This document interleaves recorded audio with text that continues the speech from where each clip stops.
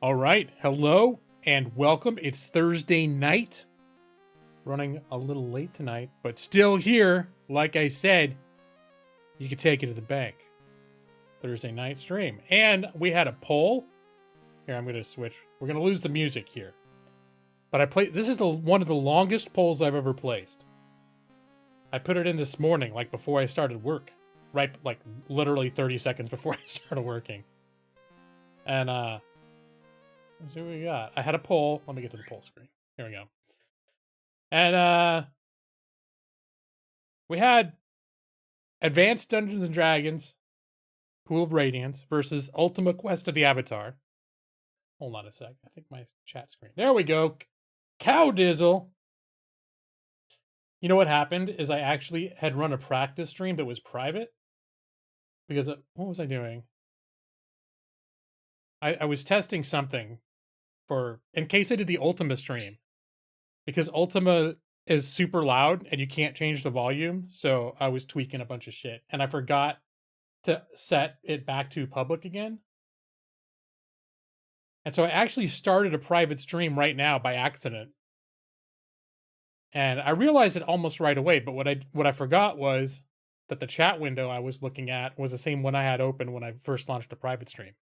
So that's my long, convoluted way of telling you that I wasn't trying to ignore you. But at the same time,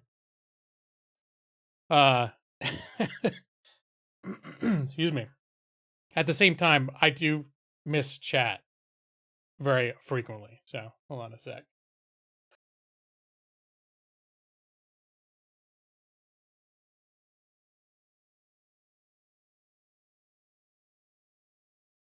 Son of a bitch. Did I just go mute by accident right now? Or was it? No, I think I just muted myself by accident for a second, right? I had to cough. You heard me before that, right? I heard the word wingdings before. When I think of wingdings, I think of one of those weird fonts that don't have letters in them.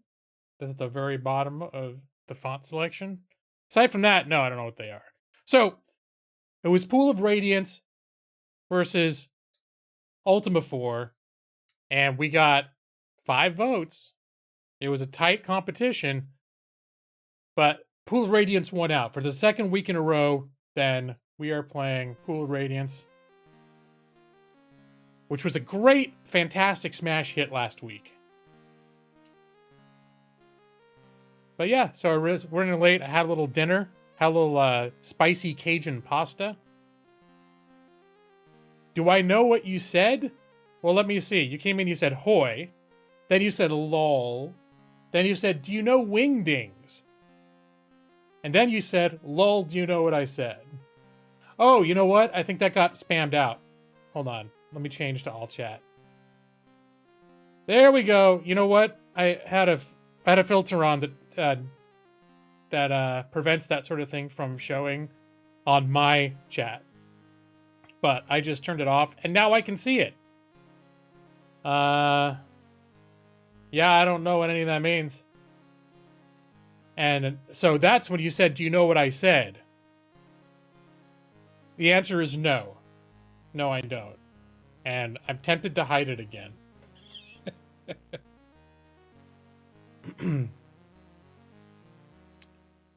Even though you're one of the best Eevees in the internet that I've ever met. I'm not above hiding your wingdings. I don't need to see your wingdings.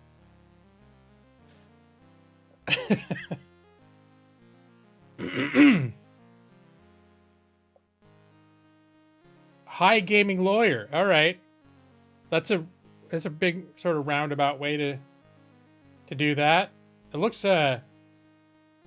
like in the wingding language, saying hi to me is a negative experience. there's a frowny, unhappy face in the middle of it.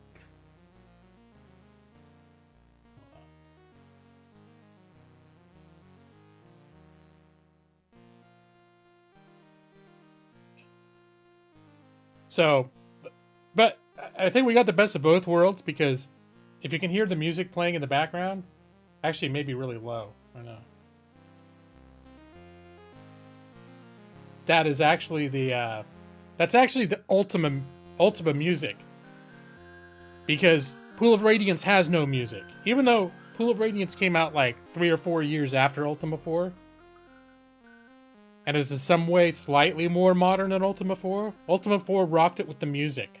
And Pool of Radiance is like, music? I probably could learn to type webdings by... I don't know how I could learn to do it in chat. Let's see, they have it in chat? The other thing I'm guessing is you just do it in like a Word doc and then copy and paste it over, much to the consternation of everyone in the chat room. So, I don't think I'll be learning to type wingdings because I'm pretty sure I could arrange it, but I don't want to look at that. You said high gaming lore, but there's an unhappy face in the middle of it. It's very negative. No, I don't want the website you use. It's probably got like viruses and stuff in it, man. It's like, yeah, come type use the special webding website. And then it's like, accept all cookies? You're like, yeah. To further access the webdings, please enter the last 4 digits of your social security number. Ah, sure, I guess I can't do any of that. Now enter the first 3 digits of your social security number. That's still not the whole thing. All right. Enter the center 2 numbers of your social security number. Wait, what did I give them already? I forgot. Well, what are they going to do? I trust them to let me type in webdings. So, well, I'll be truthful here, Mega Evie. That the reason I'm saying I don't want the website isn't really because I'm worried about getting viruses. It's more because I have, and no offense to you, sir, I have no interest in using it. So, on a scale of 1 to 10, my interest in using the website that will make me type in wingdings is, what was the bottom one? Is 1. I guess that's still like maybe a little itty bitty. Can you go? I said 1 to 10, but 0 might be more. I go 0.5. I don't know. The 1 out of the 1 to 10 represents the extent to which I was willing to discuss the wingdings.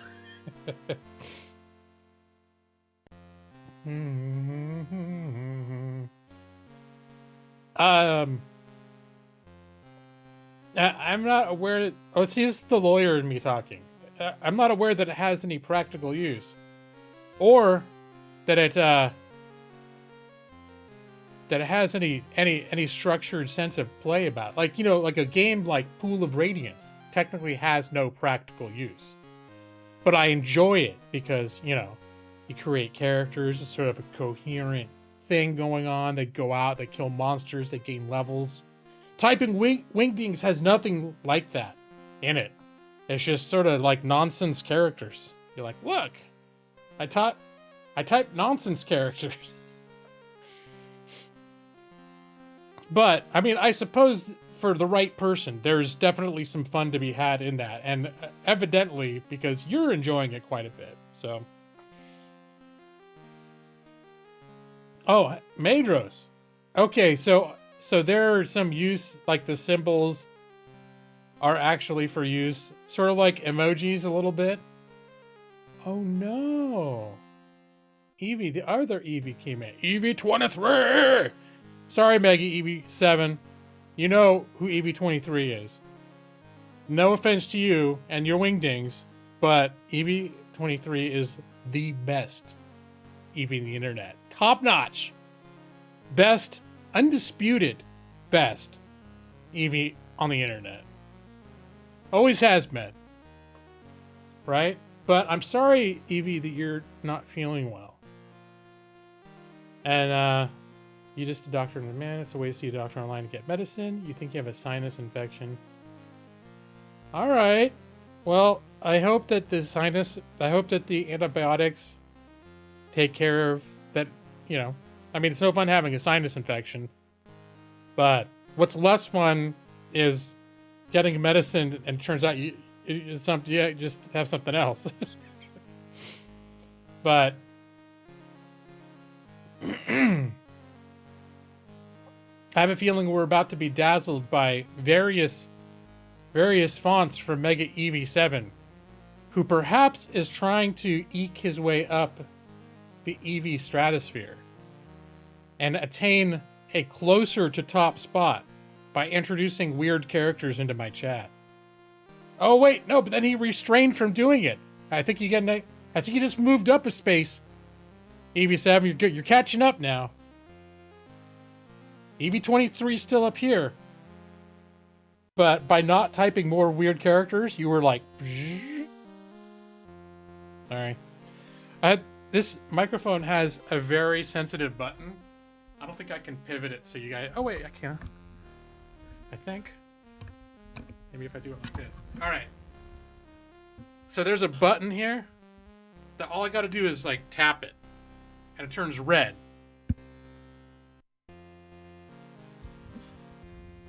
Or is it on the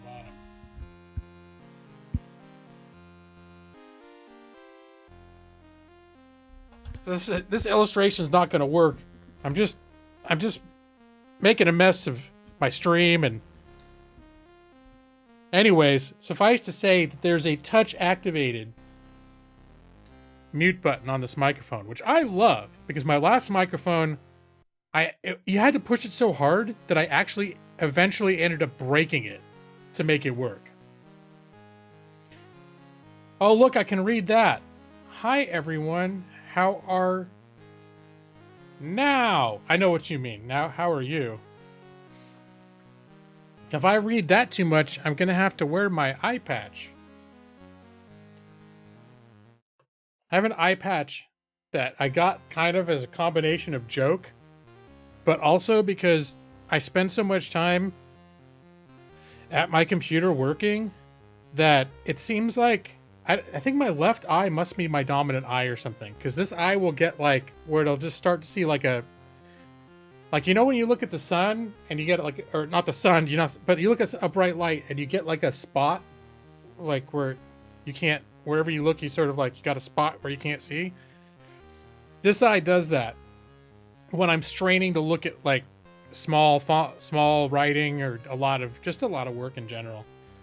So what I found is the best thing to do when this, and it's just this eye really tends to do it, is so I put this on and then I just keep working. When it used to happen, I'd be like, okay, I can't work for like 5 minutes.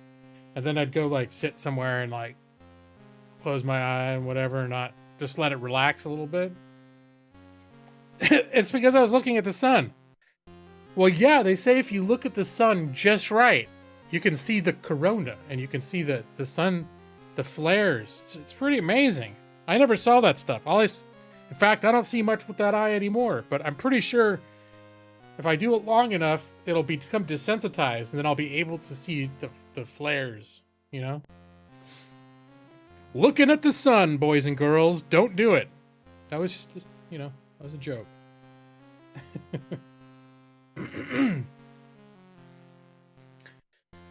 So how's everybody doing this week? I know Evie's not feeling well. How you doing, Mandros? Are you excited? Did you vote in the poll? Did anyone vote in the poll? 5 people voted. Pool of Radiance versus Ultima 4. Ultima 4 was my first it was my first ever CRPG, my first computer role-playing game. And I went a little bit crazy over it. I got like addicted to it. First I had a friend that had it on his Commodore, and he invited me over to his house after school and showed it to me, and I started playing it, and then I got obsessed with it. And then like I wanted to go to his house after school every day until finally, and I wanted to so I could play Ultima 4. And then finally he was just like, the only reason you want to come to my house is to play Ultima 4. And then I felt really bad about it. And I was like, you know what? I better buy my own copy of Ultima 4. So I saved up money and I got my own copy of Ultima 4. And the thing is, my friend, I feel bad about that too, because my friend that I kept going to his house to play Ultima 4, he's really good. He's still my friend. He's in my D&D group from high school. I've known him since like 4th grade. Um,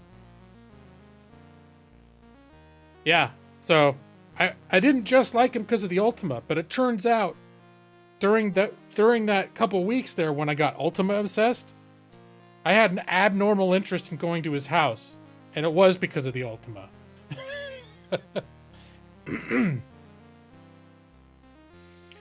You voted in the poll, even though you don't do social medias, because I posted it in Discord. Well, you know, the main reason I do Discord at all is for you, Madros. So, you know. Also, nobody pays attention to my Twitter anymore. So, if anyone that I've got probably 25 people that follow me on Twitter, and that's all most of you guys. But I just feel bad because last week it seemed like nobody voted, and that I started playing Pool of Radiance because no one voted. Well, I got 2 votes, but it was like 1 for each game. The other one was Weird West, which I sort of have stopped playing this week. I haven't played Weird West since last week's stream. I guess sort of fell out with it. I did play a bit more Pool of Radiance, and over the last few days, I've also legit been playing Ultima 4, which is an older, more ancient game. And it's like, it's really, there's a lot more going on in some ways, but it's also a little more like antiquated as well at the same time. But in Ultima 4, it's like you explore the whole world, and there's all this towns and cities and lots of NPCs to talk to and story, and but it's like super ancient graphics.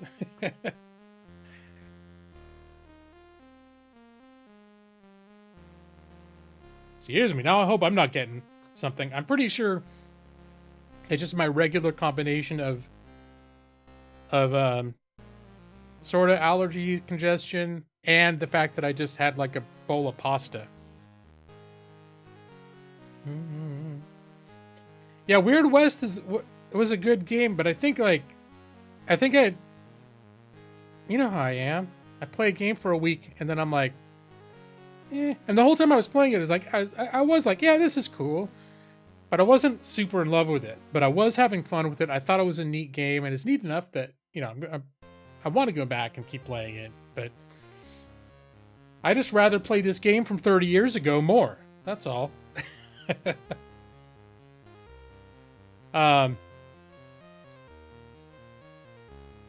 So, and the other thing that I played over the weekend was, here, do I still have the thing here? Ebazio! Here, we'll put that under here.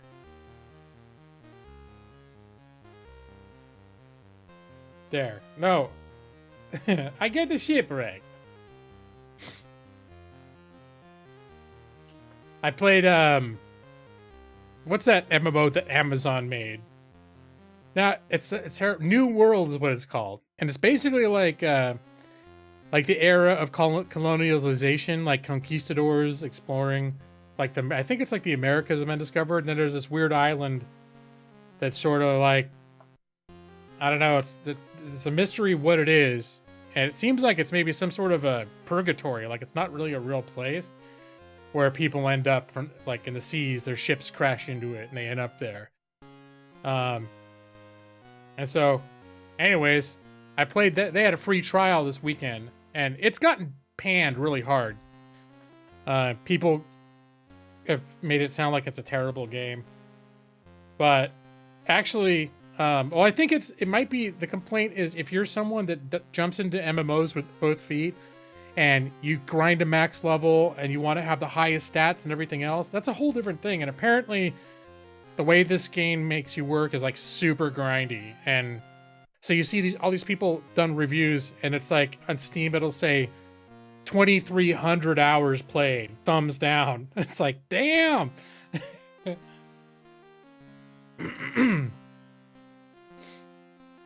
Well, this is a picture of a beloved character from one of my World of Warcraft streams, where I went to the RP server. Is it Moon Glow? I forget what it's called. But it's an RP server where if you go to Goldshire, the inn in Goldshire, there's basically a bunch of people having weird sex fantasies in there, like hundreds of them. And so I made a character named Balcio. And I made a whole RP story for Balcio, that he worked in the cheese shop in Stormwind, but then he got fired. And then, but he always remembered one of his favorite places growing up was Goldshire. His family used to go out to Goldshire, stay at the inn. So he came out to Goldshire to relax. And it was overrun by deviants. He just wanted to go to his favorite room. He's like, I have the reservation. And then he went up there, and there's like people doing all sorts of crazy, like trying to simulate all sorts of crazy sex stuff in World of Warcraft on the beds. And he's like, oh no, my room, what you doing on my bed? Yeah. But there was enough people that didn't like the whole Balzio adventure that I never did it again. But when I was making a character for New World and I was checking the different hairstyles, and I was like, hey, that's like the Balzio hairstyle. So, Balzio. It's Balzio. It's like, it's a Mario, but it's Balzio, you know? Anyway, it's enough Balzio for right now. Yeah, I think I have the pictures of Balzio.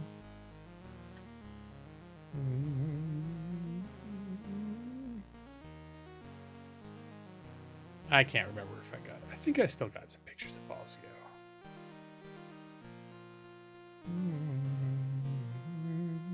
In fact, I'm almost sure I just saw a picture of Balzio like earlier today somewhere.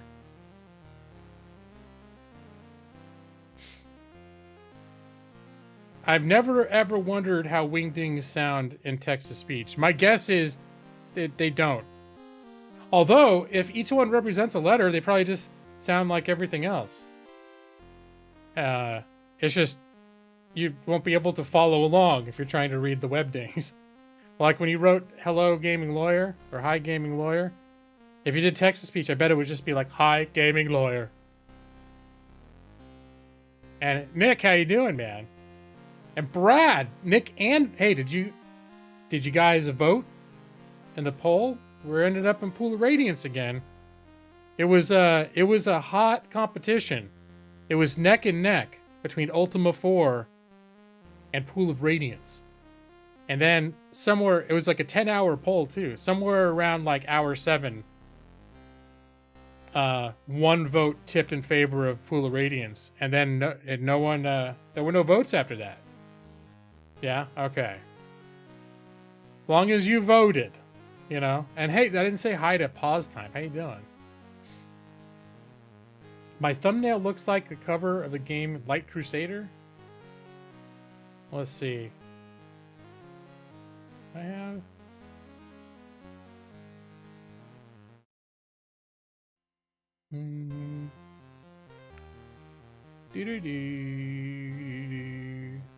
Oh, now I know what the problem is.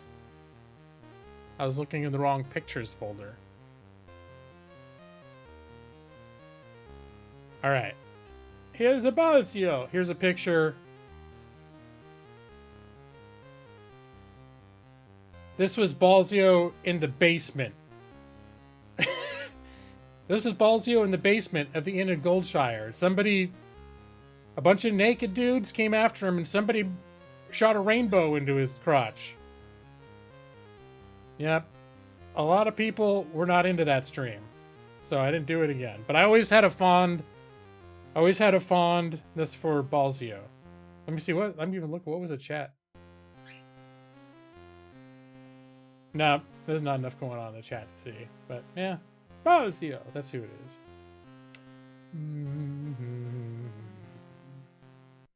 Let me remove that.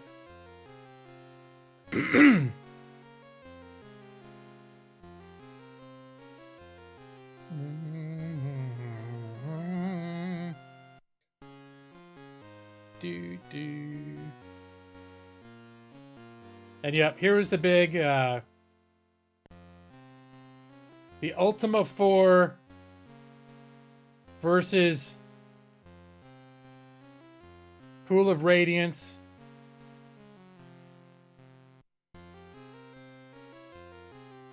And that's the box art of the original 1980s box art for both games.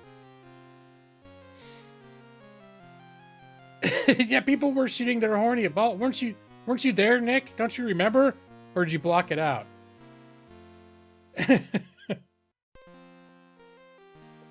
What, Balzio? What was almost as bad as Battle Brothers? Balzio's trip to Goldshire? It is, in fact, the verses from Street Fighter. I don't know which Street Fighter. Is it Street Fighter 4? Oh. But I'm still in this section using the Ultima 4 music in the background, because even though Ultima 4 came out a few years before Pool of Radiance, Ultima 4 had music and Pool of Radiance did not.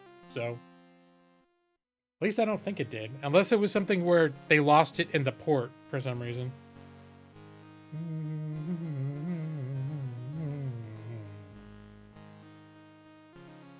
But I'd even prepared a whole Ultima 4 scene collection just in case. Wizards and Warriors. Huh. No, I don't think I know that one. Wizards and Warriors 10, Fortress of Fear, box art. Okay. Would I play the Mana games? You know what? I've seen they did like a remaster of one of them. I think I might have rented the first Mana game when it came out in the 90s, and I was just a little bit like, it's like Final Fantasy, except I don't like it as much, and then I stopped playing it. Maybe I never played it long enough because I only rented it.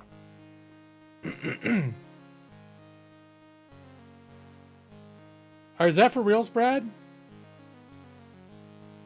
80s icon Dexy's Midnight Runners? Alright.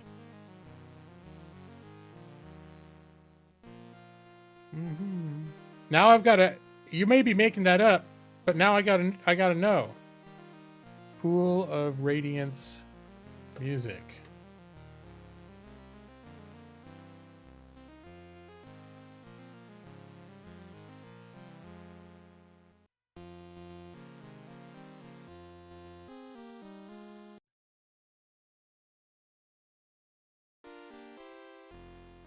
All right.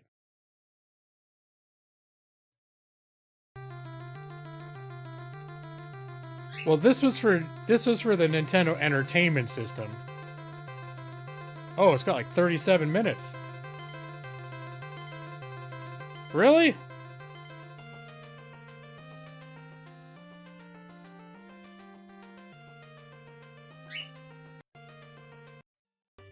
When does it get good?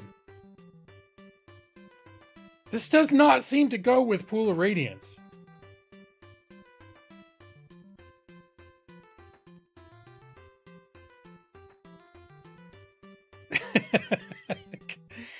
Is that coming, Eileen? Let's see, where they have City Hall. This is the sound when you go into City Hall. It's like, yeah! And we go to the inn. This is the sound of tranquility. And we go to the tavern. Yep, it's pretty good. Temple.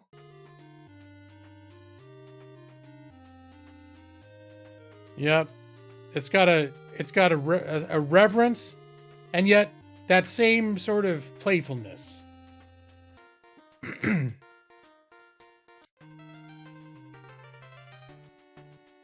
Wow.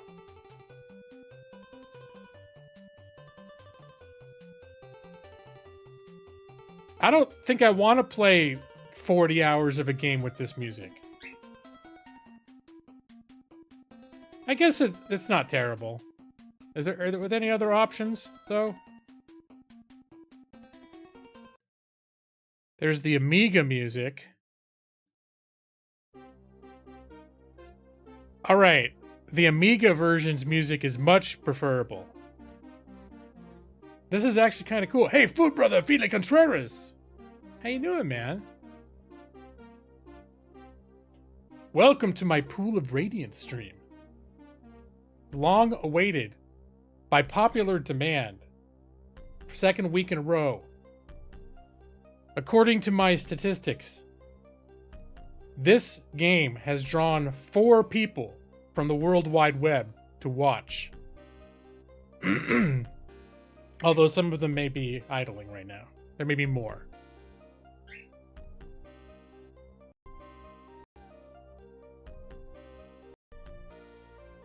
Oh, you guys can't hear this. Son of a bitch. No. Can you? Yeah, you can.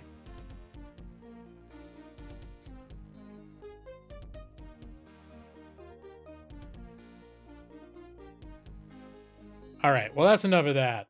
Here, we'll just bring back the regular...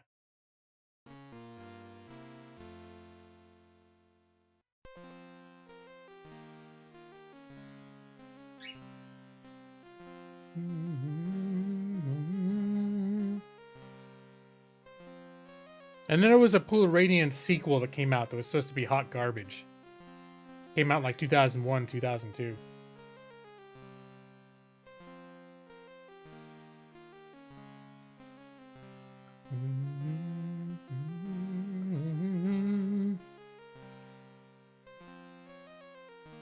Yeah. So that's about it. The last game I played this week, because I don't play a ton of games after work. Sometimes I do, but often I don't. Was Ultima 4. It's a bit more crude and it's harder to learn because you actually have to type when you're talking with NPCs. You have to type words. Like there's no prompt. You just know when you walk up to somebody, you can ask them their name, job, or their health. And then whatever they say, you ask them about what they said. And anything they said may or may not contain like a keyword that will trigger more conversation. It's kind of cool. I do not remember Ocean of Radiance. Was that a sequel? It's not just a pool, it's an ocean. I do not remember Ocean Limited Software though, no. So what's the other thing I did this week instead of playing games? Oh yeah, we finished watching Severance. Have you guys heard of Severance? You know, I got Apple Plus TV, I don't know, like a month and a half ago, 2 months. I don't know. But I got it to watch Mythic Quest. It's a sitcom about an MMO company by the same people that do Always Sunny in Philadelphia. And so far, I've only watched like 4 episodes of it, and I've watched like 3 or 4 other entire series of shows on there that I didn't even know were there. Like Ted Lasso. Oh my god, it's so good. But yeah, I just watched the season 1 of Severance. If you guys have heard of that, that's pretty cool. I kind of recommend Apple Plus TV. It doesn't have nearly as much content as something else, so I think it's a bit cheaper. But like I'd say it's definitely worth like grabbing for a month or so, and then checking out there's probably about 3 or 4 shows on there that are really good. And I mean, other ones are good too, but 3 or 4 that are like really big contenders and being, you know, like Ted Lasso's becoming huge. And I think Severance is one of those that people are there. There's a lot of buzz around Severance right now. Yeah, that's about it. D&D session 3 this Saturday night at 5-ish Pacific Standard Time. That's the other big news for those who enjoy watching us play live while I ignore the chat. But the players, Nick and Brad and Joss, they talk in the chat. If people say stuff, they'll answer them. So that's sort of worked out good. As long as y'all don't look at the actual stream, because you get to see the DM's map in the game and the actual stream window. All right, Chauncey. Can you all hear Chauncey making her little noises? Can't tell. Chauncey?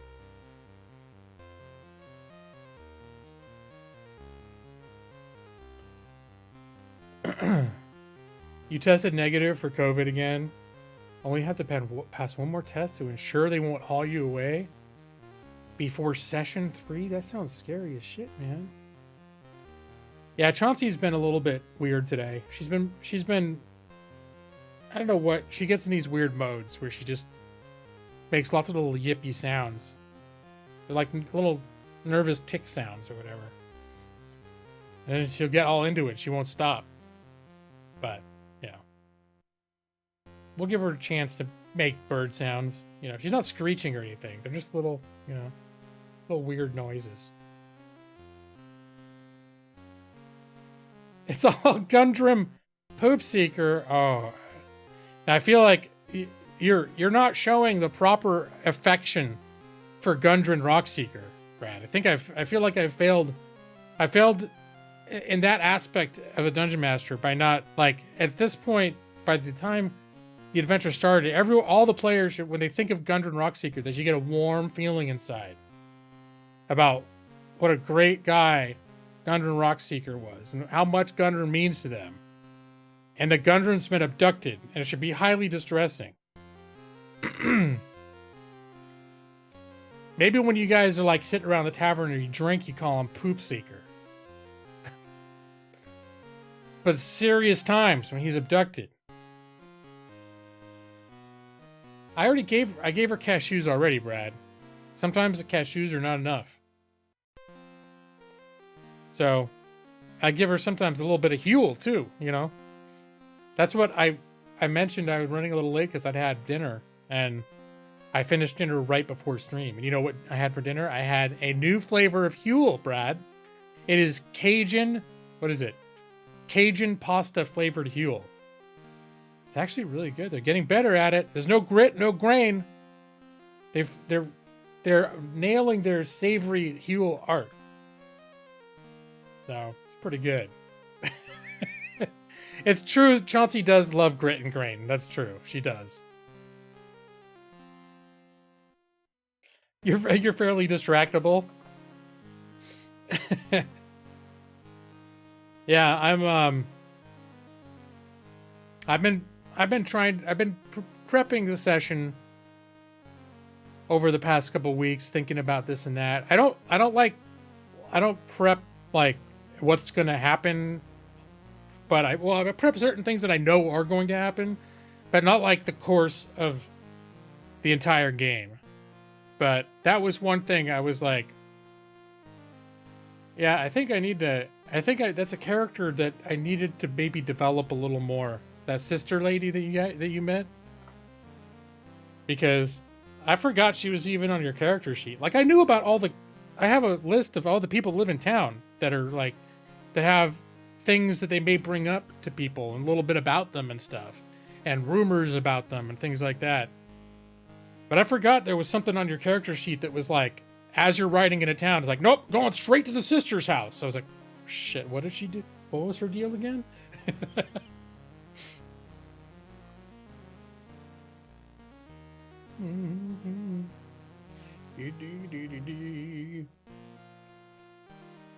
But yeah, and I still don't know. I haven't heard from Ethan. He showed up in stream last week, said howdy, so I know he's still alive. But I know he had to cancel last time. It seemed like in general he's had stuff going on. Like, wasn't it the first session he had to leave? It was, granted, it was like after 9. We were about 3.5 hours in, 4 hours in. But he had to leave suddenly because of like a family emergency. So I don't know. I don't like to pry. But I checked in with him a few days ago about whether he's going to be available, because he hasn't confirmed or said either way. So, well, yeah, I'm just hoping everything's okay with him and his family. But I'm sort of preparing for him just not to be there. He should get locked in his apartment like you. Does that simplify things, Brad?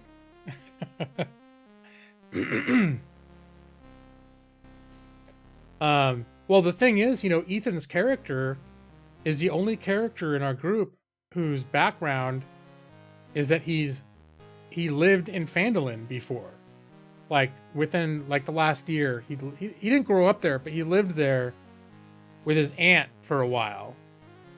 And so there's all sorts of things, like, now that you're in there, that, you know, for example, you're like, what's the deal with these dudes with the red cloaks trying to collect money? Ethan's character would have some information about that, about whatever, like some of the subtle little politics that may be going on in that town that you guys may need to know. He'd have insight into that. So, yeah, I wrote him saying like, yeah, if you're gonna be there, I need to feed you some things you're gonna know about the town. And if you're not there, I may just play your characters like as a townie NPC. So at least we'll say he got there ahead of you guys, and then, you know, he's went to stay with his aunt or something when he got into town ahead of you, and he's gonna like catch up with you guys and just be like, oh no, I wasn't ready to go on like more adventures with you. I just wanted to come visit my aunt. That's the whole reason I did the trip, you know. But now that I'm here, let me give you the lowdown on the people with the red cloaks or whatever.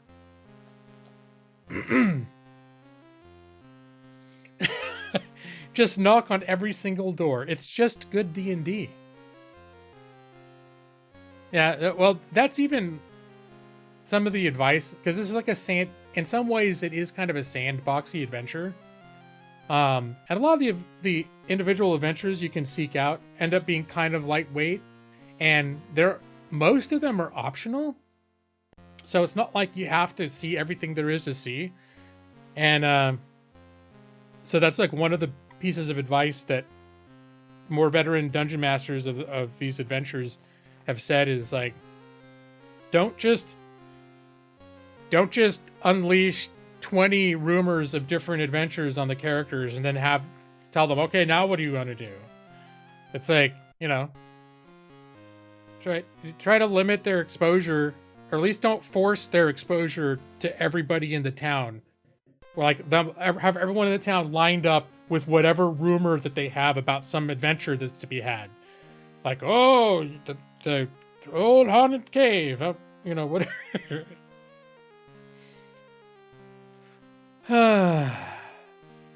But yeah, I've been playing a little Ultima. I've been kind of enjoying it, but it's very aged. So I had mixed feelings about streaming it. That's what I did last night. I was trying to remember, because I did a private stream to test Ultima, because Ultima runs on a weird engine that interacts with other things on my PC weird. Like if I'm playing Ultima and I move a Chrome window on the other monitor, Ultima slows down. It's like the music goes do do do do do do do do until I stop moving it. It's like, holy shit. No, absolutely not starting with Ultima 1. Even back in the day when Ultima 4 was sort of a new game, I tried Ultima 3 after I finished Ultima 4 because I loved Ultima 4 so much. And Ultima 3, just like I couldn't get into it. And actually, it's funny because since I've been looking into Ultima stuff, I came across an interview of the guy who made the series. And he basically said that Ultima 4 was where he decided he needed to get serious because it was sort of becoming like more than just, you know, like his past ones had like bobbits, which were hobbits, and all sorts of things that were like rip-offs. Like the Ultima 1, I think, or was it 2, had like Star Wars speeders. You could buy a space shuttle, and it was literally like, you know, like the Endeavor, like the NASA style space shuttles, and just a bunch of random stuff that he just put in because he thought, he's like, I took stuff I liked from Star Wars and like D&D, and I just ripped everything off and put them in a game because I thought it'd be funny and it'd be fun and stuff. And he's like, in Ultima 4, I decided I need to like come up with my own story of what this world is and make it coherent. He's like, the first 3 where they didn't need to be tied in with each other at all, because it was just like hack and slash, and there was stories to them. But yeah, Ultima 4 is where, from Ultima 4 on, there's a cohesion to the series that didn't exist before that. So I don't even think you're supposed to be the same character in the first 3. You're just like random Joe. And then in Ultima 4, it starts with like this whole thing about you're from this world, and you get this gate opens up that brings you into that world. And all the Ultimas Passat are literally supposed to be, you're supposed to be you going into this world, being brought back into this world over and over again to like save it from the whatever's going on. The Ultima Underworld games I'd be tempted to screw around with. Much more than Ultima 1 through 3.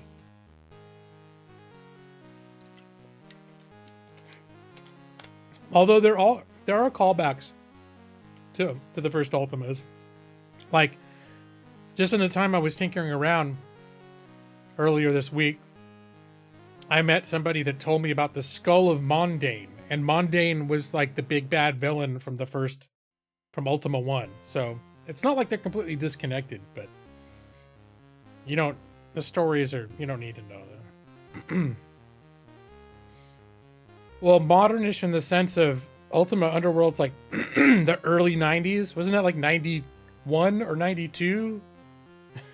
Maybe 93? They were considered cutting edge at the time. Yeah, no, I guess 93 is right. Yeah. And Pool of Radiance was 89 or 88? I can't remember. I want to say maybe 88. Now I gotta see.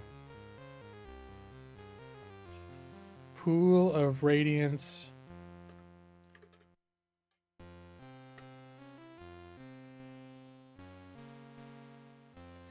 Mm, 1988 and Ultima 4.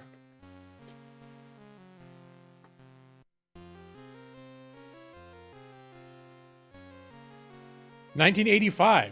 So I guess it was only 3 years, but still. Technology moved pretty fast over 3 years back then.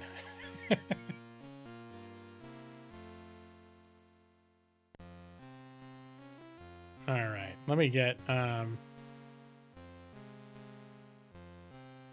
Yeah, that's true. They were behind graphically, although there are some things about... And I'm going to get to game now, too. Because it's turn-based, so why the hell not? Oh, wait, I had the music. I was going to do the music. Let me see. Here.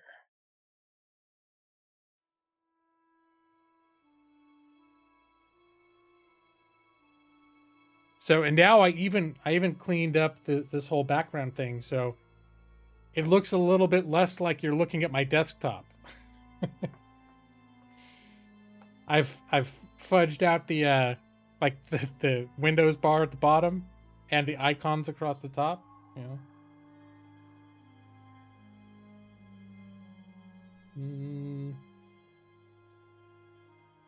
So you guys remember last time when I stumbled into this room where the cheater-ass trolls were? Well, since last week, I pretty much explored everything else. And the cheater-ass trolls are all that are left. Now, I also did discover some other things.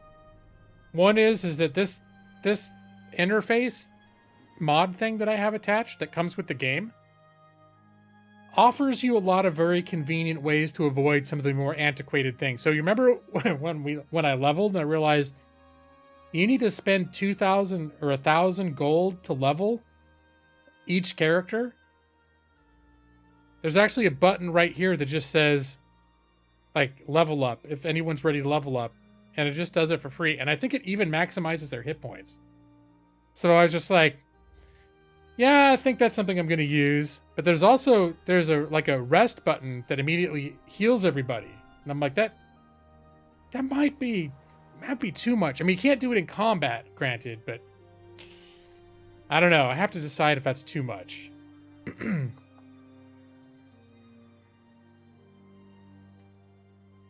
Ultima 8 was after Underworld 2. Oh my god. No, if I play the Ultima games, these are the ones I would consider playing. Because 8 sounds awful. There's a 4 through 6, which honestly I think are the best of the Ultima games. And those are the ones that I really got into and I played through. I don't remember 6 very well, but I remember I really liked it. But Ultima 4 and 5 go together really well. And Ultima 5 I may like even better than 4. And 6 I didn't like as much, but I still liked it. It's still good. 7, a lot of people really like 7, but 7's not turn-based anymore. It's just you and rapidly twitchy moving like companions, and combat is more like Diablo-esque. And I just didn't care for it. Like, I tried playing it a few years ago. I got it, and I just couldn't get into it. And Ultimate 8 is supposedly the same way, except worse, and like bad story, worse design. They tried to add jumping puzzles into it. Anyways, I'd consider playing Ultima Underworld 1 and 2, because I think those are, I mean, I have them, and I've tried them, and I did find they were kind of like antiquated, but they had a charm. They were kind of interesting. Where I was like, I could probably just play those at some point. Like, I'm playing these. These are antiquated as hell. Oh, 13. Did you mean 8 or 13? Now here's the thing is 9's got issues, but I think people are a little harder on it than it deserves. Like, you've seen the Spoonie experiments retrospective on Ultima, and he made this notorious ripping like 2-hour long episode just tearing the shit out of Ultima 9. But I found a lot of the stuff that he criticized, or that gets criticized, it's a little bit unfair. It's like, yeah, if you're like hardcore into the lore and everything, it's a little lame because it's like they're trying to introduce it to a new audience. So you're the avatar, you're the main character, and at every turn he'll meet someone and be like, oh, who are you? And it'll be somebody that he's known for years in the past games, like one of his most steadfast companions that he would absolutely know. But he'd just be like, and you are? So I think that, a lot of people got pissed because of that. But for game designiness, I can, me too. I can suspend judgment on a lot of things if I understand why they're doing it. So, and if the reason they're doing it is they want someone who's never played Ultima 4 to not feel like completely lost. So everyone explains everything to the character. It's like, all right, yeah. It was buggy as shit. It performed horribly. There are definitely some problems with it. But I never finished it, but I did at a certain point years later when I had a better computer and there were lots of community patches fixing it. I did play it for, I probably played 10, 15 hours of it.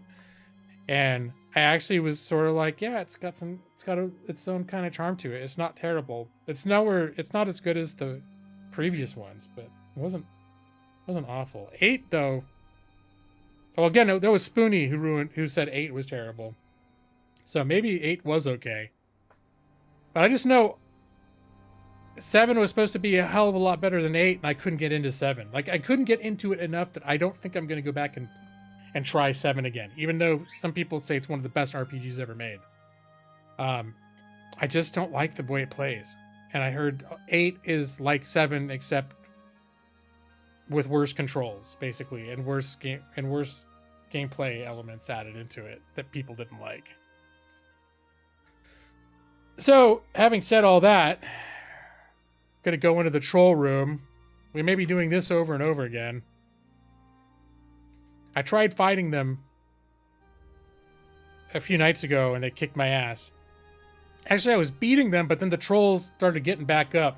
The trolls raise from the dead, they regenerate, and when they stand back up again, they're at full health. That seems like a bitch move. Like, if they stand up again, they should have 1 hit point. They shouldn't be back at full health, like, I'm dead, and then, I regenerated a little bit, and I stand up and I'm back at, like, 40 hit points. Not cool. Some monsters are tossing a sack of grain. When the sack breaks, they wail, "Oh no, what can we throw now?" One looks your way. "I know," he says. Ooh. A battle begins. So let's see. Trolls have 36 health. This is the first like actual computer role-playing game that tried to make like the actual Dungeons and Dragons rules into a game. There have been a couple games before that were said Dungeons and Dragons, but they were just like video gamey, like it's like Pac-Man with the Dungeons and Dragons theme type of thing. But this is like actual original advanced Dungeons and Dragons rules and combat, and so it's a pretty historic game for that reason. But it's old, 1988. It's old. All right, so here's Strom, my paladin. We're gonna. Yeah, it doesn't even have mouse support. Ooh, that's good. I think we're gonna get this troll down. All right, and she's gonna cast Sleep.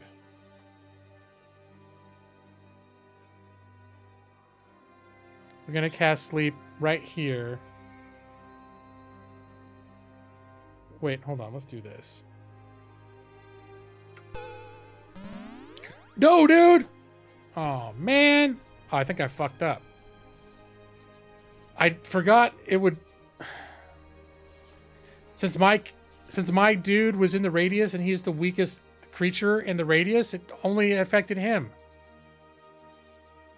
No, dude. This is not going to work. Now, well, I could play it out, but I can tell you what's going to happen. He's going to die immediately, then we're all going to fall down.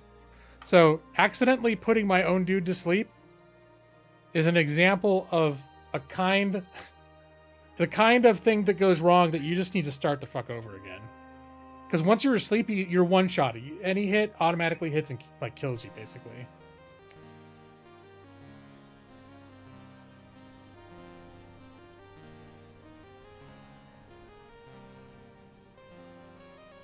All right, we're just going to pretend that never happened.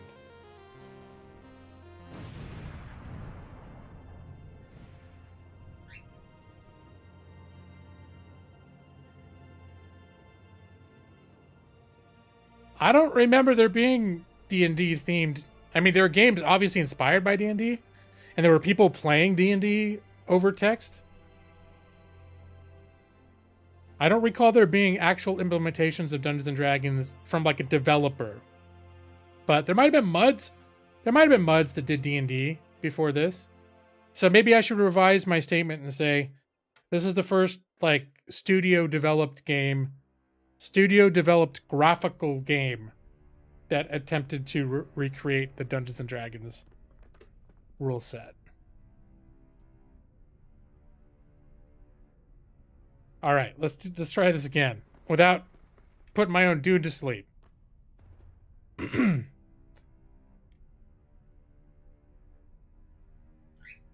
I knew some people that were like super into MUDs, like back in the late 90s, early 2000s.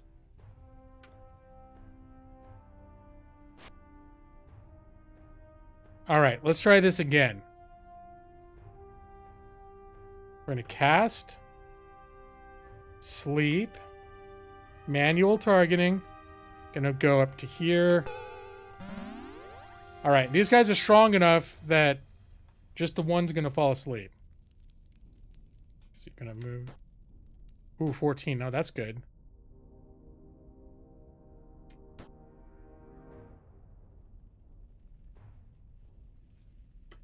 There's no mouse support, so it's really the controls are they're pretty tricky. Oh, wait, he's got hold person. I wonder if that'll work. I think it has to be human sized, but I'm gonna try it anyways. And then we're gonna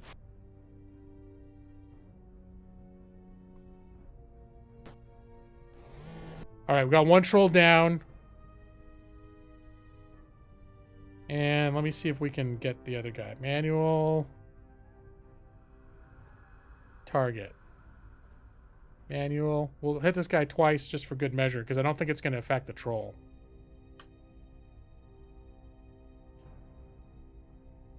Alright, well, it only lets me target him once, so... Manual. Target. Because this spell attacks multiple...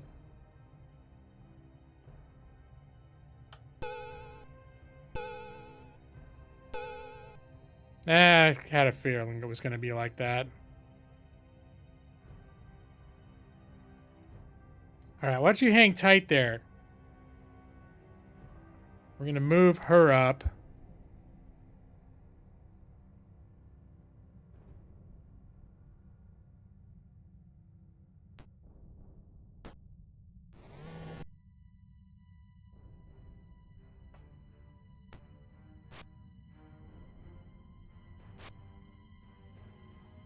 I probably should have casted Bless too before I came in here. All right, I think she can cast one more sleep spell, so let's just take advantage of that. Manual. Oh god, I almost did it again. Son of a bitch!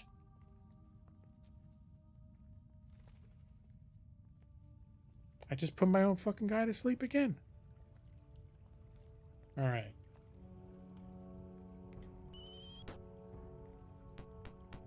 Can that one dude, if that one dude can get down here, then my paladin's dead.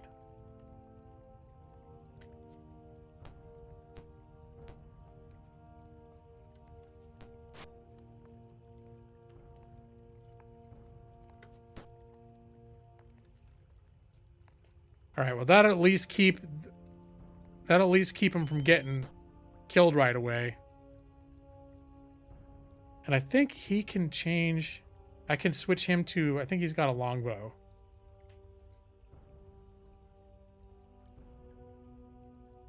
Why don't I have his shield armed? That was a... Oh, he's got a magic shield. I forgot.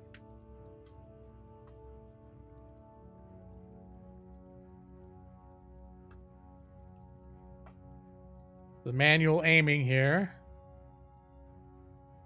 Manual. Wait, what's the problem? Composite longbow. Is he out of arrows?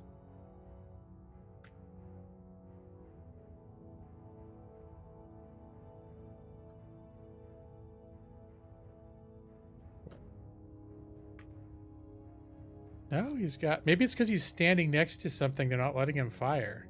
All right, let me try moving him.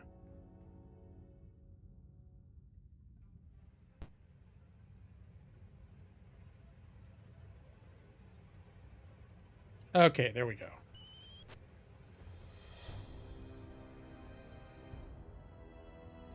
And...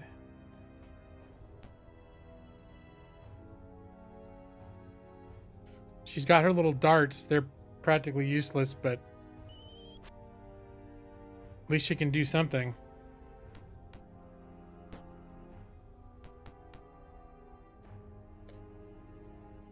I think if we move someone into the spot where the troll was down, that'll keep him from respawning.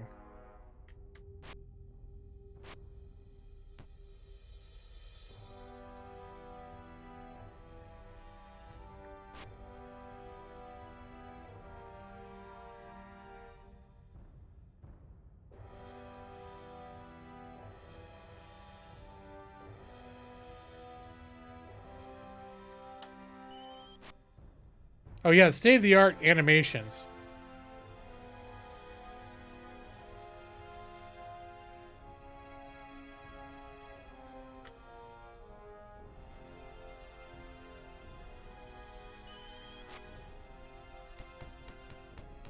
All right, somebody stand here. You stand.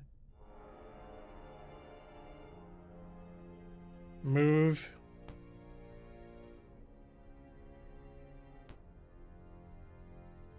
All right, now you can use your longbow.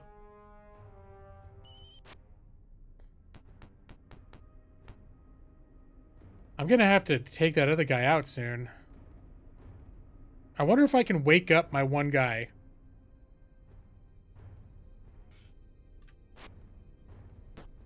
My mage, instead of using a dart, can try to wake up my other dude. I don't know if that's an option.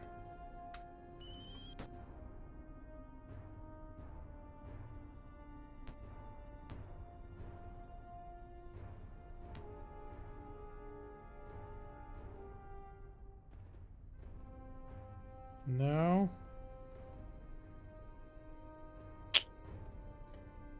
I guess not.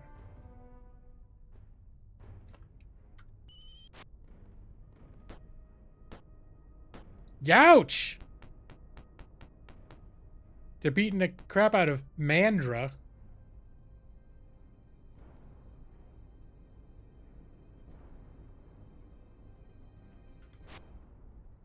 We're gonna have to take this ogre out soon.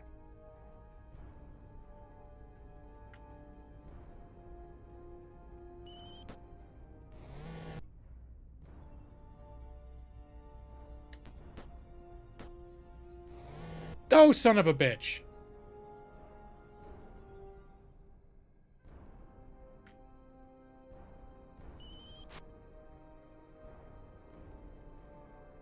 All right. Oh, this guy's only got like 15 hit points to begin with.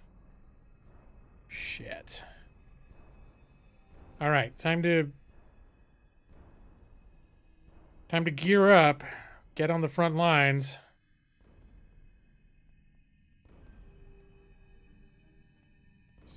Items. Longsword. Gonna take the composite longbow off. Put that shield on. Put that longsword on.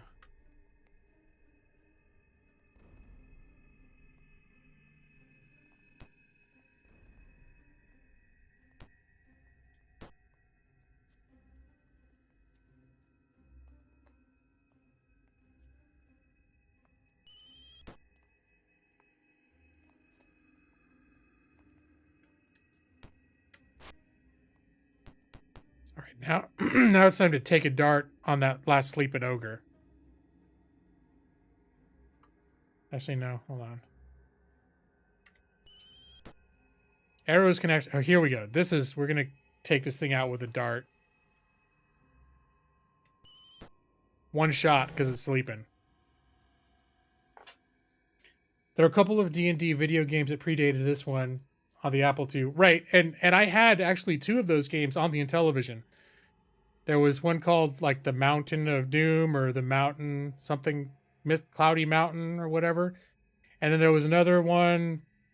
And it was like AD&D. It was a maze, like 3D maze thing.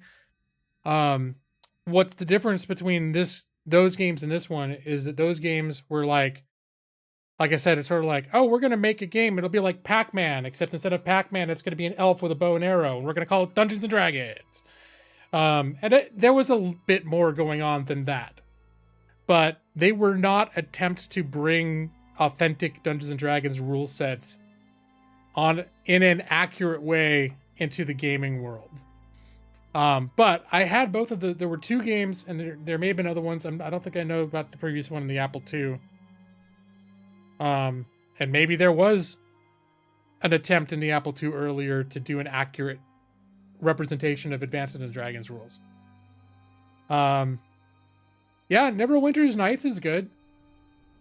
I've never finished it. And in fact, the first one has a couple of expansions, and the expansion adventures are supposed to be way better than the original one. And so I think what I've learned is if I ever go back to Neverwinter Nights, the original one, I'm probably going to skip the main game and go straight to the sequels. And then there's Neverwinter Nights 2, which also is real good. I got really into that 10, 12 years ago. But there was a game-breaking bug that prevented my progress, and so I kind of was like, I kind of quit. So, I have newer versions. I don't know if it's been like community patched out or what, but I liked it enough that I wish I could have finished it. There's between those 2 games, there's probably, and their expansions, all of which that I have. There's probably hundreds of hours of adventures that have just, and then the community's made tons and tons more too. No. Neverwinter Nights is not worth $50.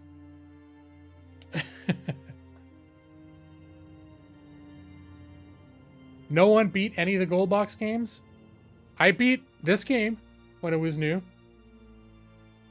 This was like the game that I played one summer or for a month or something. When I played this, it was the only game I was playing.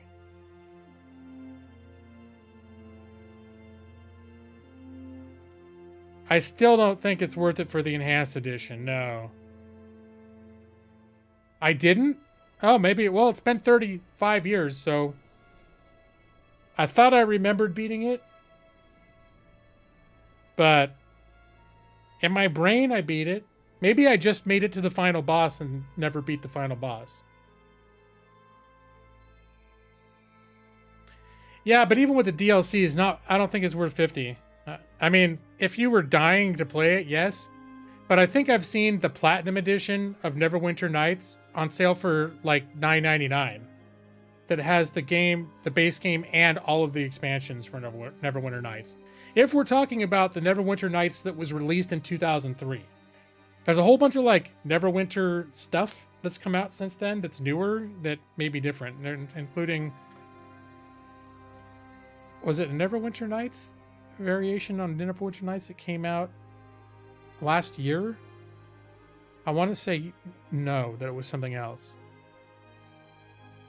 Like there was Baldur's Gate, Dark Alliance, or something else.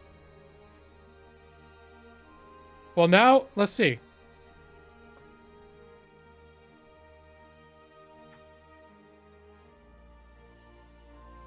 This is where I look. This is how I can tell if something's a good deal. There's other sites that are like this, I'm sure.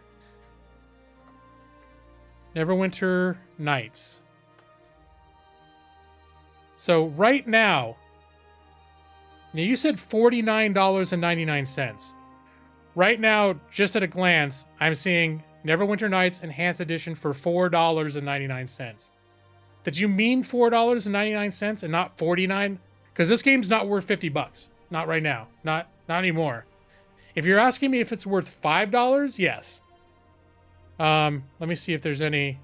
You can get it. Oh, it's not on sale there. Now, even on Steam, Neverwinter Nights Enhanced Edition, regular price, not on sale, is $19.99. So that's the game not on sale.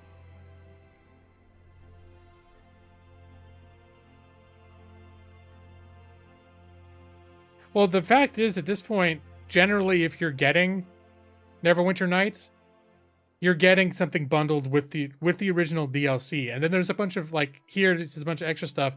And these are new DLC that they actually created after the fact, more recently, when they released the Enhanced Edition. I can't speak to those. Oh, it's on Switch. Is it the same one? I'm having a hard time believing it would be this version of the game on Switch.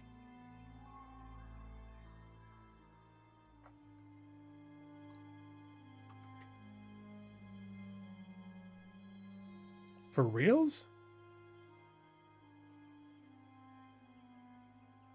It's very low. It's very poorly reviewed on Switch.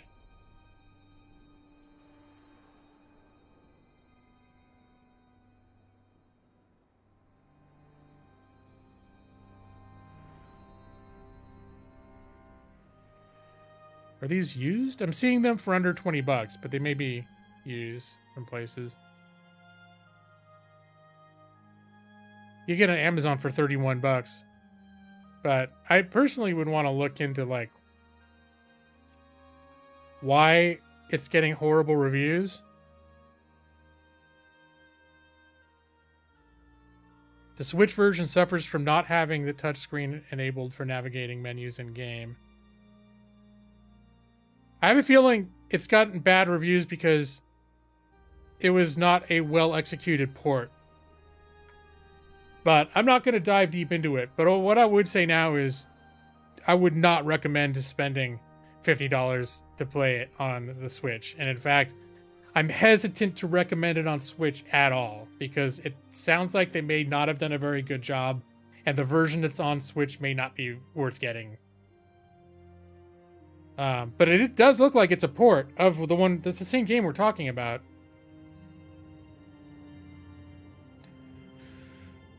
Okay. He's still sleeping. How long is he going to stay asleep?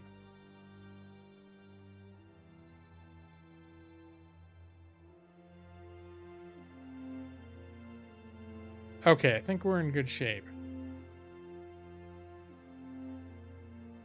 Okay. Oh, I need to get back onto this window again. Whoop, whoop, whoop, whoop. Miss.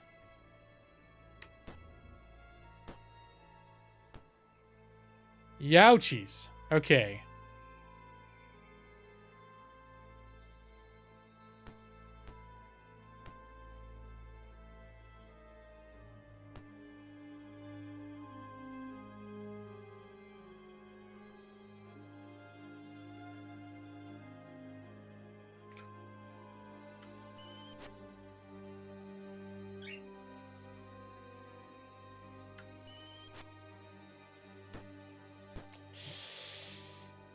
Oh, they're hurting really bad over there.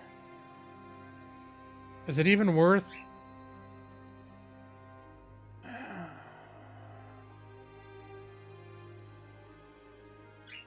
Target.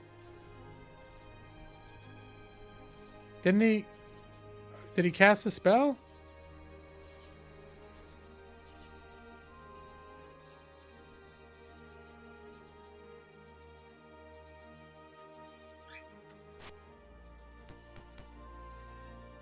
I'm not sure what happened right there. I just thought I targeted to heal himself, and then, or maybe it did add. It just didn't make a funny noise. You don't play in handheld mode? Yeah, I'm not gonna research into why it got badly reviewed, the port, but when you see a game that was highly reviewed on one platform, released on another platform, and there's an overall consensus among both the reviewers and the gaming community that it's not been well made, has not been translated well, I'd be cautious about that kind of game. And if I did get it, I would only get it if it was super cheap. Like with those reviews I was seeing, I literally wouldn't pay more than $10 for that. If I was really curious and it was under $10, I'd consider it. But no, I would not be spending $50 on a game that everyone, like, the consensus is that it was a very poorly executed port.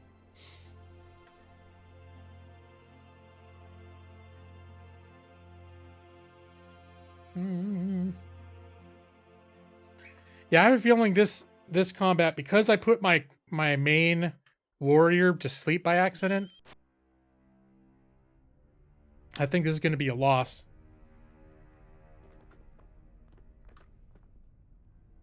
Okay, he casts a spell.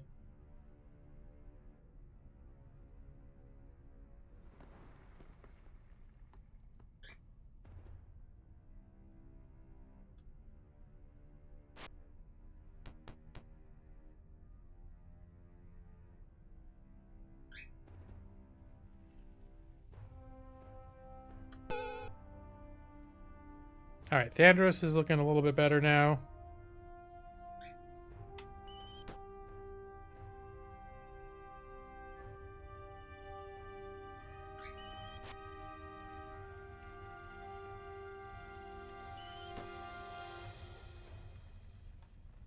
Let's try to get another heal spell in.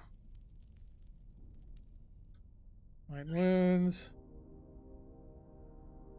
Manual.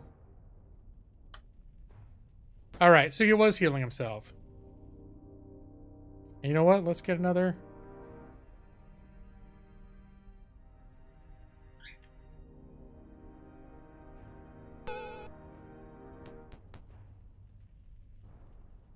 All right. Think we're back in it enough where I don't have to worry about getting, like, randomly killed in one round.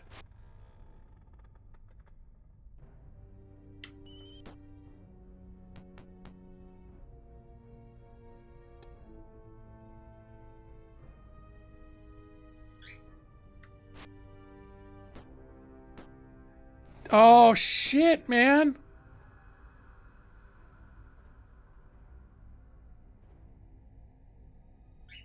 All right. Mandra is still dying, too.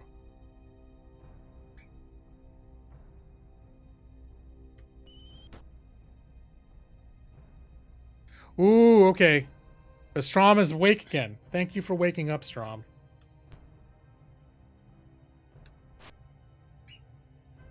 All right. You know what? Let's see if we can get him in there to stabilize someone.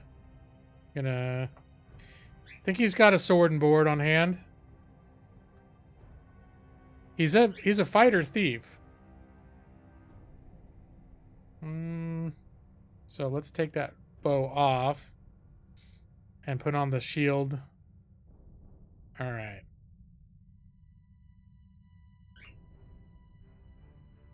Move him in.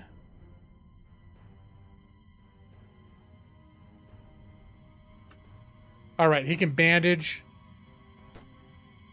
All right, so now nobody's dying anymore. Son of a bitch, Calvanthus is basically dead, though. They just hit him 3 times in a row. What a bitch.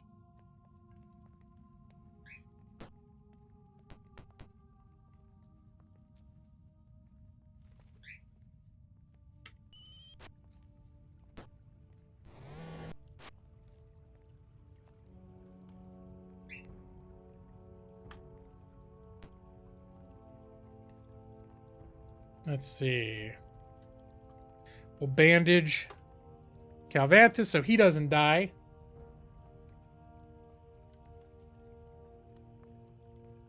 $40% off of... Are you talking about Neverwinter Nights for $50 retail? What's 40% off? That's $20 off, so it'd be $30.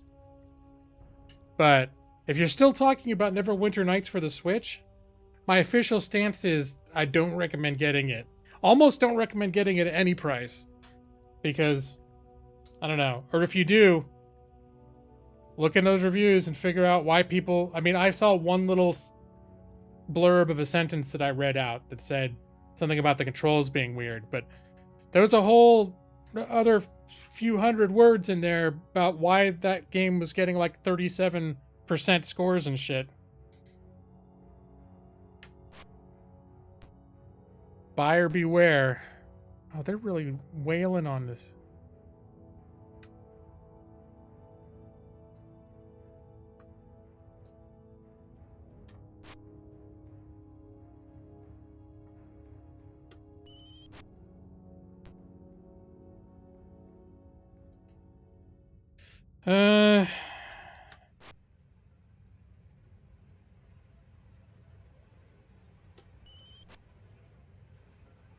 Now this game, this bundle that I'm playing right now, comes with like 5 of these style of games called gold box D&D games. I think it comes with 5 or 6, and not on sale is $9.99. That's worth it. But I think it's PC only. Although there was, I think there were. Did I say there was a Nintendo port of this? I doubt you could get it on Switch though, unless it may be some ancient Nintendo like arcade.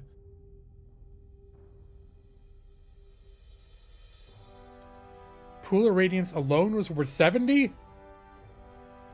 I'm not gonna go that far. But I'm glad you're that enthusiastic about it, Brad.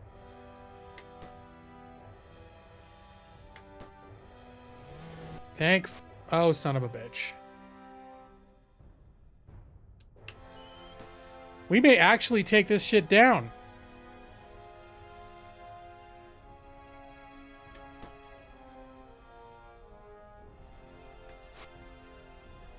Nope. Oh, son of a bitch. All right, she needs to stay there because she's standing on the troll corpse. I don't think she can reach him with darts from here either. Nope. So she's just going to chill. We're just going to have her stay here. She's going to chill. That's it. We're going to move him up.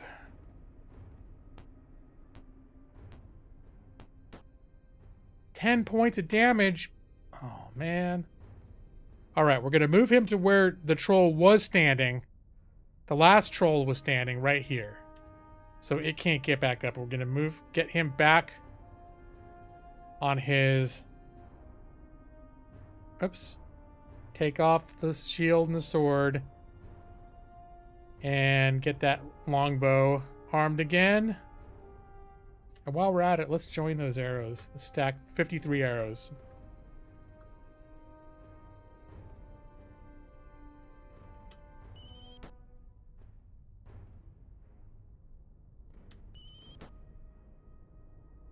All right, stay there.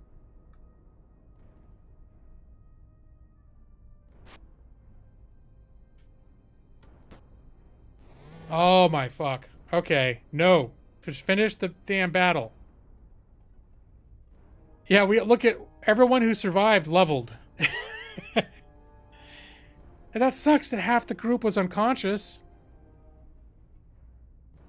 It's not like modern D&D where everybody gets the level even if they're unconscious. Those people that were passed out, they don't get any experience points. Invert controls. I guess it depends on the game. There've been, once in a rare while, there's a game that's inverted, but usually it's because the controls by default are inverted for what I'm used to, and so I'll invert it to set it back to what I'm used to.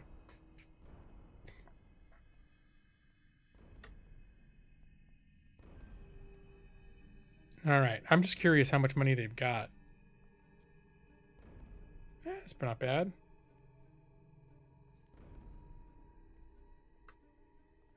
And what items have they got? A broadsword, a ring, and 10 arrows. I'm gonna guess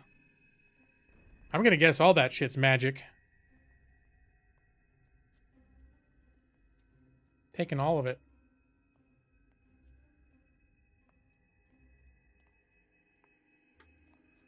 All right, and now I am going to use that bitch button to heal myself. There we go. Whoops. Look, everybody's up again. I feel like they've suffered enough by not getting any experience for what was the hardest battle we've had so far.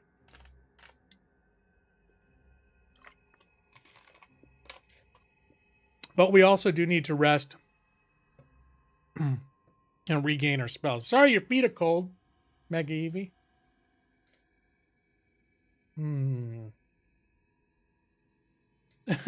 All the items were cursed. I think, yeah, I was going to say, I don't remember there being cursed items in this game, but now that you mentioned it, I'm like, yeah, I'm pretty sure there are. All right, let's...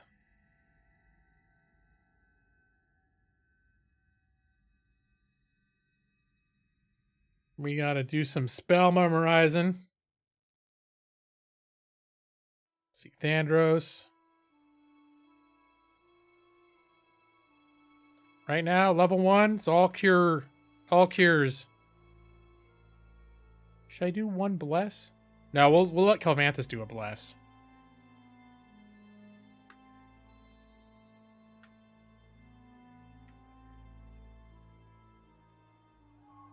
And what sucks is if you get interrupted, I'm gonna have to do this all over again. Now, being a mage is a lot of work. Preparing spells is a lot of work. They make you work for it. Here, we're gonna do that twice, and I should do a detect magic. Yeah. Although I'm fairly certain everything I just got was magic. Find traps? No. Why did I have find traps memorized? Hold person. Okay, that's why. Find traps. Nope, not worth it. Hold person? Yes, please.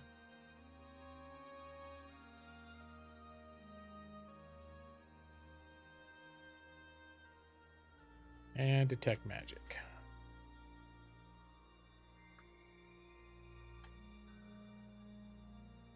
And I think Iris can relearn her 2 sleep spells. She can cast 2 spells now. It's a big deal, being able to cast 2 spells in a day.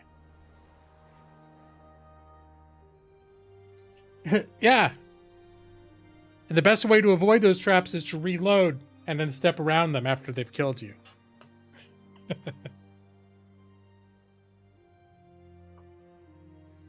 Yes. All right. Don't get interrupted sleeping. I don't want to have to do all that again. Just gonna do the minimum rest. All right.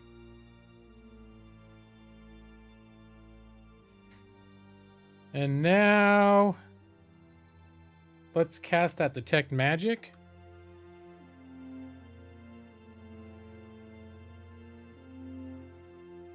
And now let's take a look at what I looted and see if any of those have magical asterisks next to them.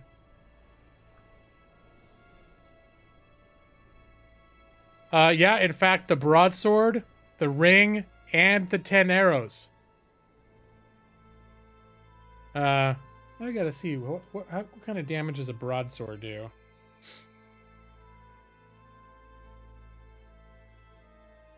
This is how you find out this stuff, because they don't tell you in the game. Was it this one that I liked?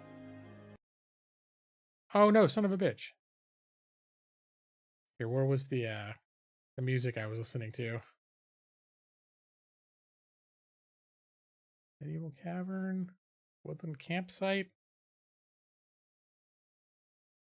Temple of the Eye. I think there was one called like some sort of mines. What does Catacomb sound like? That's ominous. All right. And then there was the one at the top I liked. There's one called Pool of Radiance, but it's way too drippy. Most of Pool of Radiance isn't drippy. Although I have a feeling he named this track after this game.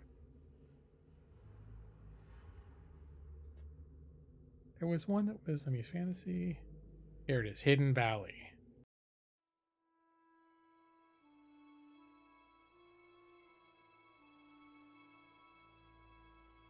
Let's see, what does a broadsword do?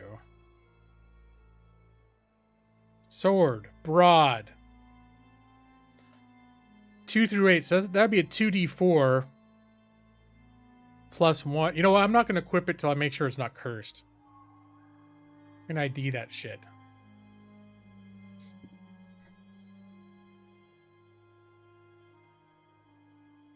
But yeah, we got us. Oh, there's a magical flail too. I bet Calvanthus would love that. Once we can identify it to ensure that it's not cursed. I'm glad you called it out, Brad, because now I'm just obsessed with the idea that everything magical is cursed. But just remember, all the stuff in Strom's thing that's not part of his regular equipment is all magical.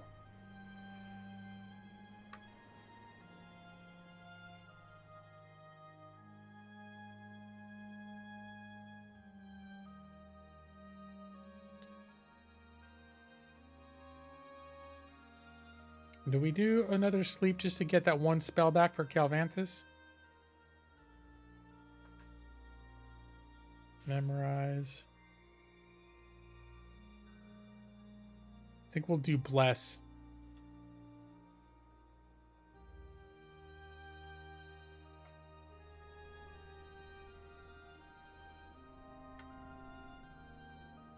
All right, now we are ready to go.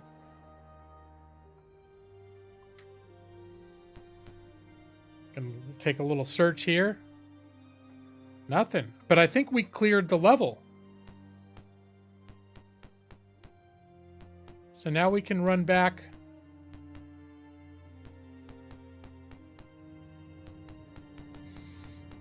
We'll run back to town and maybe collect a reward from Town Hall.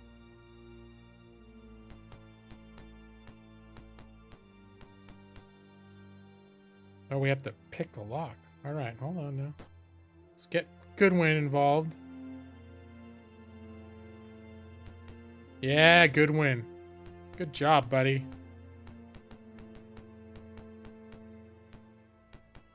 Well, I did start not in town this time, Brad. Did you appreciate that at least?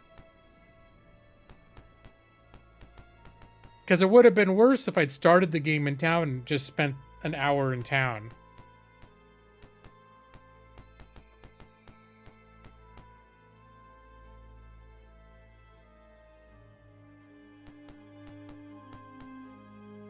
Outside the city hall. I bet it's closed right now. Door's locked. No, I do not want to break in. Don't ask me that.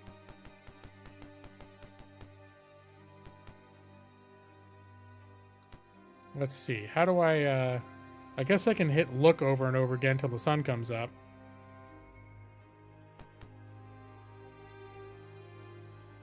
I don't know if the sun comes up in real time, though. So let's see what happens when I hit 22. The hour's a little weird in this. No, I don't need to rest. I just want to reset the outside. No. No. We'll go to 00. Nope. It's one. Okay, there we go. So that's a little bit weird that the sun won't come up while you're. It's like a watched pot never boils, you know.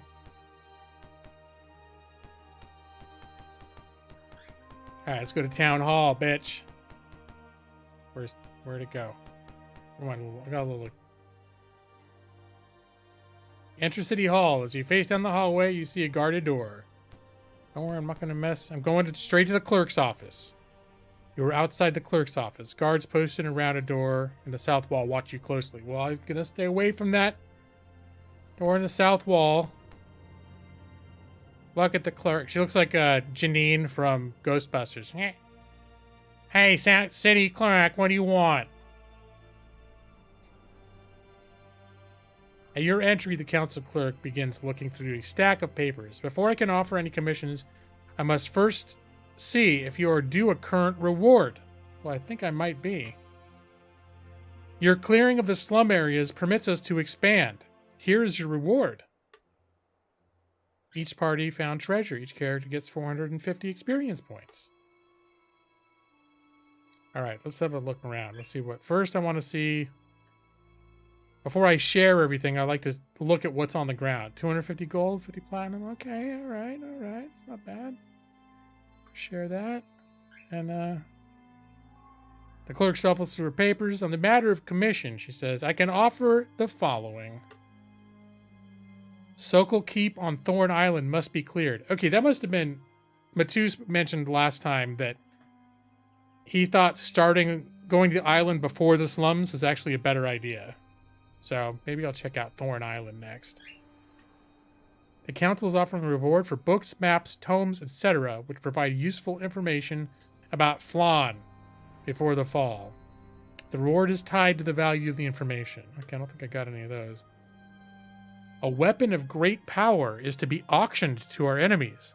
This auction is to be held in Podol Plaza. Find out what the weapon is and return. Guessing that's another part of... I should be writing this shit down, huh?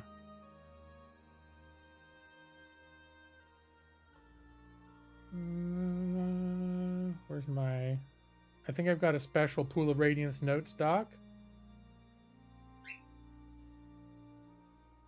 View... Web...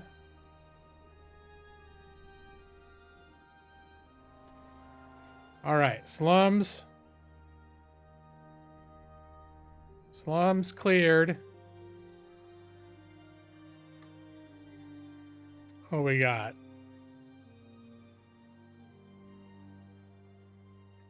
Active.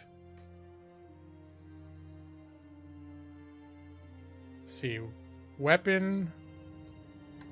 There's no journal in this. You got to write it down. Great power to be auctioned to our enemies in Podol Plaza. Find out what it is and return. Here, spell enemies right. All right. What was... I'm going to have to read that first one again. I wasn't thinking. Here, tell them to me again. Because that first one I need to write down. Wait, where the hell am I now? You're intercepted. Halt. Your presence is not... leave. Do you leave? Yes, hell yeah, I do. I think I went through the wrong door. Forgive me. All right. Back so soon? I can only repeat... Yeah, fine. What do you want? These are all the commissions currently... Is she not going to repeat them? Now I don't remember how to leave. You were outside the clerk's office. I want her to repeat them. Yes. Let me try this one more time. I can only repeat the earlier offers. Please just repeat them. All right. Well, I know there was something about so-and-so's island. So, was it Sokol's island? Clear... So-and-so's island. I think that was it.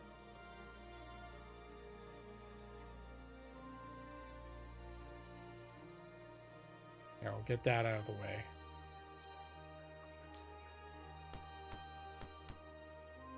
Outside the clerk's office. All right, I know. Guards, they don't trust me. It's fine.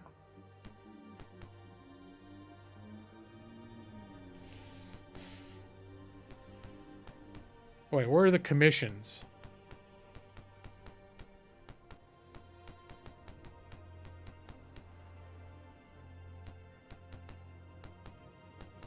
Oh, wow. So let's do some level ups, shall we? First, let me camp. Just to save. Don't quit. Quit to DOS. Not right now. All right, let's use our magic level up button. Strom's going... gaining 14 hit points. The Thaco is going to 18. Thaco, for those not familiar with old school D&D, stands for to hit armor class 0. Yeah. Because the lower your armor class is, the harder you are to hit. Because that makes sense. So 0 is considered like, you know, the baseline hard to hit. And when you start, your Thaco, most people's Thaco is 20. As you level, your Thaco improves. All right, it's 11. Saving throws improving. 6 hit points per day. Mage level 2 spell. Iris is going to learn a new spell. Wait a minute. Oh, I get to choose it. Oh, I get to choose one spell. One level 2 spell. Stinking Cloud.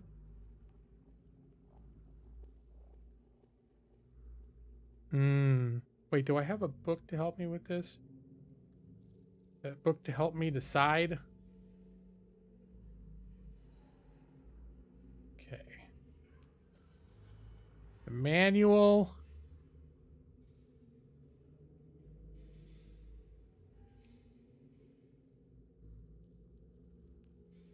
Let's go to second level magic user spells. Stinking Cloud affects a 2 square by 2 square area. Anyone in cloud, let's see. If unsuccessful, he is helpless for 2 to 5 turns.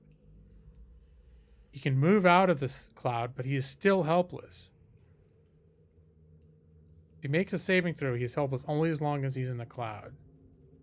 That seems like a good spell. Of all the second level spells, yeah, I think we're going to learn that one.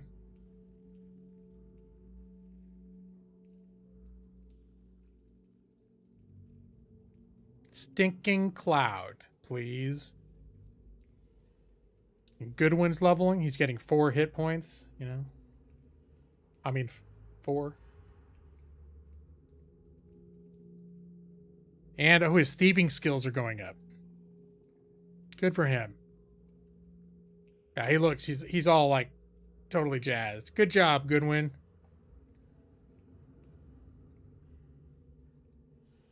All right, everyone else, all you lazy folks that were sleeping during that combat, you don't get shit. That's how we run our troop here. Well, except for Strom, who was literally sleeping for 90% of the combat. And then he woke up at the end. Just in time. All right, let's ID some spells.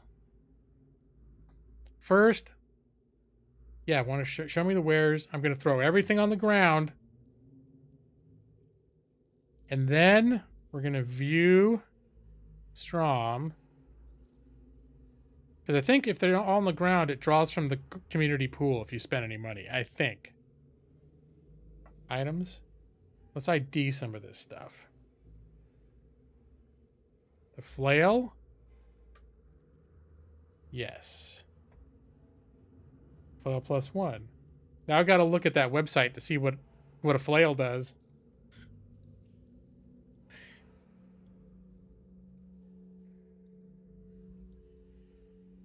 Weapons of first edition. I should probably just keep this open.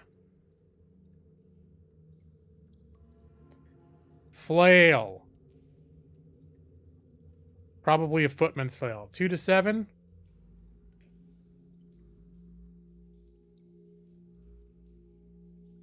And right now, Calvanthus has a mace. Oh, it's about the same. So, yeah, I should totally give that to Calvanthus.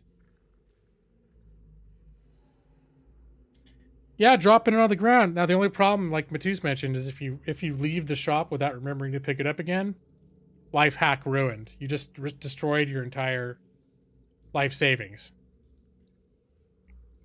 You see, there's this massive pile of, like, gold coins in the middle of a shop. Like, that's when you go to the store, you're just like, oh, I'd like to buy this package of salad, please. And you dump your entire life savings on the ground in front of you. And go, let's see, how much will this be? It's like, all right, take that. All right, well, see you later. And then you leave and you step outside and you're like, oh, I forgot my giant pile of coins. And you go back in, they're just gone. Shopkeeper's like, what coins? It's like, I left like 2,000 platinum right here on the ground. It was there a second ago. I don't remember. Too bad, huh? Yeah, that sucks. All right, let's ID this. 200, yep. A broadsword +3? That's a spicy broadsword. Okay, that's good. 200 gold for the ring. Yes. A ring of fire resistance. I think Mandra needs some help with her AC. And finally, yeah, it's 10 arrows, but money, now that I'm not using it to level, there's that one crossbow that costs 15,000 gold. And aside from that, IDing shit is the only other thing you need money for, so. Arrows +2. Oh no.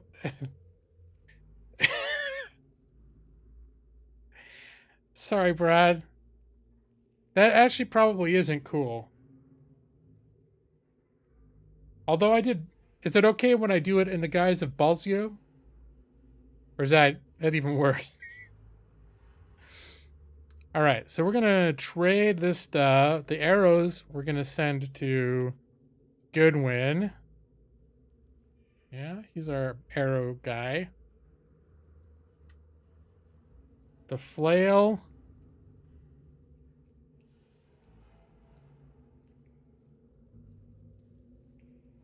Oh, the ring, let's see.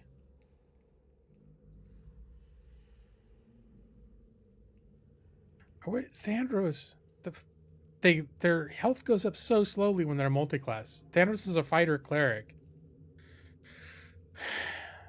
You know what? I'm gonna give it to Thandros because Thandros is like weak sauce. He's very fragile, even though he's got a good armor class. Here. You have the ring, Thandros. The broadsword. I think I'm gonna have Strom use the broadsword. We're gonna have him send the silver sword to... Well, let's use sword. Goodwin has... mostly uses his bow. Thandros uses a sword. And Mandra's got like a +1 glaive too. I think we're getting pretty well set up in some magic items here. I'm gonna trade to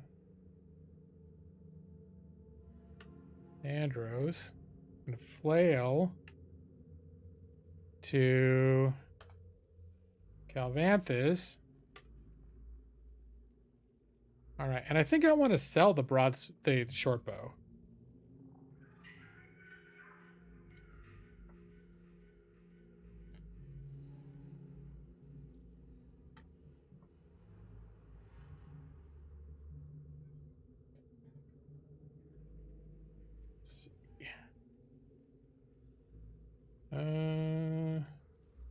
All right, he's ready. And let's pool the money again. We'll do the arrow trick. Let's do a iris. So apparently, if you have all sorts of loose coin, you buy one thing. from and use the pool to pay, it will consolidate all your coins into the best amount. So I don't have like 2,000 coppers anymore. All of a sudden, they're just like, we're just gonna clean up your bank while we're at it. So let's buy some darts. We'll buy a few darts. 4. Okay, now. Yeah, see, the money's all consolidated. It's all platinum right now. All right. Let's share that before we forget. And we'll view her. Consolidate those darts.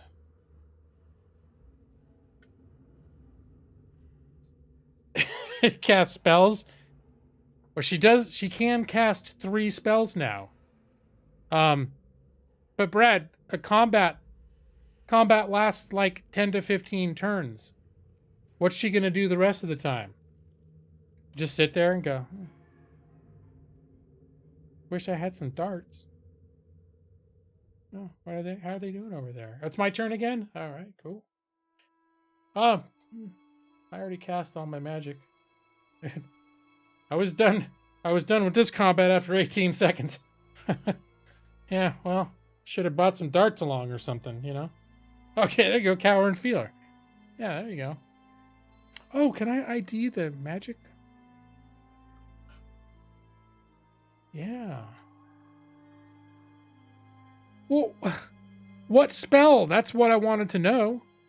Why did I just spend 200 gold? All right, whatever. It's bullshit, but...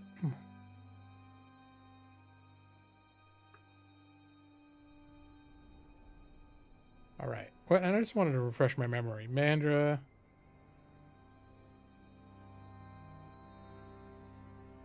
is using the Bardiche +2. Right, that's right. I knew it was something two-handed and badass. Thandros. Let's get that silver sword on. Silver longsword.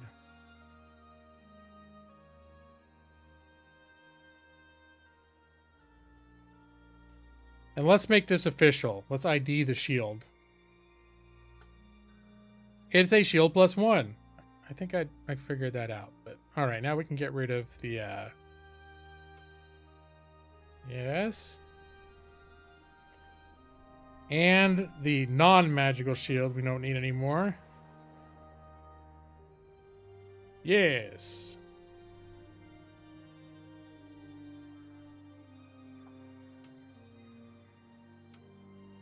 And then Calvanthus has that new glaive.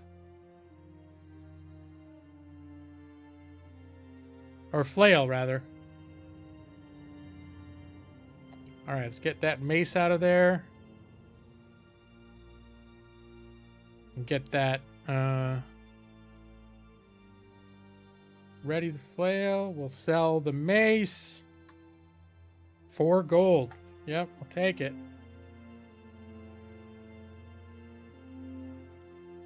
Look at him. What a happy-go-lucky guy Calvanthus is.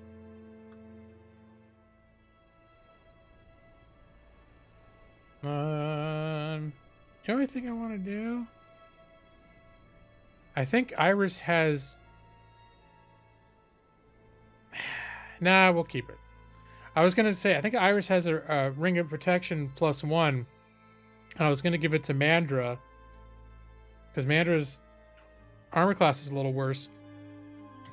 But Mandra also has like 2.5 times more health. So we'll just leave that alone. I think we're done being in town, Brad. Let's save.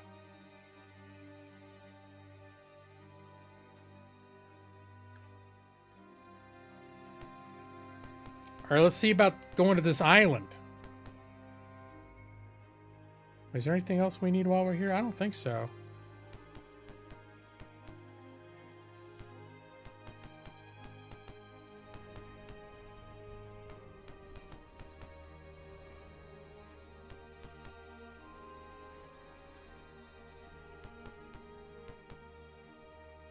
Maybe I will, Brad. By order of the city council, the harbor master says the only boat out is going to Sokol Keep. That's the one I was supposed to clear out. You can catch it at the end of the pier. All right. That's where I want to go, Sokol Keep. You board a boat. The boat disembarks you at Sokol Keep. Ooh, look at that. Wait, how the hell do I get back on the boat again?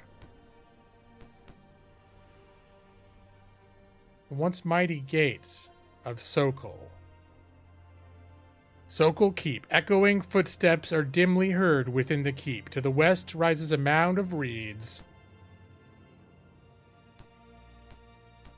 I'm just going to map this area out. You want to take a boat back to Flan? No, okay. But now I know if I walk through these holes, it'll take me back to Flan, Brad. The skeleton of a long-dead elf lies hidden by rocks and reeds. Its weapons and equipment are badly rusted and corroded by salt. Its leathers are worm-eaten and crusted in dirt. Yuck! Why would I attack it? Well, you know what? It's giving me the option to talk to it. So before I start looting it, maybe I should ask how, you know. It's like, oh, I'm just a friendly skeleton, just here for a nap. Why are you taking my rotted armor? Nice. We're going to be nice. The elf is long dead. Well, there's a skeleton. All right, let's... You want me to fight it? Oh, the last part is... Okay, what was this? Whatever happened, I just missed it.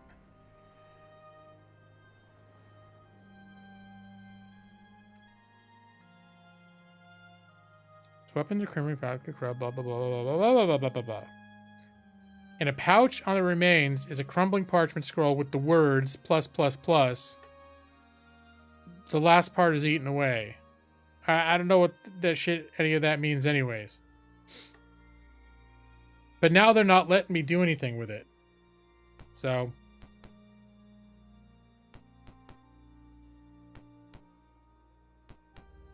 I guess it'll just be a mystery.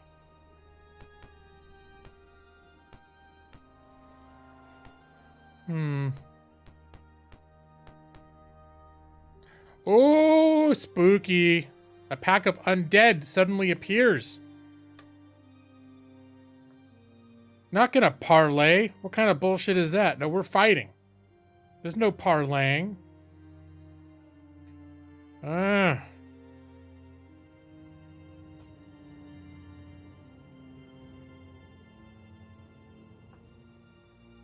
I'm gonna move him here.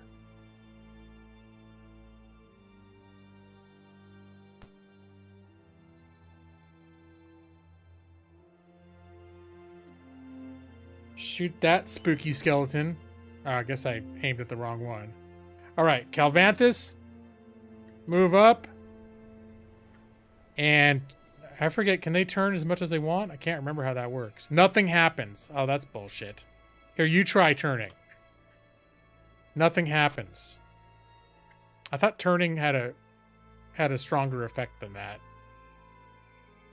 I should have parlayed, Brad. They don't look like the talkative sorts. They don't have tongues. Or lungs. They just have swords. Actually, those zombie guys, maybe, they might have parlayed.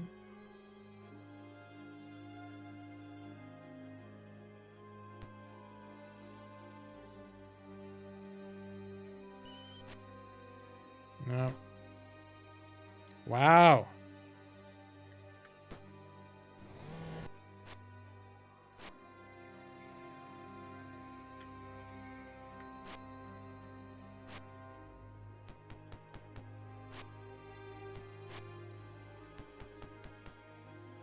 My marching order's a little bit skewed. Why is my main tank always like in the middle and it's one of my weaker dudes is on the flank? It's my two clerics are on the flanks.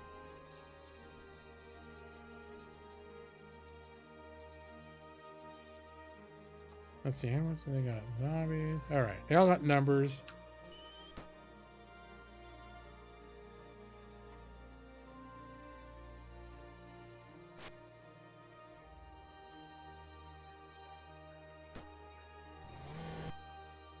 I was hoping they might cleave, do a little bit of cleave, you know? Some of my warriors started doing cleave against kobolds last time I played. It's a very exciting moment for me.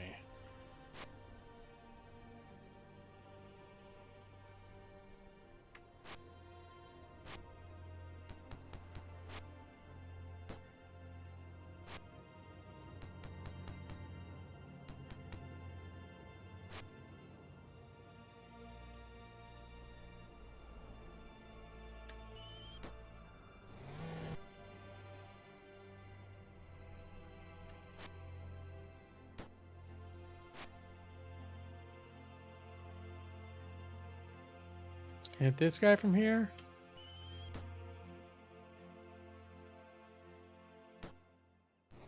One zombie down.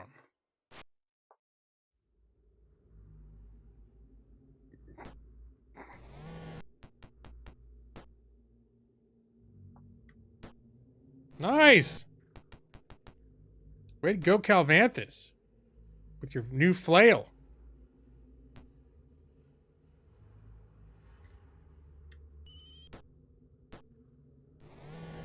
All right.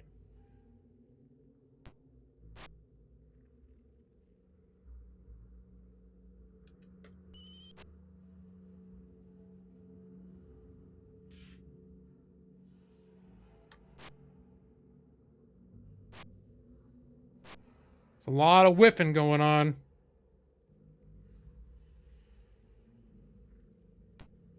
I think it's time to do a little heal.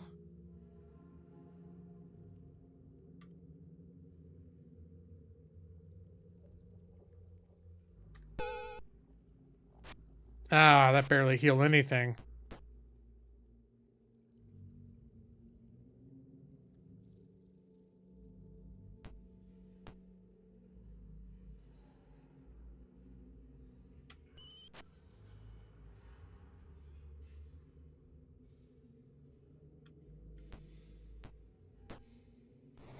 Nice.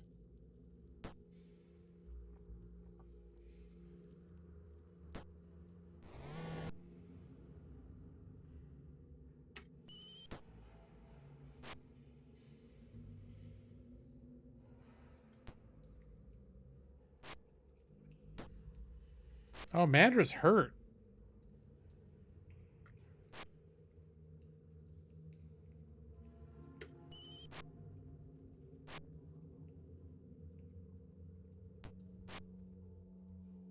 No, who's not hurt? Calvanthus.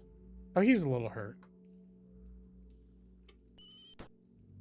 Calvanthus, the happy-go-lucky pure cleric, who has twice as many hit points as the fighter cleric.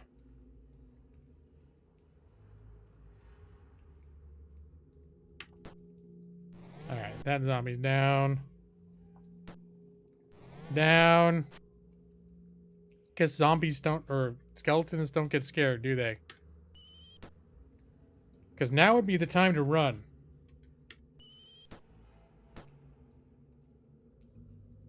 Well, I do think arrows and darts are not good against. I think they're taking that realism factor into account, that piercing weapons aren't good at hurting skeletons.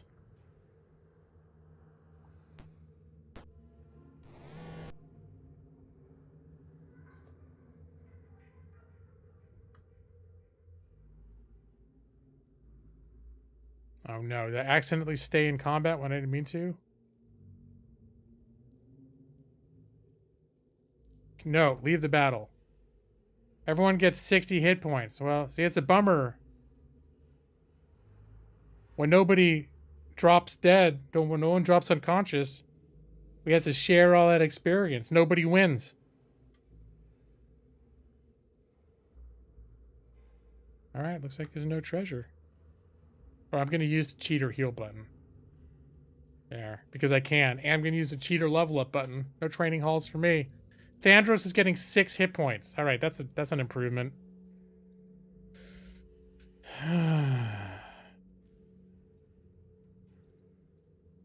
Thanks, Brad. Here, does he get a,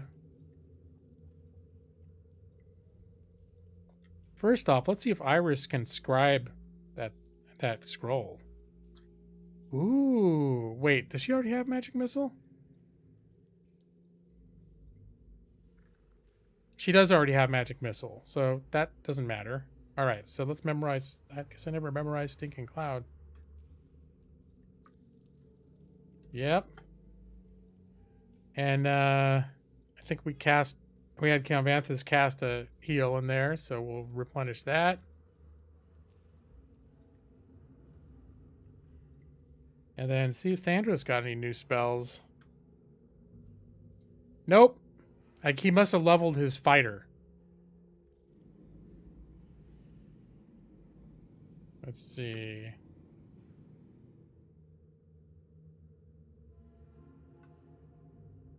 Yep, now he's level 2-2. He's a level 2 cleric, level 2 fighter. I think. Yeah. Alright, let's rest up.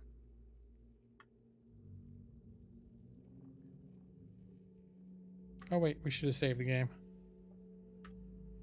Nope.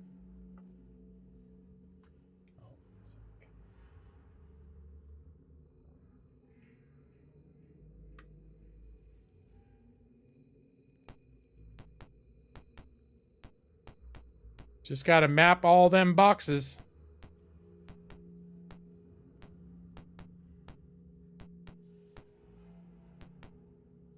Oh, it's a big room.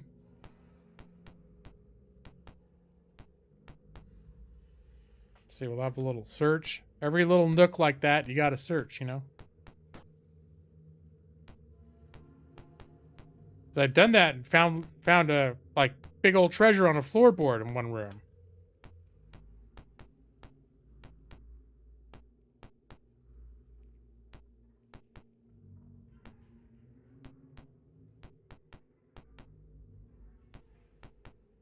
All right, well, this is one big whole room full of nothing.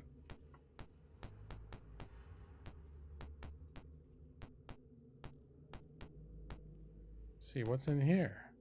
Unwholesome mold and fungi covered the decaying ruins of the keep's stable. A putrid smell of sickness rises as you enter the building. Oh, that doesn't sound good. I bet there's gonna be like slimes and oozes and shit.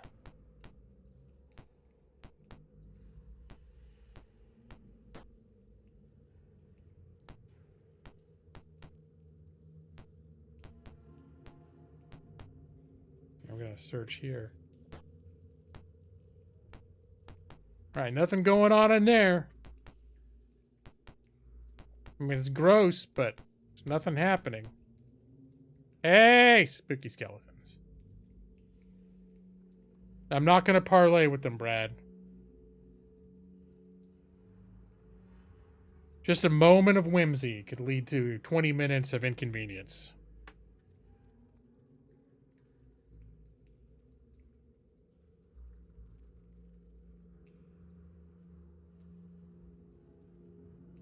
All right, yeah, I don't think the mage has any good stuff, but we're gonna move her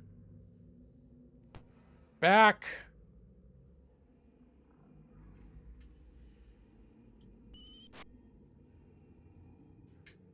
Well, let's see.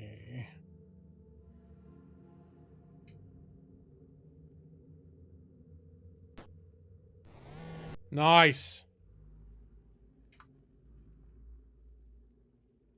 Why do I keep aiming instead of just moving? Wow, we're doing really good this time.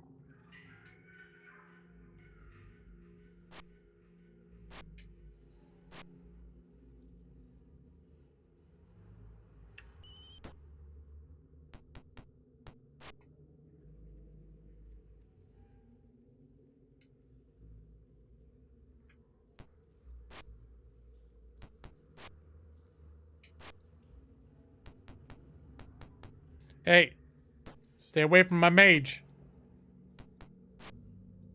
That's right, everyone can just gang up on Mandra. Let's move her back a little bit. Getting a little nervous.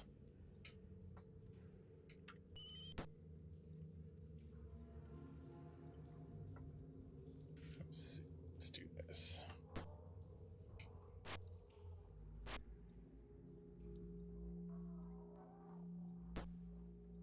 I'm at 15 points on that guy.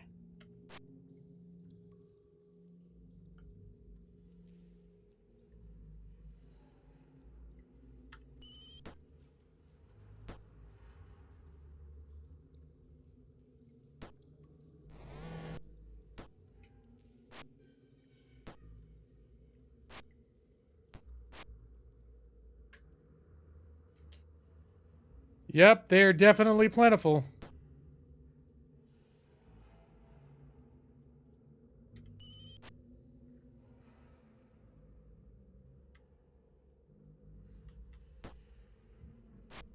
Wow.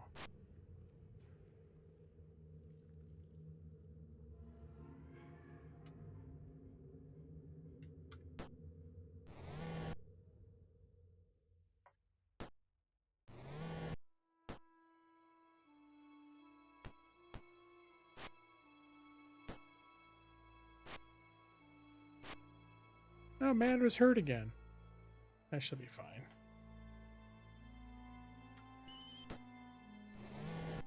Nice.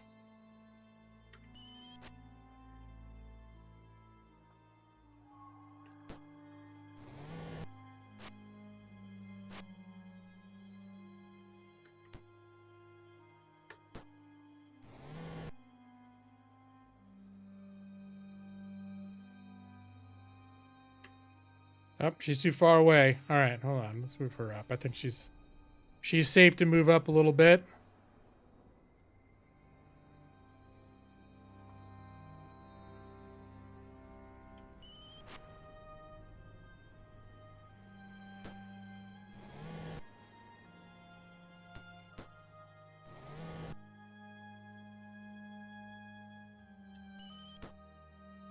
Ooh, she took out a skeleton. That's exciting for her.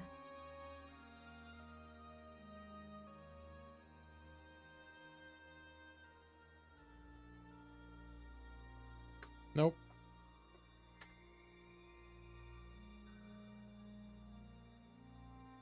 All right. Hold on a minute.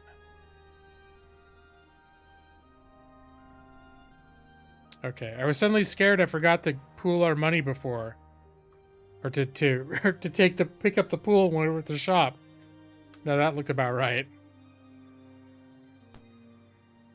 Oh man, okay. Let's use the magic heal button. Let's use the store spells button. That's another cheater thing. So now I don't have to rest if and let's be honest, but probably if I had to jump through all the hoops of memorizing the spells, that's a very tedious process in this game. Like in more modern games, it sort of remembers which spells you are going to memorize and will just replenish those each day unless you decide to change the spells that you have memorized. But here it's like every single time you've got to set every single spell to memorize over again. And if you get interrupted while you're resting, you got to start all over again. It's antiquated, you know?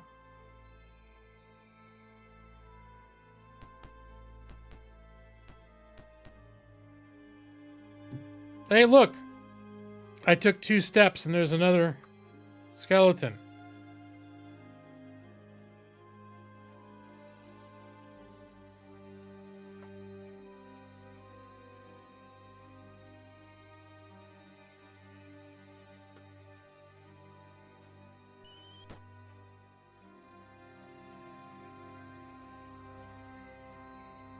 Maybe I'll try next time just to see. What I don't want to happen is for some reason that causes me to enter the fight at a disadvantage. But for Brad, for you to satiate your need to make for me to make impractical decisions in my game and the satisfaction that brings you, Next time I'll try to parlay with the skeletons. Who knows? Maybe something unexpected will happen. And hey, Ethan, howdy. How you doing, man? Happy Thursday. Thursday night stream. You take it to the bank. How you doing? I think we need to move her. No, we're going to move her out of the way. And...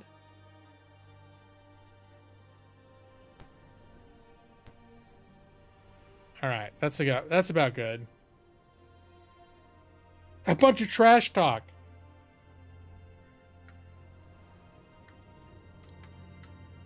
No, we're talking about how your character is the only person that like really knows that much about the town.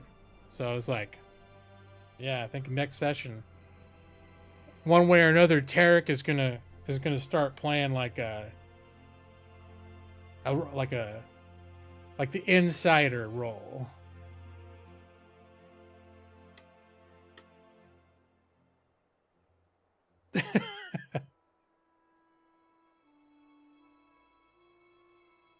He's a huge fan of Lenore. He totally is. Here, let's hack this guy. Yeah, that was less than impressive.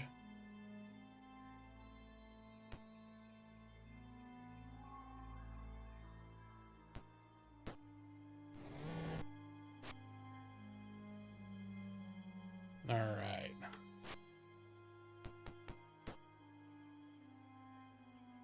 And he'll just move in so more people will be tempted to attack him.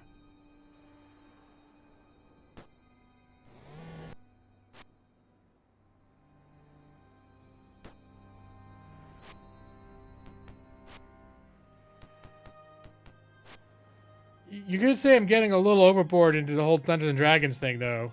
I'm DMing 2 campaigns and playing Advanced Dungeons and Dragons CRPGs from 35 years ago.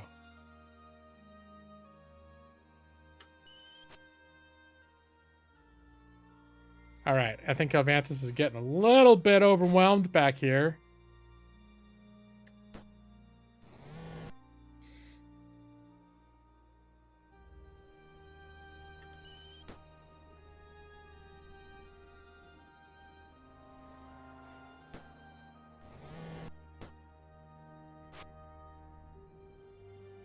You can cut out the other D&D group if I need to. Just keep us and Pool of Radiance. Really? So Pool of Radiance should take precedence over my other group if I'm starting to have too much Dungeons and Dragons. We had to cancel our last session. So that game, I think by the time we play again, it's gonna be like the last weekend of this month, and it'll have been almost 2 months since we played. I think that's the longest we've ever gone.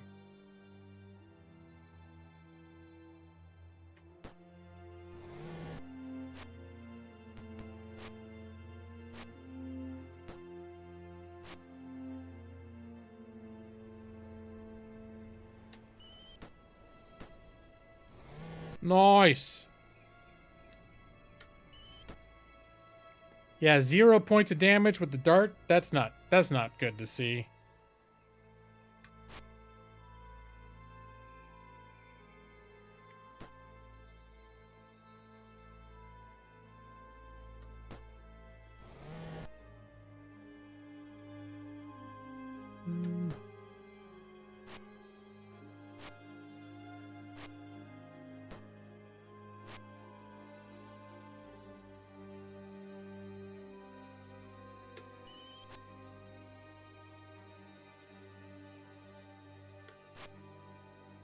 So many whiffs. There we go. That got a hit.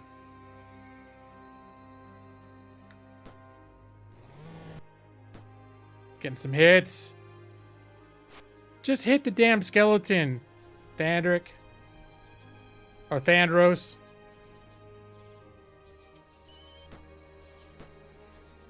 Wow, Iris created on that zombie with her dart. Take that.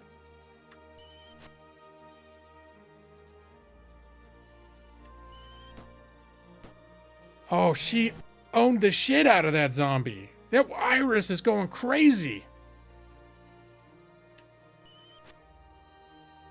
Except for that one skeleton at the bottom.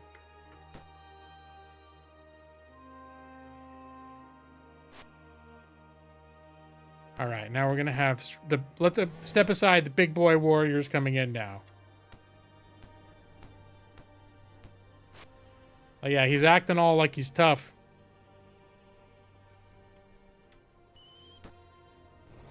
Ooh, that 1 point did it. She really only have 27 darts? Uh-oh, you know what that means, Brad. Gonna have to go back to town for a dart run.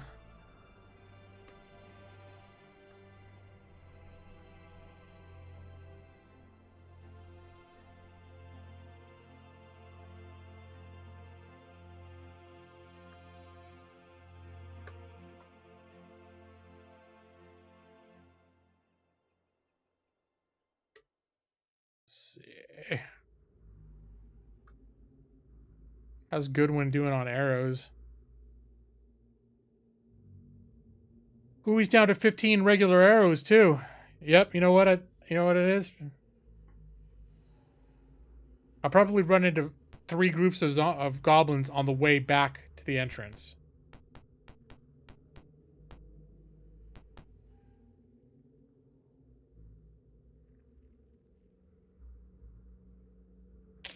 All right, I'm going to parlay with them, Brad. How should I be? Should I be haughty, sly, nice, meek, or abusive?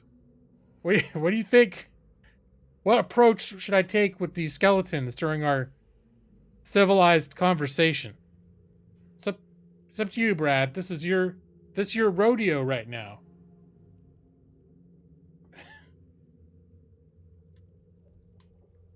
I hope Brad just didn't run off to the bathroom, because the whole stream is hinging on how he would like me to parlay.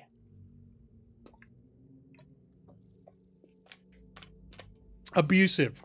Fair enough. What do you say? Type a single word. Kneel. They didn't like that word. A battle begins. Okay.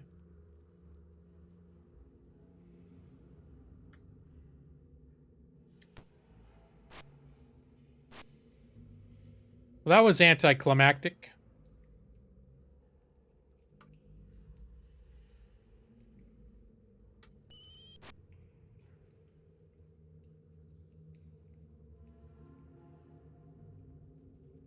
Let's see.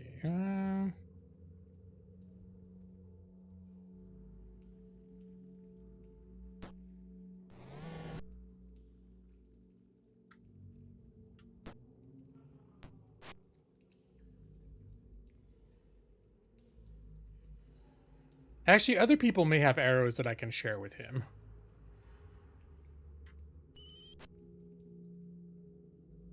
But we're going to run out of darts soon.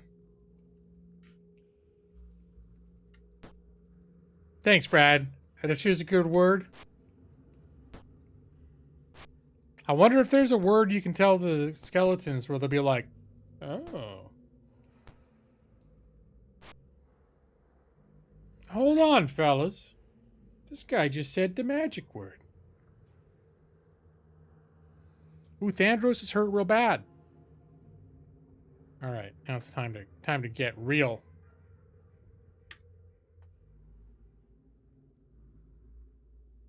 Let's see.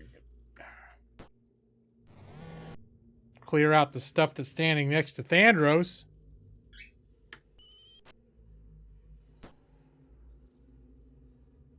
Mandra's getting hurt a little bit too, but Thandros is in bad shape. All right, gonna manually target.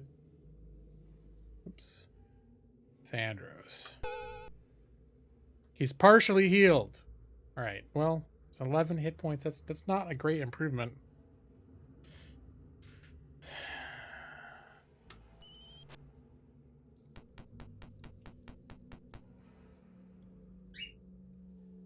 All right, Thandros.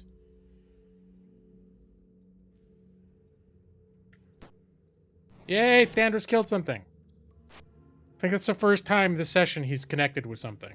Good job. Good job, buddy.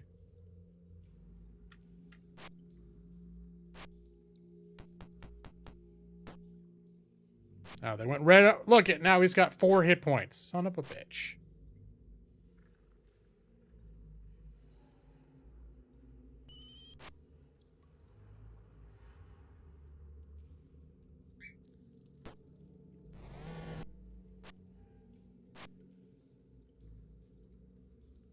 All right, Thandros. Time to start healing, buddy.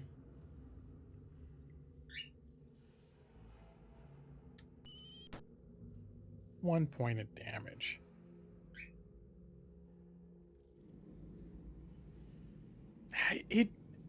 He's only got that fizzed hard.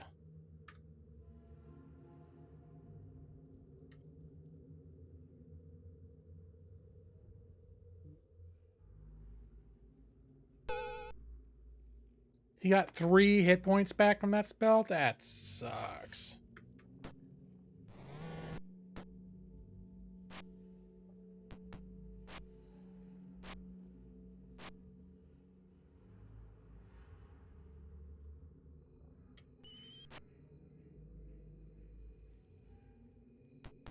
Son of a bitch.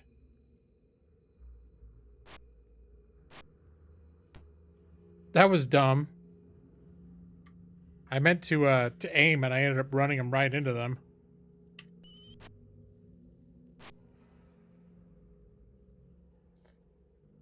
All right.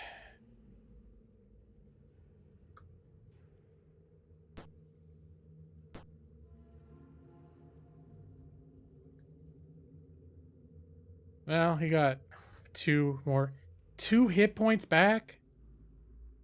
What a waste. All right, that is not cool. That makes me sad.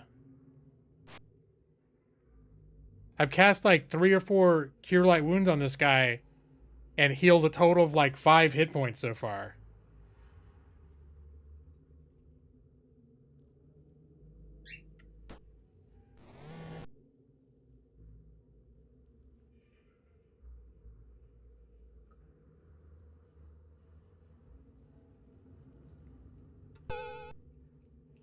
Oh, good. Now what?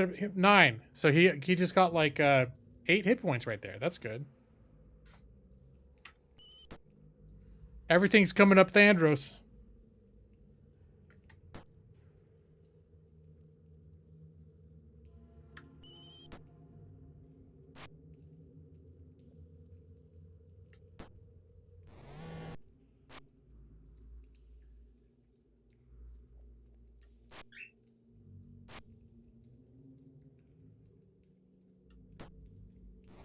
Nice.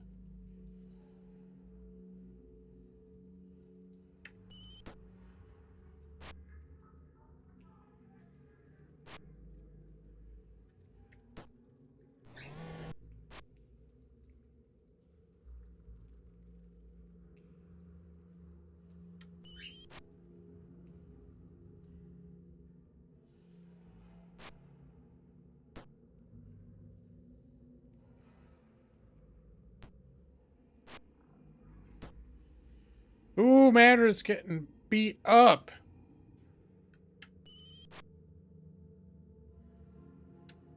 Come on, hit.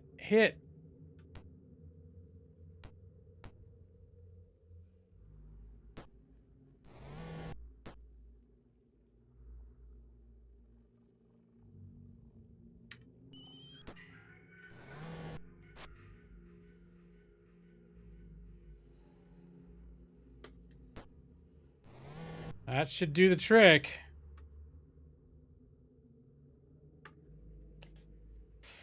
All right. Skeletons have no loot. All right, let's use the magic cheater button.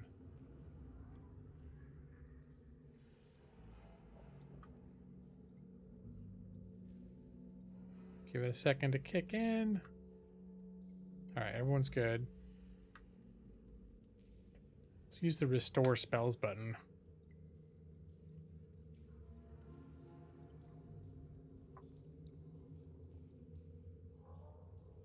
Then we'll just tech Calvanthus.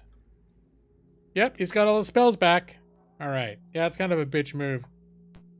If only we had a replenish darts button. Huh, Brad? Then I wouldn't have to go back to town so often. Yeah, I'm gonna take a boat back. But, though, Brad, you have to give me some credit, though, because you said I would go back to town after one combat. And in fact, I probably had like 5 or 6 combats.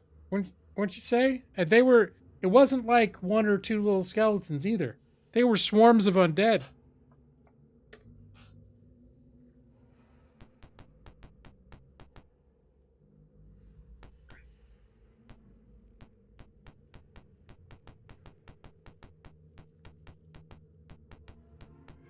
No credit. Oh, that hurts my feelings, Brad.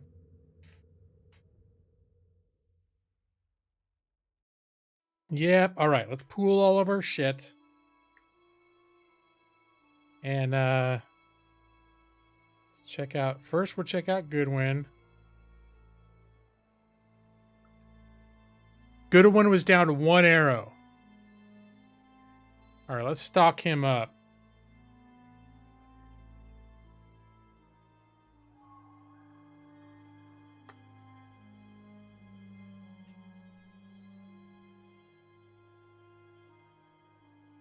Go.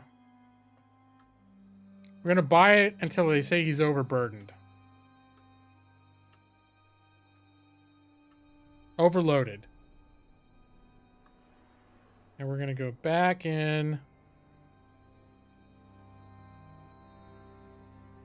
And let's consolidate all of his arrows. And I think now he can get more. They just don't like it when the screen gets filled up.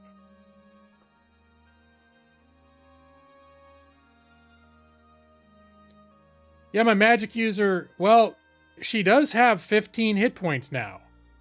So, you know. And she's got a decent armor class. So maybe it's time for her to join the front lines. You think, Brad?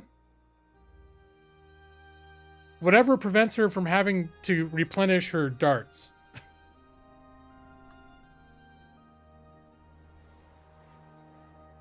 I mean, she won't be able to cast her spells on the front line, but you just wait till she casts her 3 spells, then put her up there, right? All right, hold on. Let's read. Let's get the money back in our pockets. We're only spending 1 gold at a time, so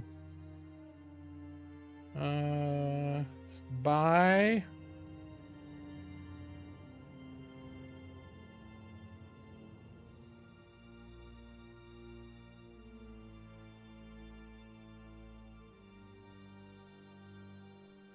How far can I take this?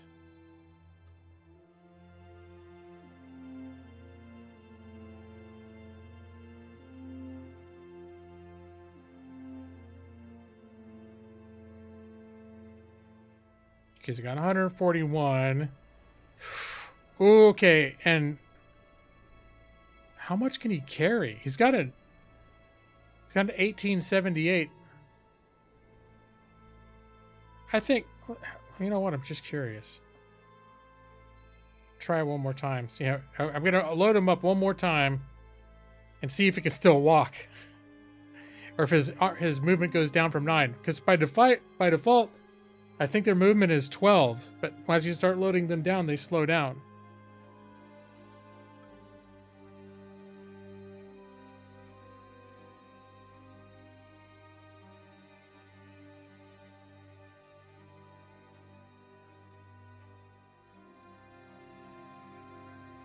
Now its movement is 6. Okay.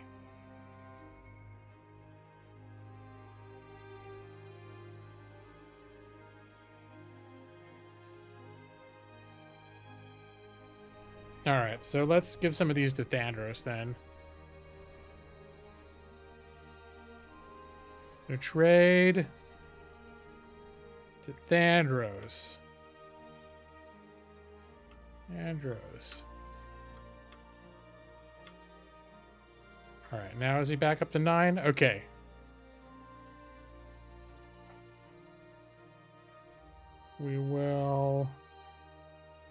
consolidate those. 161. Okay, that's cool. All right, now Iris. Let's get some darts for Iris. Right now, she does have a movement of 12, so we can load her up with some darts.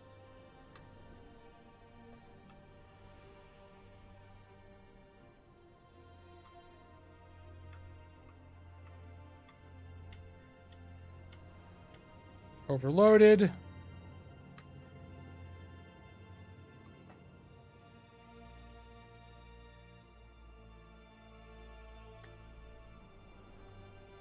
She's still got movement 12.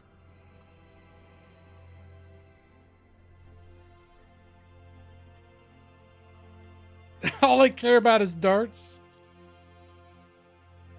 If I didn't need to use so many of them, maybe I would care less.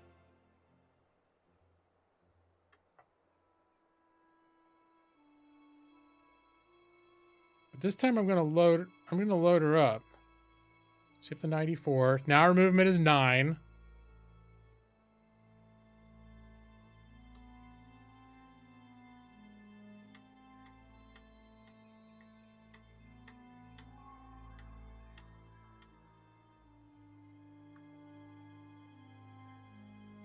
Now her movement is 6.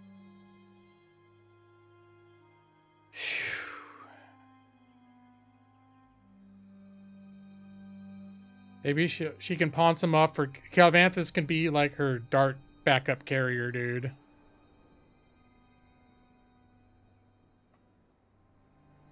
Hey, Calvanthus, take some of these darts.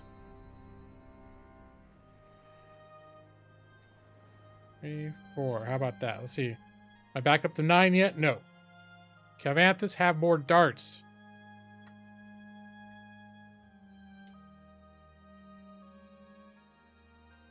She's still at 6.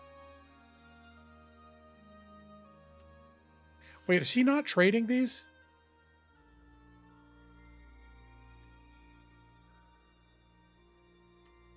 Nope, they've been going to him. She's still at 6. I'd like her movement to be 9. Not 6.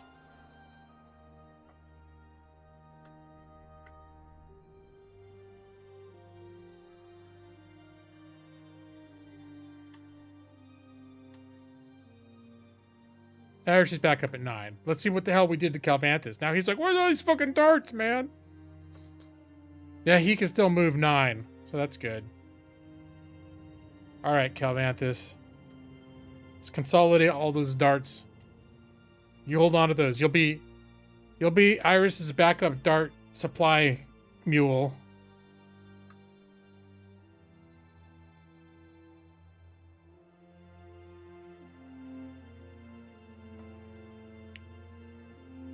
And let's combine those. All right, so I think we got her in darts for a while though. Should I load somebody else up with darts? Everything took the entire game back in the day, but I'm starting to think they need a replenish darts button. I bet there's probably some mod out there somewhere where you can turn off ammo. Because I wouldn't mind it if that were an option. In fact, now I'm going to look. It could be on here somewhere. Auto ammo. Automatically maintain the amounts of ammunition if you have them in your inventory. Fuck that. Yes. Brad. I got... There was a button right here the whole time. I can also auto ID items. Should I turn that on? I don't know. There's so much. There's so much of the realism I can just take away by clicking these little things up here.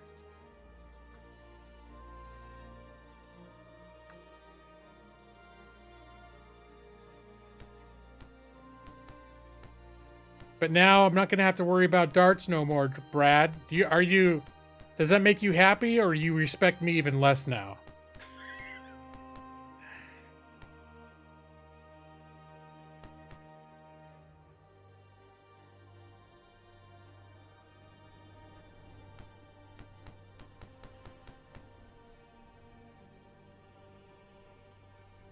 So the other question is, since it was such a tight vote between this and Ultima, if you guys actually did want to see Ultima.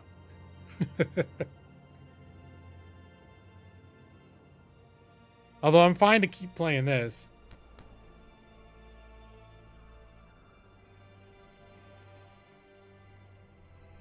You're still buying darts. It's not how you were buying them that was the problem. Wait, but I just pushed a button. Oh, I don't even know if I'm purchasing them or if it's just keeping my dart levels at the same amount.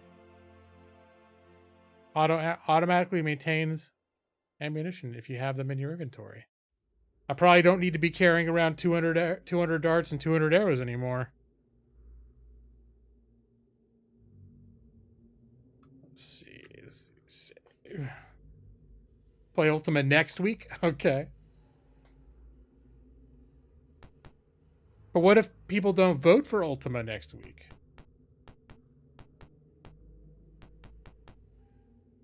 Hey, look. We just watched it coming from like a mile away.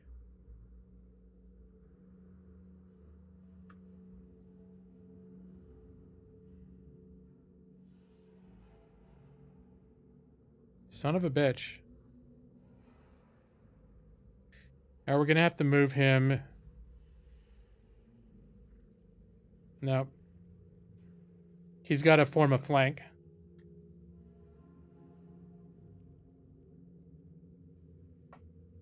After getting all those arrows. We need more frontline in this battle.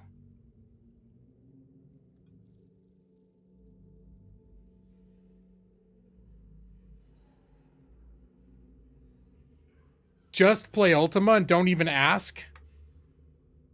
What if people really, really want to see more Pool of Radiance? I have 2 concurrent viewers right now, Brad. The public demands Pool of Radiance.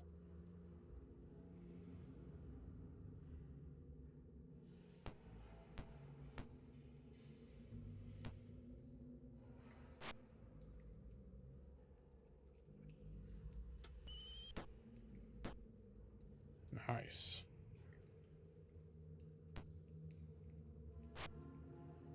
I forget how turning works in original AD&D. Is it something you only do once a day?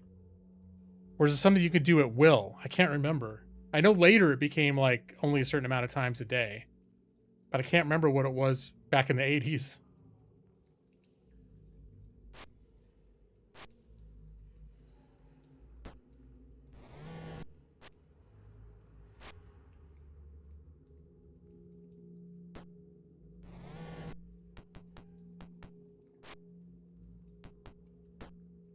Ouch! Thandros took a hard hit there.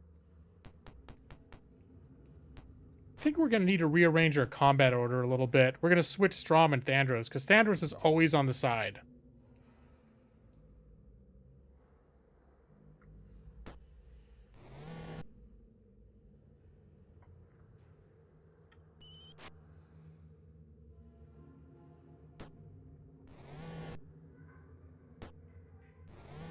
Wow. Right, man. Calvanthus is really kicking some ass. Calvanthus, as a pure cleric, is doing better in combat than our fighter cleric is. And he has more hit points.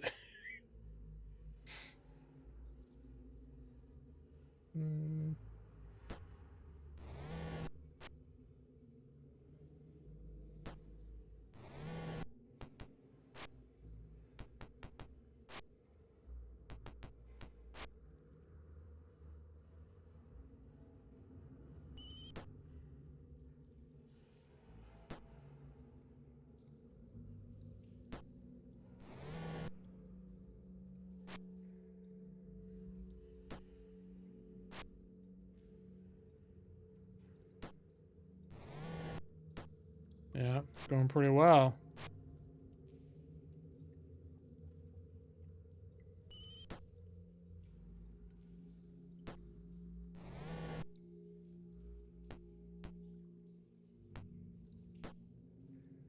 Ooh, look at Thandros getting in there with a hit.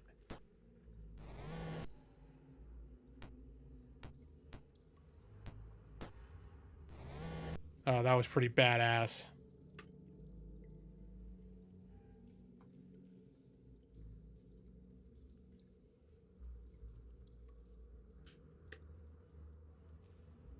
All right, no treasure. Here's the magic heal button.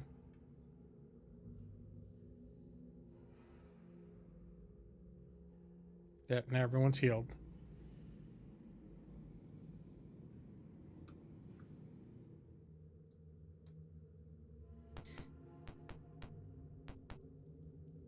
Oh, it's another skeleton. Surprise, surprise, surprise.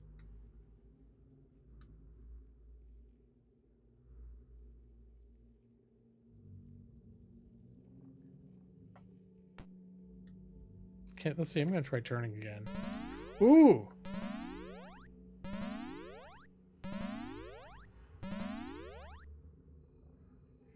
Well, well, well. That was like almost all the skeletons. Whoops. Oh, right. He's got his, Here, let's move him.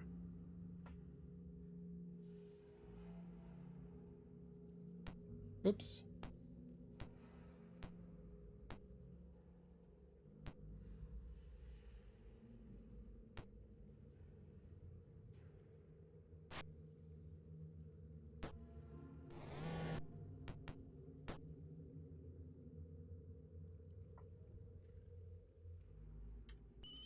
I can't remember if that makes the skeletons flee the battle,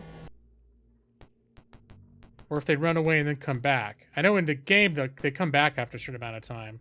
But I don't know that the battlefields are big enough in this game to accommodate them. If they reach the edge of the map, they may actually leave. They also might get caught in like a dead end and then just hang out by a wall for 5 minutes.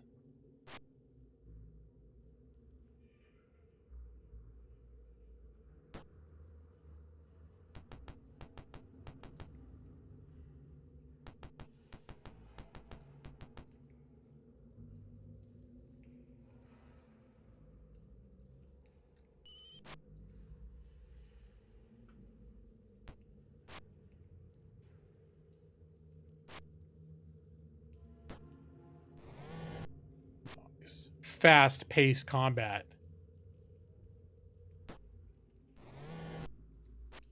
I do like when my warriors are starting to one-shot stuff. That makes me happy. Oh shit, Goodwin's hurt.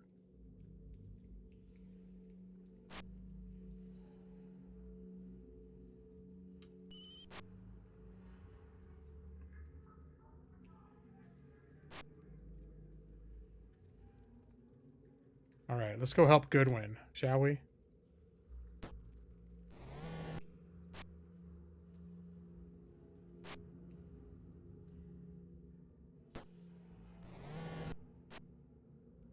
Leave Goodwin alone! Skeleton got away. All right, that's fine.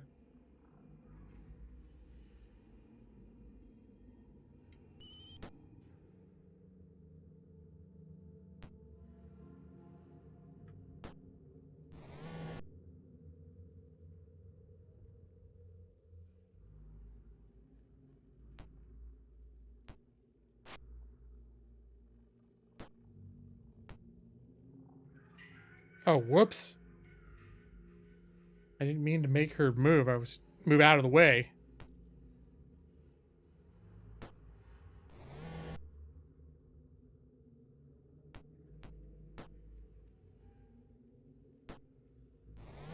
Nice. I think they're all dead or run away. Yeah, let's get the hell out of this combat. 52 experience points. Only about 50 more of these and they're going to start hitting level 4. Here, let's use this cheater button. Digging that cheater button.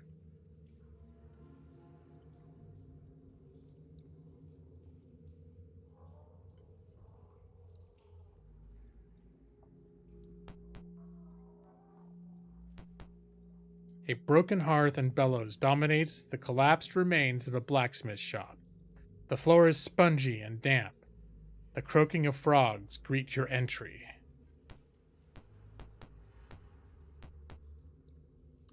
Uh-oh. The croaking rises in volume. Brad, should I parlay with the frogs? Yeah, let's try it. Your frogs are nice. Or do you need to let frogs know? Hey, we're gonna be nice. Hey, frogs.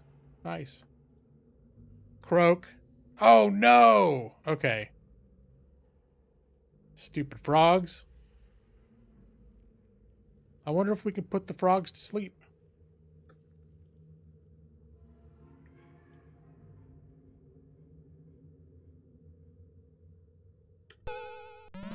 Oh, look at those foolish, poisonous frogs.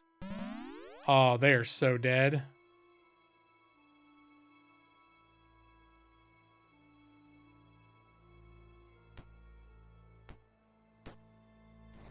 One cruel blow. I tried to parlay. They got mad at me. They didn't even give me a chance to say anything. I was gonna say ribbit. Except when I said parlay, the frog just said croak, and then it said combat begins. I tried to parlay, Brad. Really, I really did.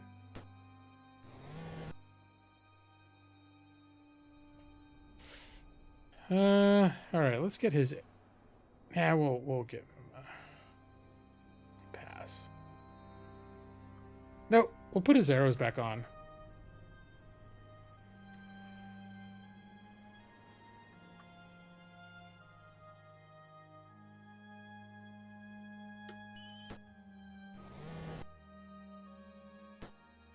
There we go. Yeah, a bunch of asshole frogs. For serious. Yeah. I was trying to be nice to him.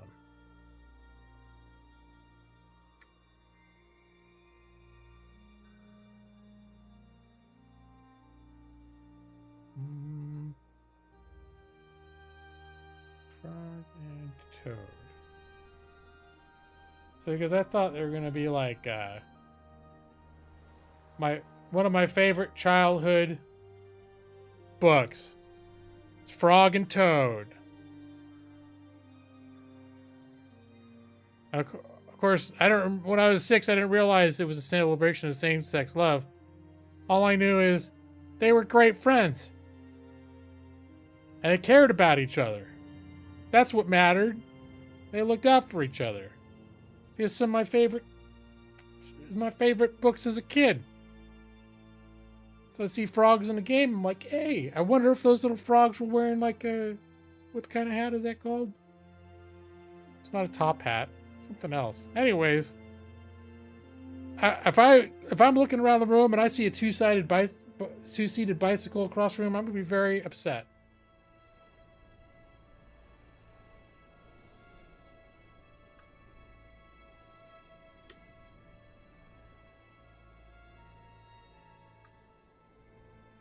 Alright, I'm gonna look in the little frog nook, though.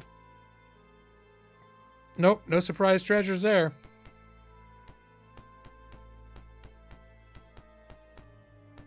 Alright, the room is mapped. You enter the keep's old armory. All of the weapons and armor have decayed into uselessness. Maybe not all of them. No.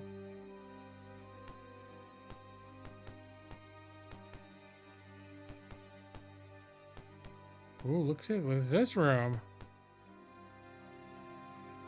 This is the perfect kind of room that's going to have something in it. I'm going to look. Search. Nothing.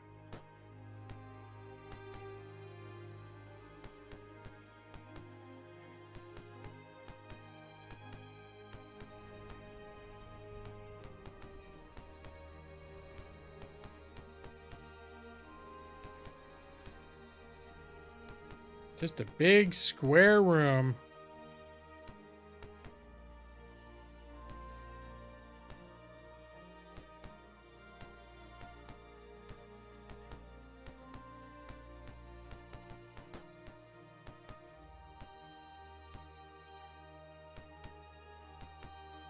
This building is filled with broken and splintered wood, the remains of the bunks and chests of the original defenders.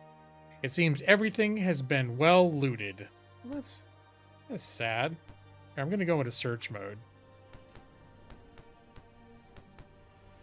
A mist rises and thickens into numerous shadows and figures. From these figures rises a low moaning.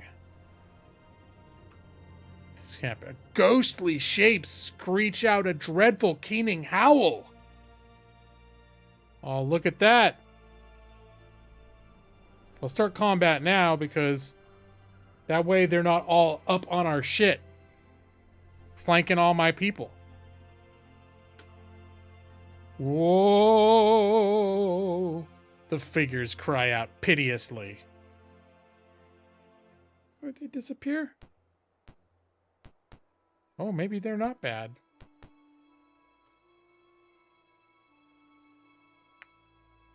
Alright, now I'm gonna wait. They screech out a dreadful keening howl. I'm gonna keep waiting. Both sides wait. Alright, now I'm gonna advance. I don't know, these guys might not be evil. Ghostly shapes screech out a dreadful keening howl. Alright, that's parlay. We're gonna be diplomatic. What do you say? Hello. How about hail? That's like the medieval timey version of hello. Hail. Wrong word. The moaning continues. Oh shit.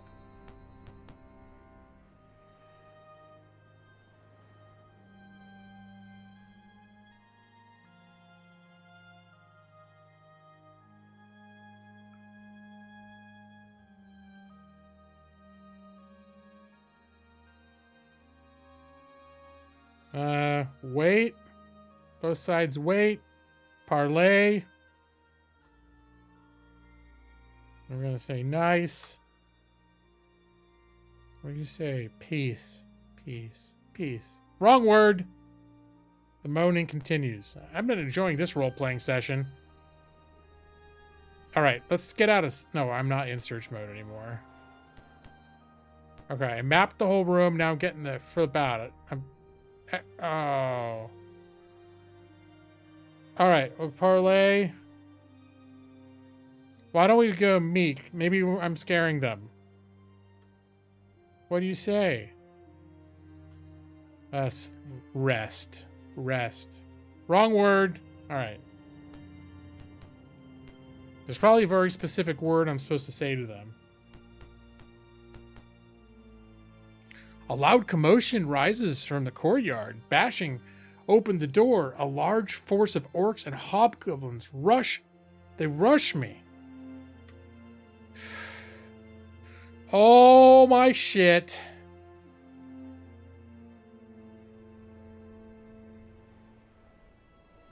Alright, let's see what the layout of this battleground is. But I think this is too much for my ass.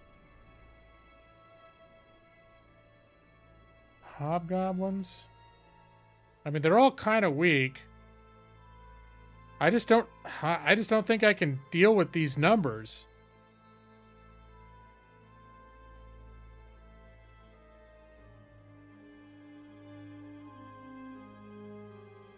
All right, well, you know what? I'll give it a shot. I'm gonna be fine. That's right, Brad.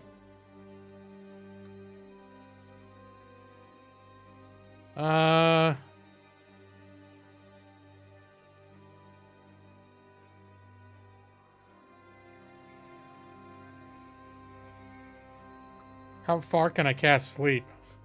Oh god, she only had one sleep spell. Shit.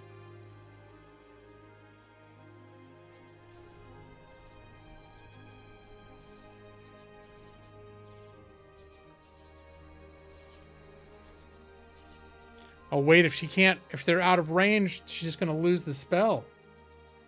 I don't think I've got flaming hands. I mean, you made it, you used flaming hands to good use. But, yeah. Sleep is super effective in this game. Flaming hands could be good too, but you got to get in a melee range. It's the problem with that. All right, can I come over here? Ooh, yes. All right, yeah, let's get these guys.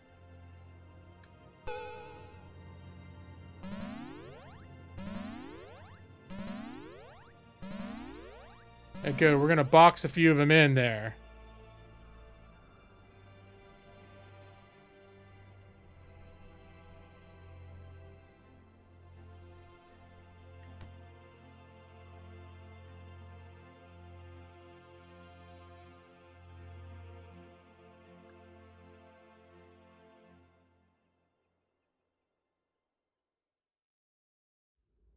Not a problem for Samir Nasadir. That's right.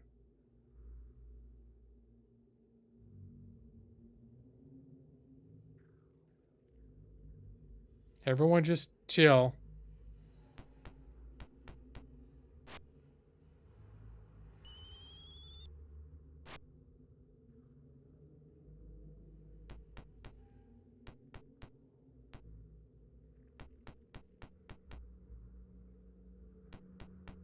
It would have been nice if I'd had both sleep spells memorized for this battle.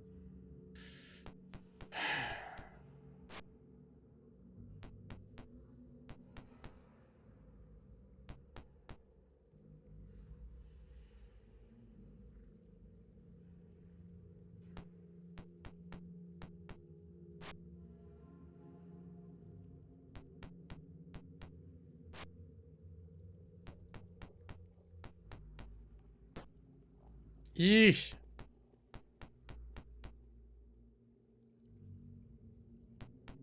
Oh, this is kind of insane.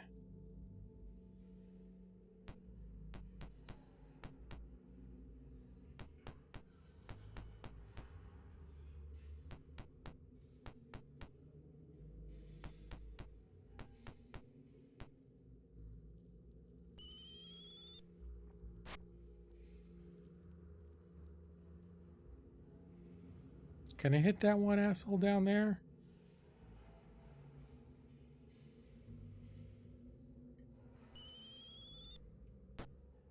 Nice.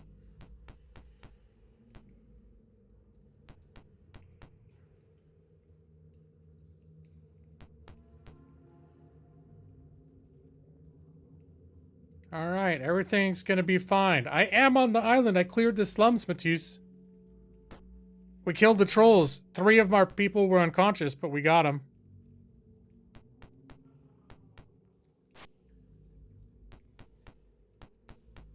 And I've been discovering that the mod has lots of buttons that lets you bypass stuff. Like when you level, instead of going to the trainers and spending 1,000 each, you just hit the level up button. It's free and it maximizes your hit point gain. I wonder if she's gonna cleave. No, if she got a hit, then she can cleave.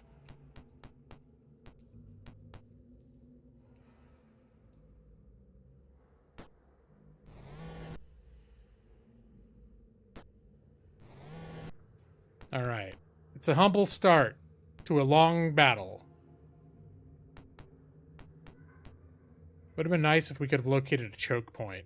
All right. Let's see. Stinking Cloud, the last spell that she's got. All right, be very careful with this.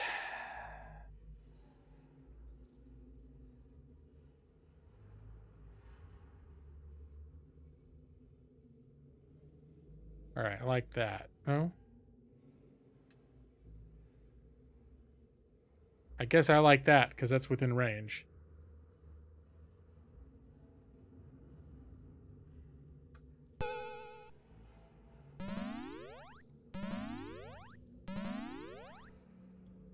You'd let them bunch up more before using A&E spells. Well, I could have optimized that a little more. Instead of getting 3, I could have gotten a 4th one. That is true. So there could have been a better use of that spell. The counterpoint, at least in my mind, is first off, I had a sleep and a cloud spell. I wanted to get off something that was going to choke this point right here. Because now that these guys can't move, all these assholes are confused. Their AI doesn't know how to get to go around over here. So we've already taken a whole little chunk out of commission for now. And then I guess the philosophy with this is, yeah, if I played my cards right, I could have gotten one more. But I'd rather take things out of commission while I'm ridiculously overwhelmed than hold back and wait for, I guess, maybe one round it would have been better. But yeah, anyways. These are the decisions that I made. I did do a lot of shopping. It is true. All right. Who am I even? Okay, we're doing him.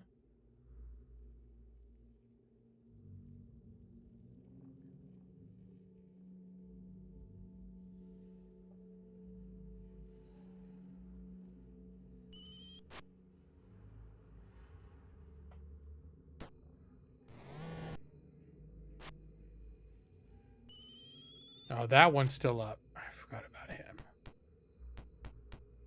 Oh, I guess he is figuring out how to go around. Ah, they're smarter than I thought.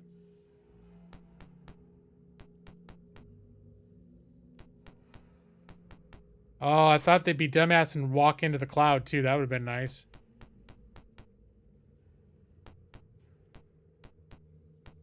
Maybe I should have put the cloud right next to my guys. Actually, I could have from there. It might have ended up in front of my guys. I wasn't sure how the cloud was going to populate, since you choose one square and it's a 2x2 cloud.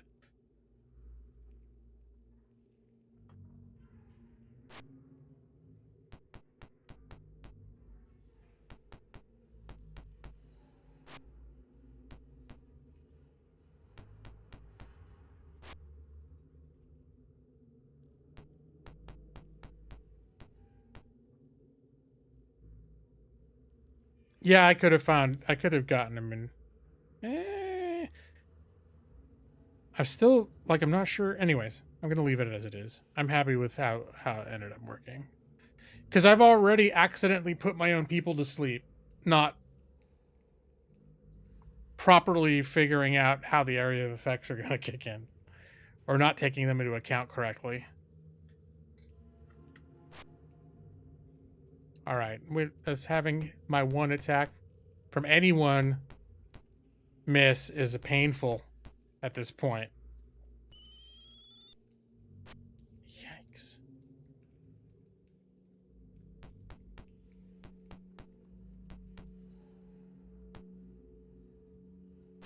I could edit a VOD of this session and we call it Orc Attacks the Motion Picture. It's like Lord of the Rings, like one of those Lord of the Rings battles. Except in 16 colors. Maybe less.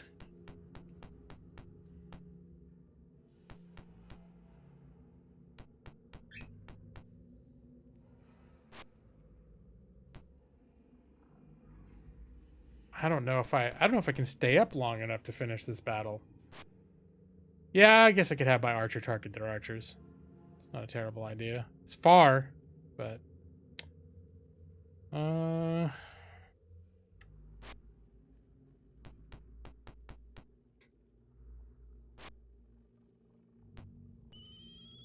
yeah, okay.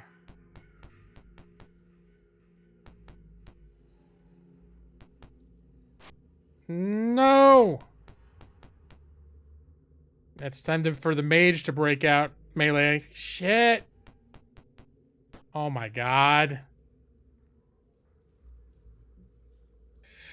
Fuck.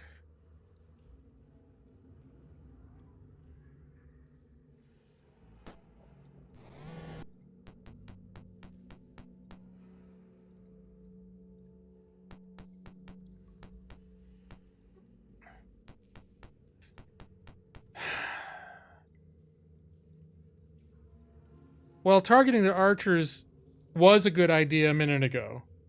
Now, clearing out all the orcs that are flanking my wizard has become a higher priority.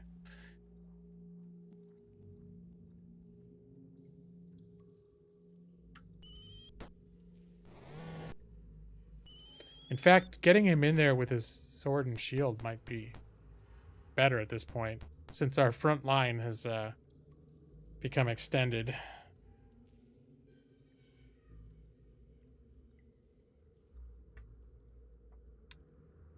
Yep, I did not properly stretch my line out. I probably should have started doing that, because even if you go every other thing, they won't pass you once they're engaged. And I did have one turn, had I been thinking about that, where I was having my front line wait. I could have spread them out a little bit and prevented this. All right, what the hell? Okay, we are arming the quarterstaff. Well, Brad, you're finally getting to see what you wanted to see. My mage is engaging in hand-to-hand combat against multiple foes.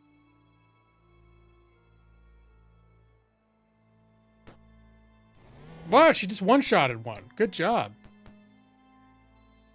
Maybe I've been using her wrong this whole time.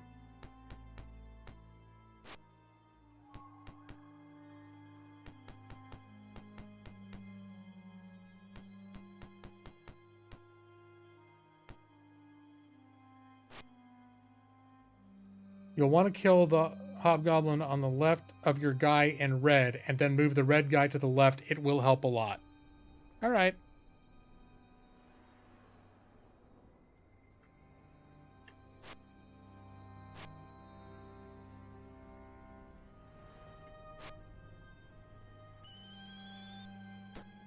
Okay.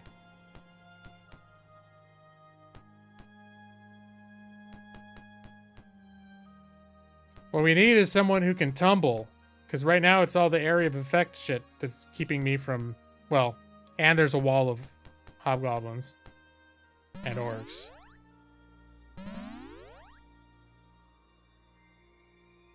Ah, they're coming out of it.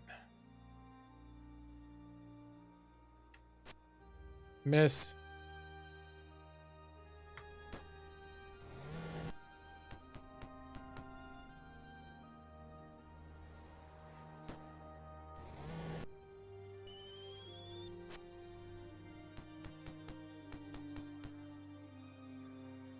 So, I'm having trouble orchestrating your strategy given that everyone's engaged, but I haven't forgotten it, Batus.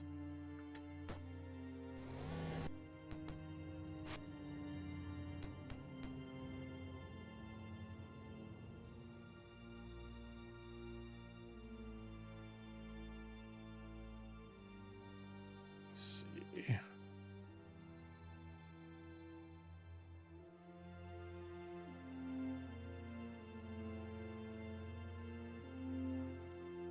Okay, so your suggestion is that it's worth taking the attacks of opportunity.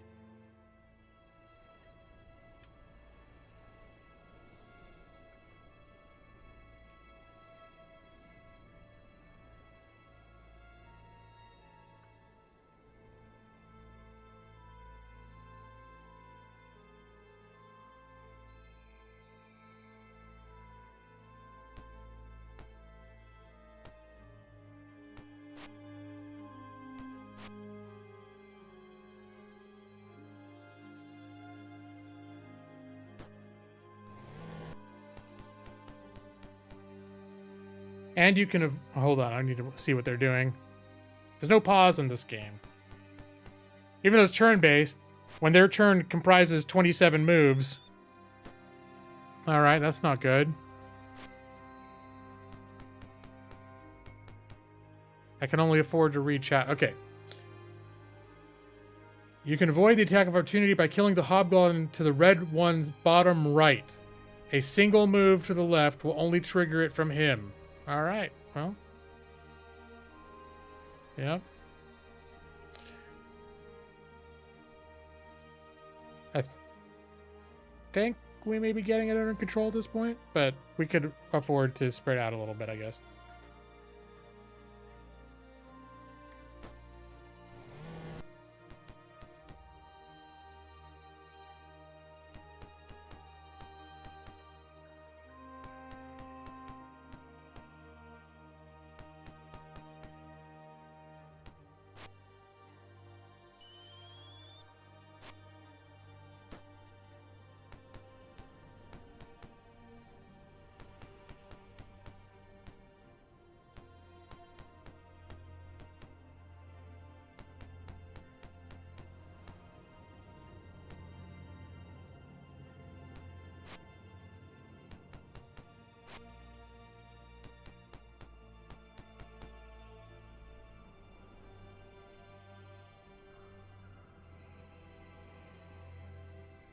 No.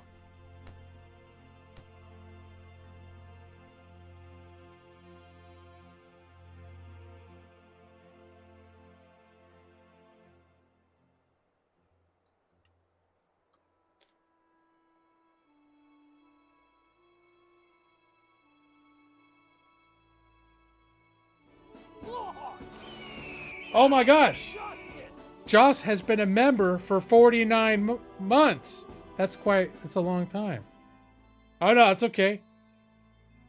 I always wanted to be on the big screen. I hope it's the biggest TV anyone ever did see. How you doing, Joss? Alright, if you don't chat that much, that's cool. If you're watching on TV. Just enjoy it. Yeah, this is where we want to go. I should have taken those out while I had the chance. But it's a comedy of errors.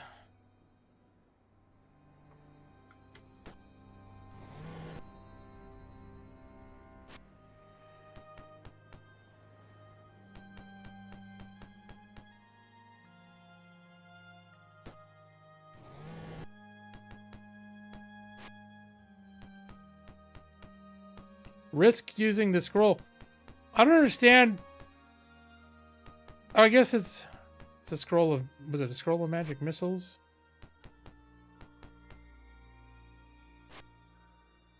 Yeah, why the hell not?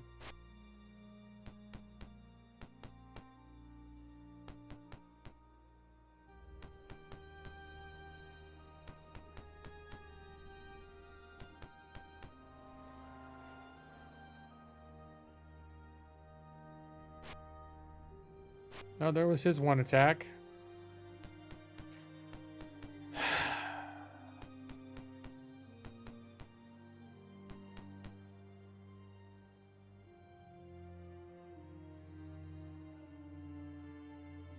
Does Bless only affect one person?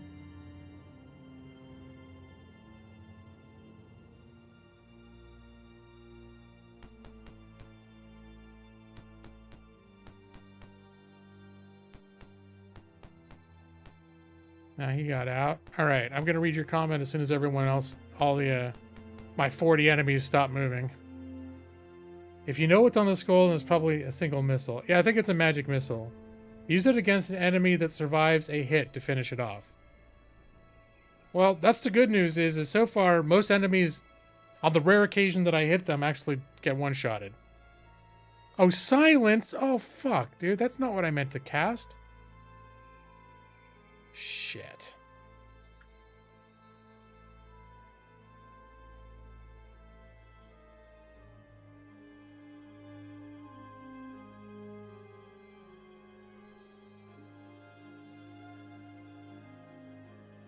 Can't I just cast it on an area?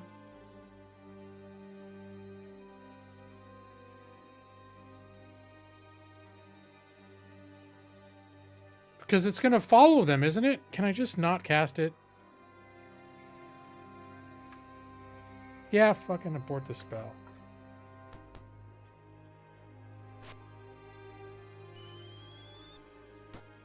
Yeah, eat shit.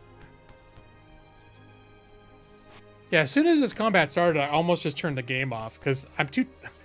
My day's been too long and I'm too fucking tired to deal with this thing right now.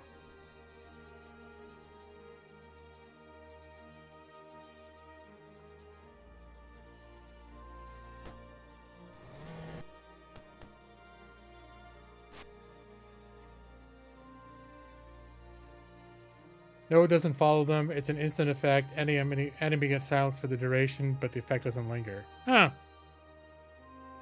Some version in some edition where it follows the target, because for some reason I thought I read somewhere in some place. In fact, now I'm...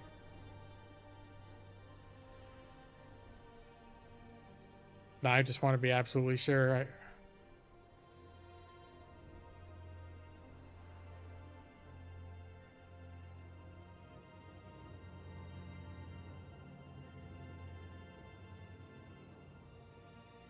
Silences any... Let's see. If cast on a person, the radius follows him around for the duration of the spell.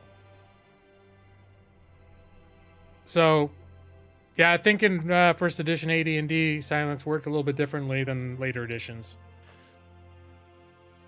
But yeah, unless this is inaccurate, if I cast it on a thing, that radius is going to follow him around, which I do not want. I do not want. Especially because these guys are all like melee dudes. And... oh, finally a hit.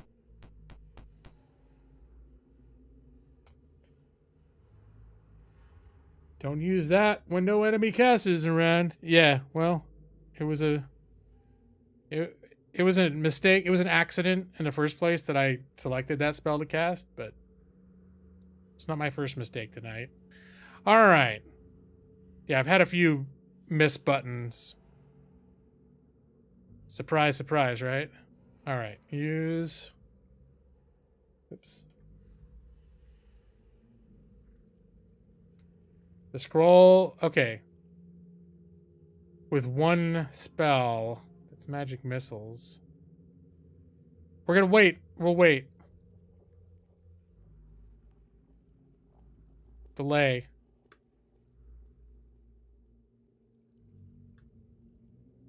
All right. Let's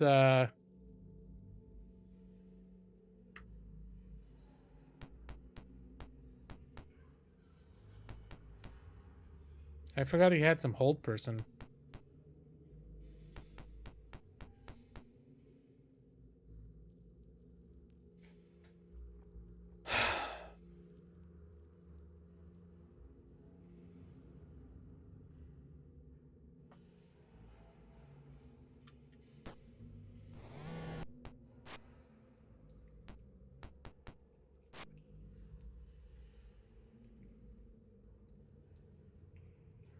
Oh, I didn't realize our archers could run out of arrows.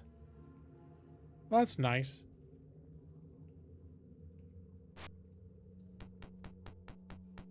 Oh, bullshit. Bullshit.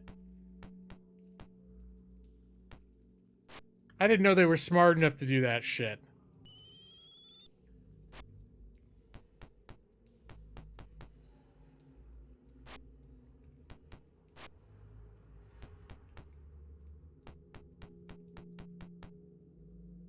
The ones I put to sleep starting to wake up yet?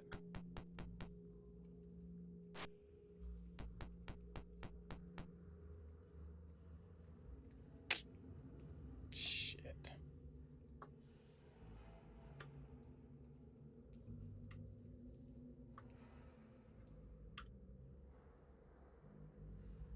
No, hold on. I hit R instead of E. There we go. Gotta keep that thing armed.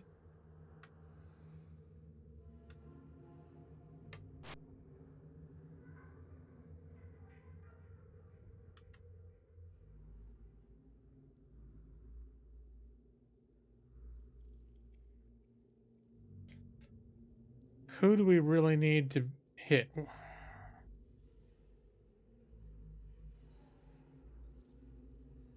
Now I want to look, because I thought Bless was multiple targets, but then I cast it before, and I think the first person I targeted was the only one that got it. Which means I think I don't know how it works in first edition. It affects those characters not in melee. Fuck.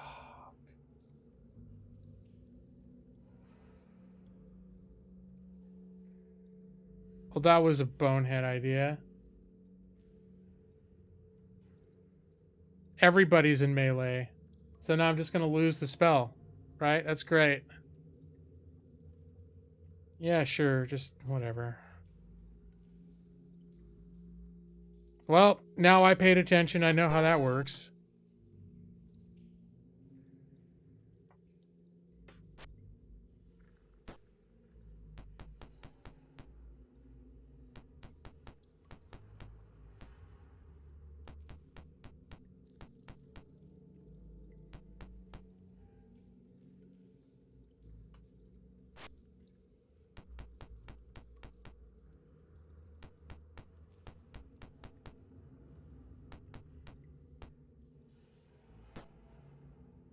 That's not good.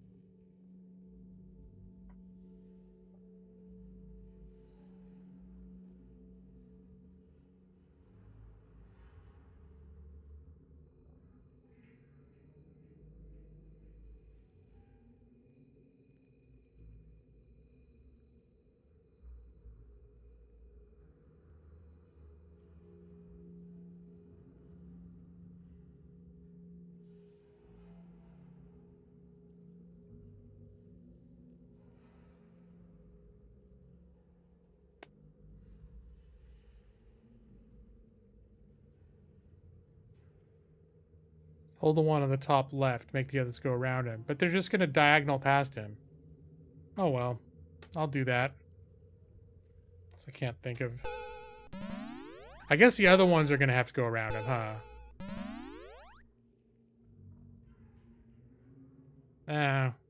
They're more resistant than I would have liked.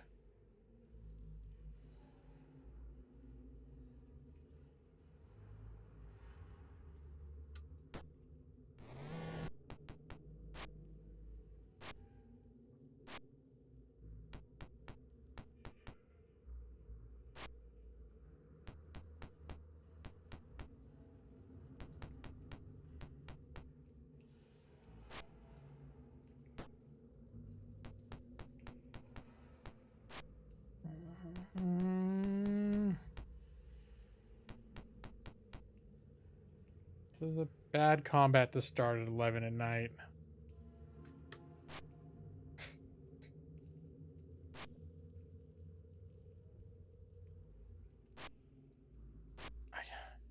Miss. At least they're missing too.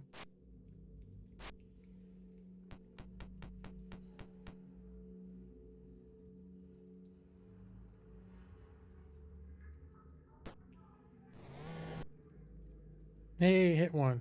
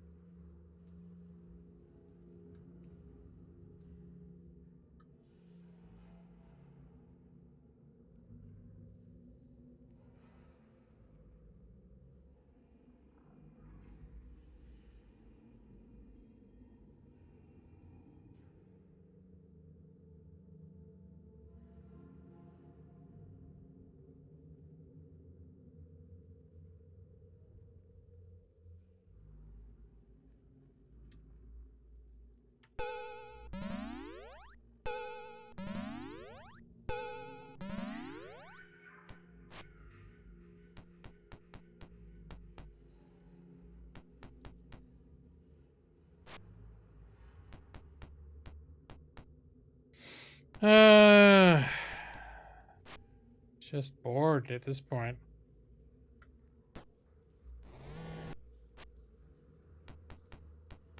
I think it's just I'm actually just getting tired. I might find this actually more exciting and engaging if I weren't just worn out right now. This is like, oh, I just poke around in this place a little bit more, no problem, right?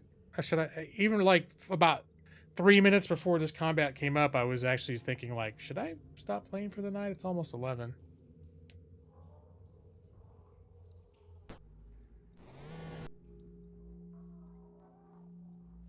No.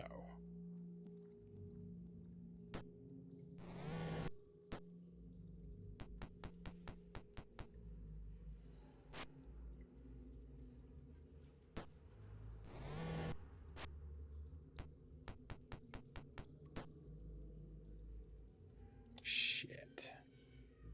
Evie, you woke up. I'm glad you got some rest, though, if you're not feeling well. But welcome back.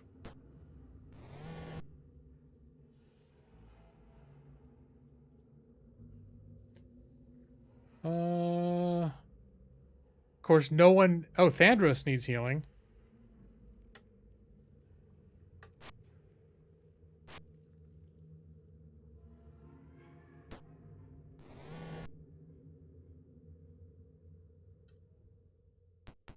He got like 1 hit point back. Great.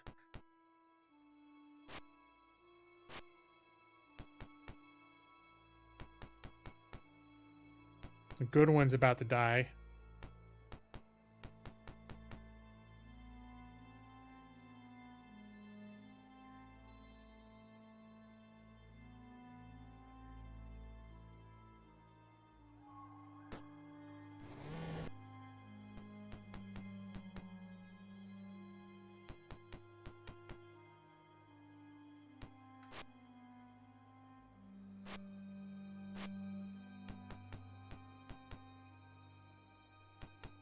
Oh my god, are they starting to flee?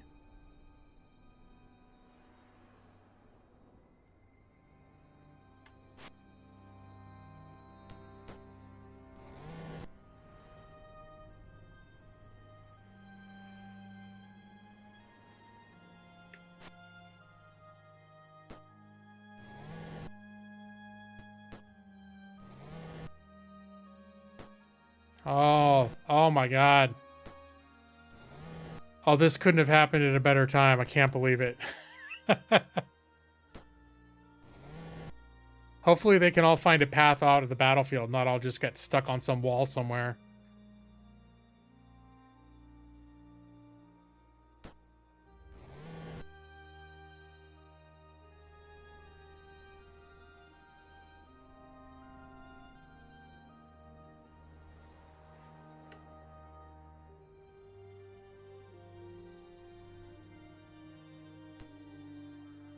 Take out the sleeping ones.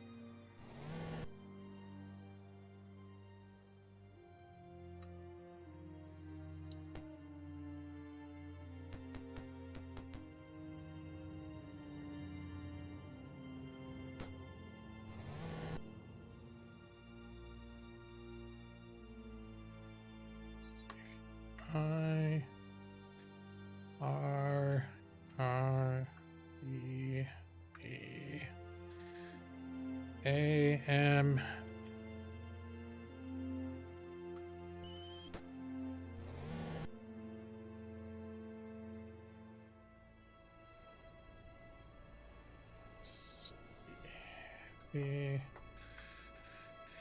I-R-R-R.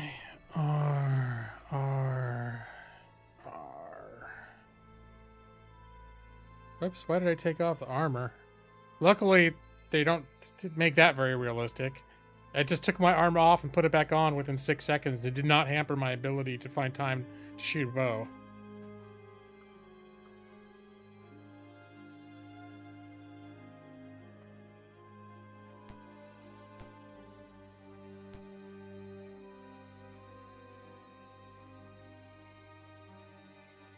Let's get some of these sleeping people out.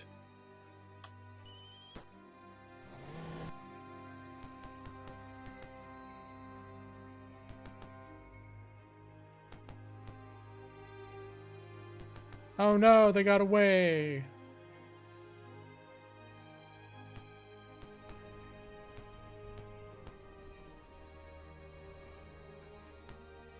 No, stop moving.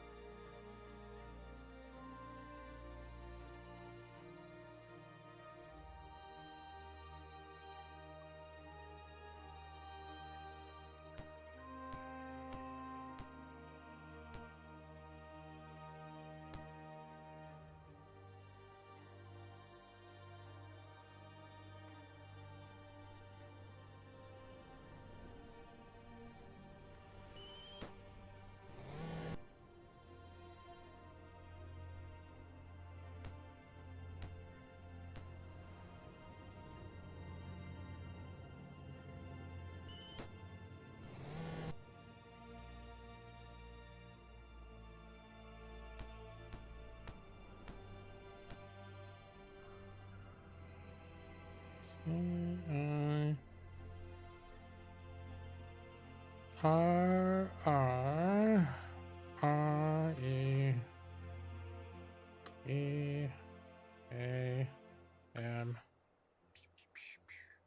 Alright, just gonna take that guy.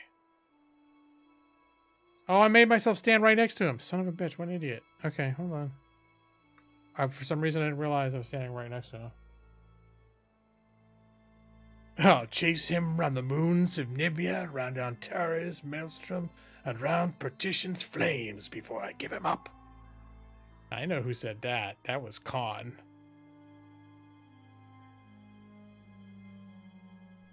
Well, them running away certainly did turn my frown upside down. I will say that. All right. But now I've got to put his weapon back on. Because like a Nimrod, I made him stand right next to the damn guy. All right, here's that. Get that shield. Get that. Get that. Oh, I put on the ring of fire resistance as long as I'm going to be holding on to it. Let's see. All right, now. There, that was a lot of work.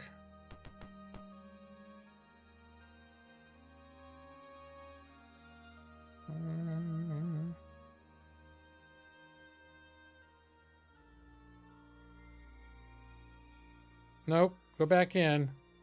Hit E instead of R.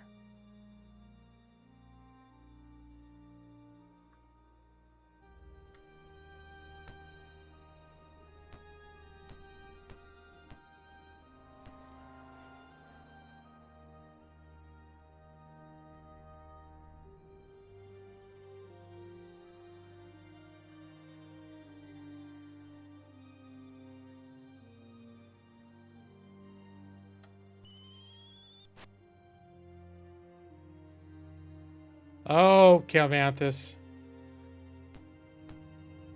The clerics don't... In Advanced D&D, I thought they could at least use slings, but they can't. So he's just going to sit here and twiddle his thumbs.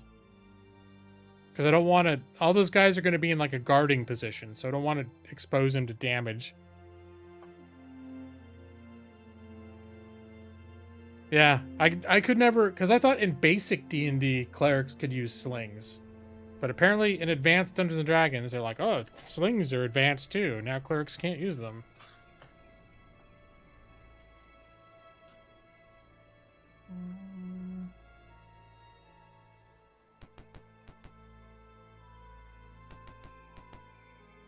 They got away.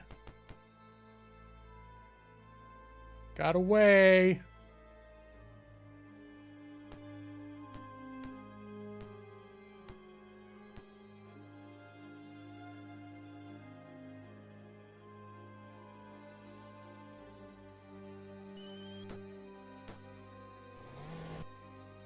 Brutal.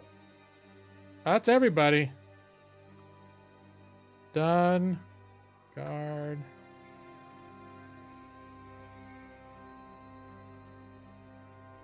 I guess we could start rearming people with their weapons.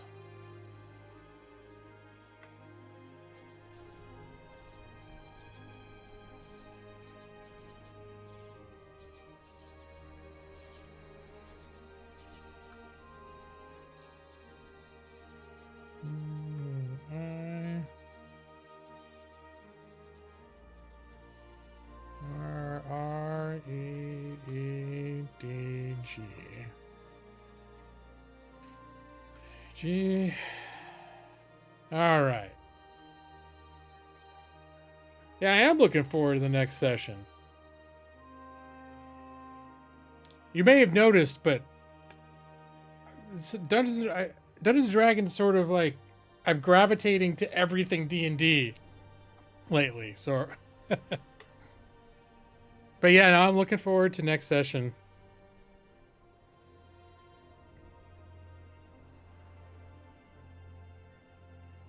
All right, let's see. Money.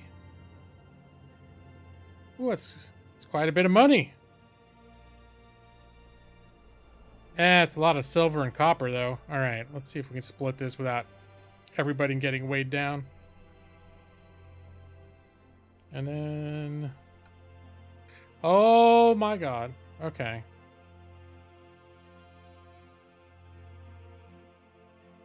Battle axe, battle axe. Anything not look like the others?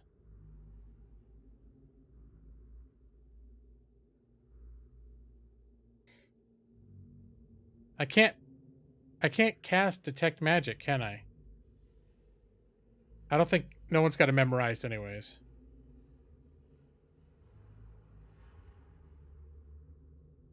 Two chainmails.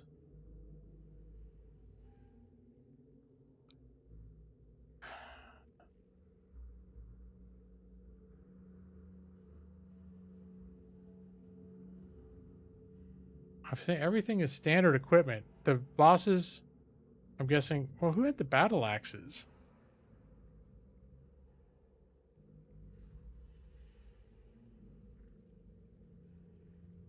You know, I'm going to take the battle axes and the chainmail.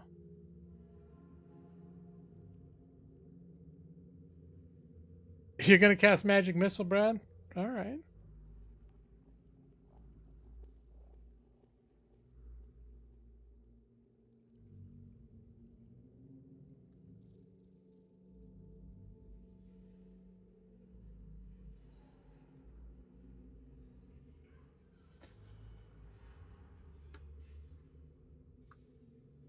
There's still... I know there's treasure. There's more... All those swords, unless they're magical, are going to be worth like 2 gold each. So, no. Unless something stands out. On a hobgoblin body, you find a note that you copy into your journal as entry 57. Okay, let's see what's in the journal. Journal. Did that not open the journal? Journal entry 57.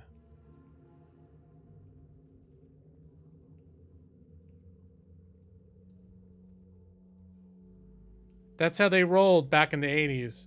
They didn't have enough memory on their floppy disk to fit all these words. What was it? Entry 57. Let me make a note of that too, so I can remember later.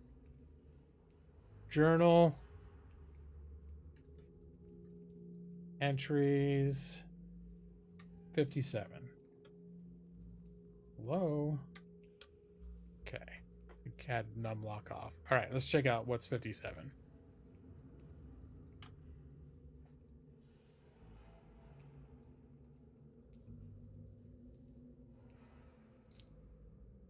All right.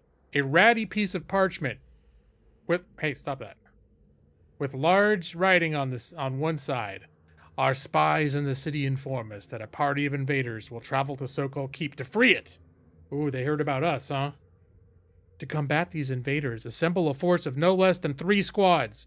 Travel by boat from the small docks at the west of town to Thorn Island. Move undetected to Sokol Keep. Find the adventurers in or around Sokol Keep. Kill them before they can return to the city with information about the situation at the keep. Return with the invaders' heads as proof of completion of your mission. Upon completion, you will be rewarded with food, treasure, and many slaves. Signed, the boss. Wow. I have a feeling that that's the force that I just killed. I never had a doubt. Never had a doubt. Let me see. Have a little look though. But I think what I'm gonna do now, I'm gonna use the magic heal button.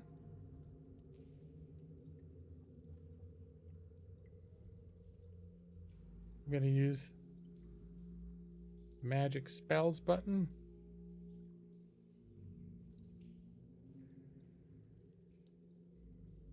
Oops.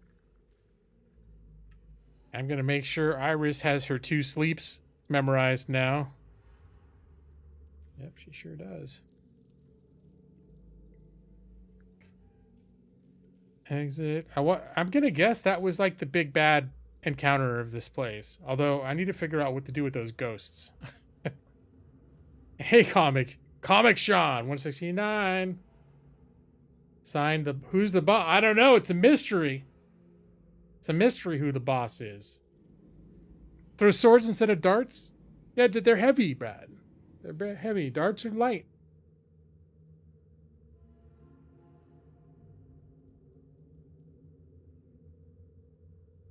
This represents the end of the island, so you'll be going back to town to shop and heal. I just noticed that. So wait, clearing it doesn't mean literally exploring the entire map. I'm still going to explore the entire map because it's going to be treasure rooms and shit like that. But I'm not going to do it right now because it's about a half hour past my bedtime. So instead, I'm going to encamp.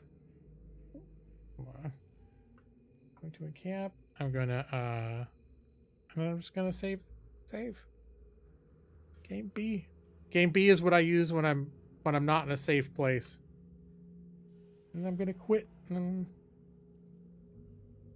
gonna quit the DOS. Boom. Oh, my illusion shattered. This is my desktop all along. Oh. All right, where's that ambient music too?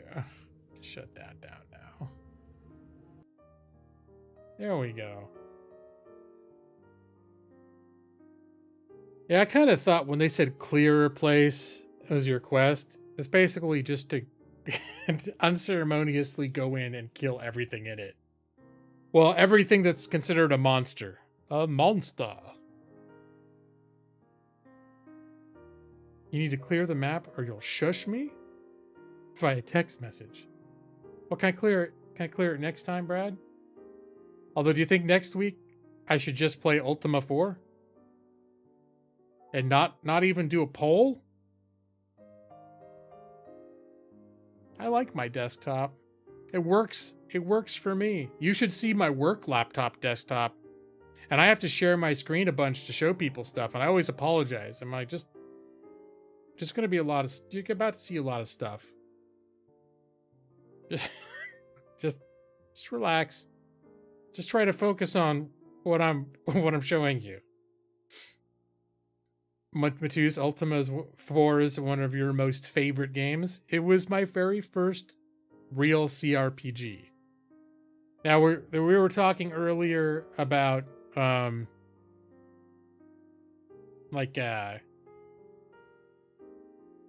is it? The Intellivision had a couple. In fact, now that we're talking about it, let me see.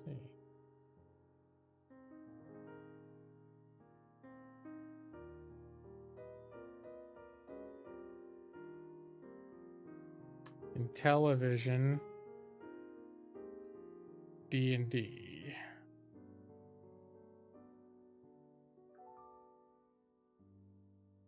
Games.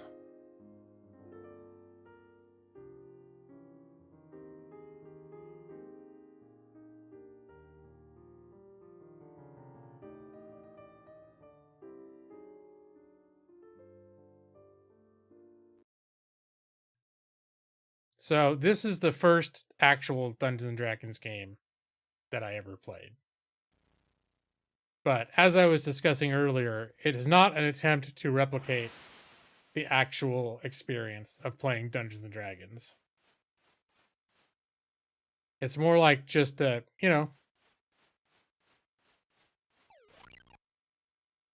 like it's definitely Dungeons & Dragons theme. But this is not in any way an attempt to be like, oh yeah, oh, you like to play Dungeons & Dragons? Do you know that they have a perfect representation of the pen and paper tabletop experience on this thing called an Intellivision?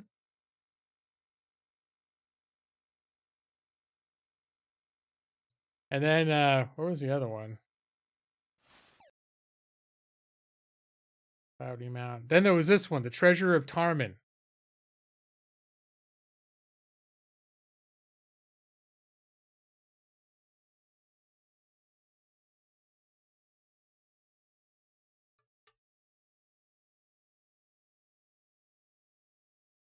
But I want to find one where someone's just playing.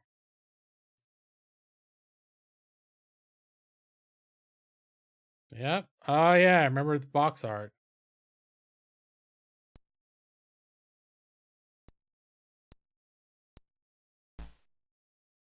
This one was a little bit more like an RPG.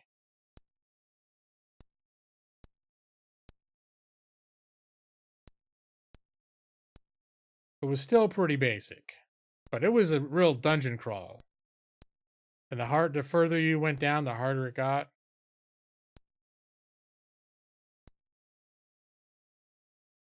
Set, you can only hold one item at a time. Yep, riveting. It looks like D&D. The one I just showed you when we're playing, that's what in your head, how you're envisioning it. It's like this 1979 character models running through just weirdly shaped corridors. I remember being blown away by this one because it actually had like some type of progression. I think it was mostly in the form of items that you would get. More powerful magic items. And the other one was more of like a quest to get from one side of the big map to the other. And that one felt a little bit like The Hobbit though, because you're trying to get to across the map to a mountain. It reminded me of going to, what the fuck is that? Guy's you're pushing the wrong button, bro. I remember that sound. That's the sound when you push the wrong fucking button on the Intellivision. Some terrible. Stop pushing the wrong button, dude.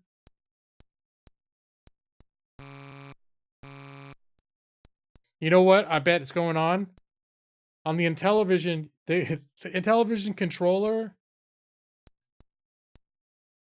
Let's see.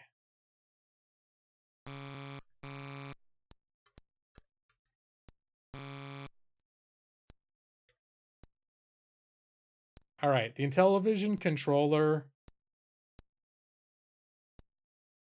Okay, this is what the Intellivision looked like. This, right? So that controller was like every game had a like a sleeve that you slip in here, and all these buttons it would show you things. So let me see. Television, Dungeons, Dragons, control, sleeve. That.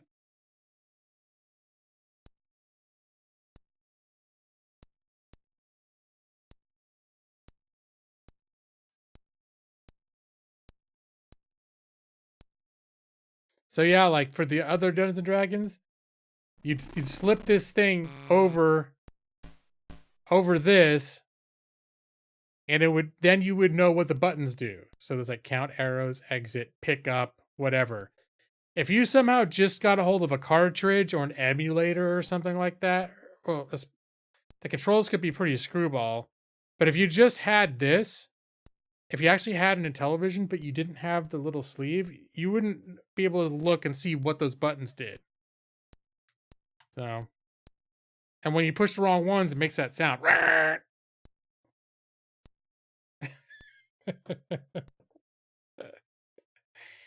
You were blown away when you were like 8. All right. Well, so now you've actually seen it. When I say that Pool of Radiance, which I played this evening, was the first Dungeons and Dragons game that I played that accurately, or attempted at least, and for the most part succeeded at accurately presenting advanced Dungeons and Dragons rules in like a true way. That was a translation, an attempt to make a direct translation of actually playing real Dungeons and Dragons. Whereas, yes, there were games before that were Dungeons and Dragons license, but neither one of those games was like, oh, when you start, which race and class are you going to pick? This is how many hit points you have. Your sword does this much. You can memorize one spell a day till you get to second level, and so on and so forth. Were you aware of the Intellivision controller, Brad? Because I just have a feeling, I mean, you're a seasoned individual of an advancing age, but I would think that by the time you were old enough to play games, probably Intellivision wasn't a thing. Unless you just had one in your house. I don't know. Maybe your family had one from before you were born. And then, or hey, it would have been popular when you were born. And then a few years later, you got old. Did you play Intellivision when you were growing up? I just would have think if you're born, like, if you're pushing 10 years old, younger than me, you missed it. You missed Intellivision. They were still out there, but no one gave a shit. People were getting Nintendo at that point. They wouldn't have been buying Intellivision unless for some reason they're like, hey, look, what's this thing that Dad had in the garage under this tarp? What is this, a telephone? It's this little disc on the bottom. Hello? Gotta be quiet. Just realized I'm being very loud. I haven't been, you know what time it is, right? Hasn't happened yet, has it? No? Okay, gonna be quiet now. And you did play Intellivision back in the day. Yeah, I just fell in a little Intellivision rabbit hole like about a week or two ago, where there's a dude that on his channel reviews like really old vintage games, and he's reviewed a ton of Intellivision games, like just almost every one that I could remember he's reviewed. I was like, holy crap, he's reviewed like 50 of them. And you know, like decent, detailed, like, 8 to 10 minute reviews. This is kind of cool.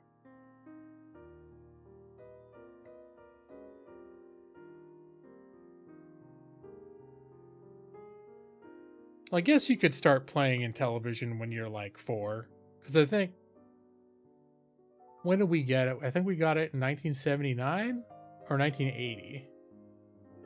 And that would have put me around 7 when we got it. And then it was probably like something that people played for the next at least 5 or 6 years. I think it was Nintendo came out, but I think Nintendo took a couple years before it was in everybody's household.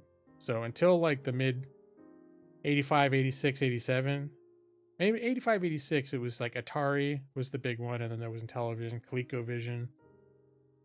There were a few. So yeah, I guess you're right. You would have been in the right. You've been in the right time frame there.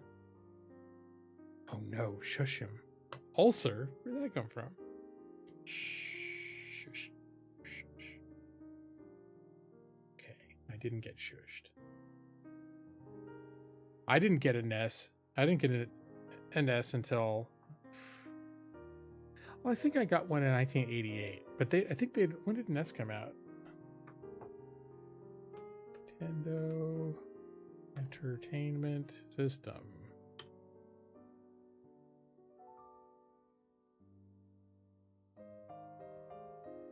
It was released in American test markets in October 1985.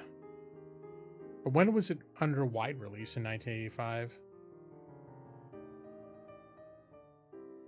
October 18, 1985?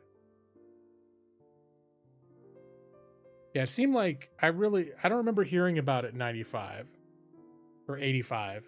I think the first I remember specifically hearing about Nintendo is when I was in middle school. And that would have been like, I think 1987, maybe. And that's when all of a sudden people were like bringing Nintendo Power to school and all that stuff.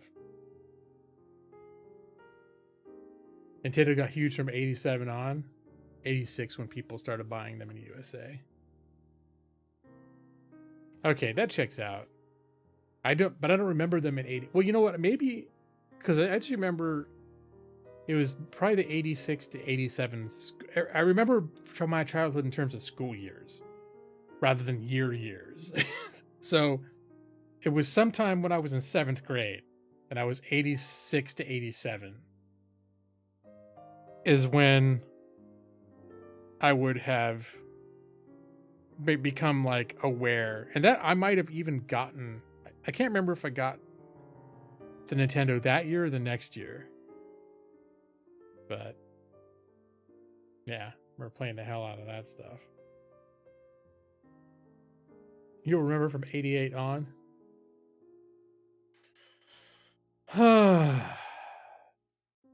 All right, guys. Well, we're pushing midnight. We're well past the shushing hour, and by the grace of God go I with no shush. No shush has happened yet, but a shush could come in any form. It could come as a knock on the door, or come as a text.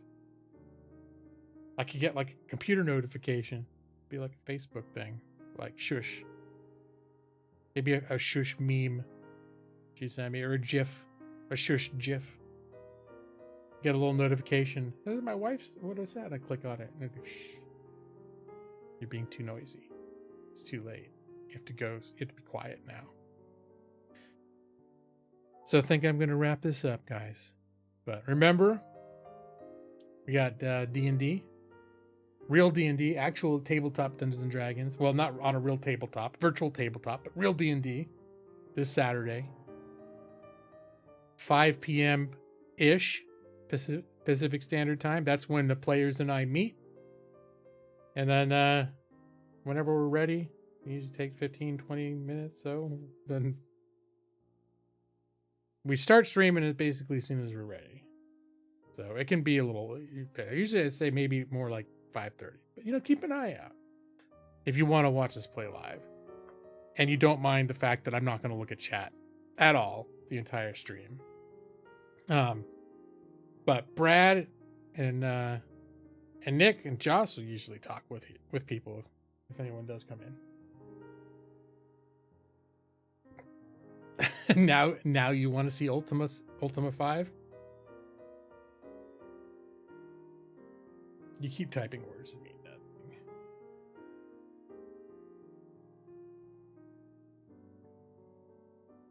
See, did I put an Ultima trailer here? Nah, I didn't.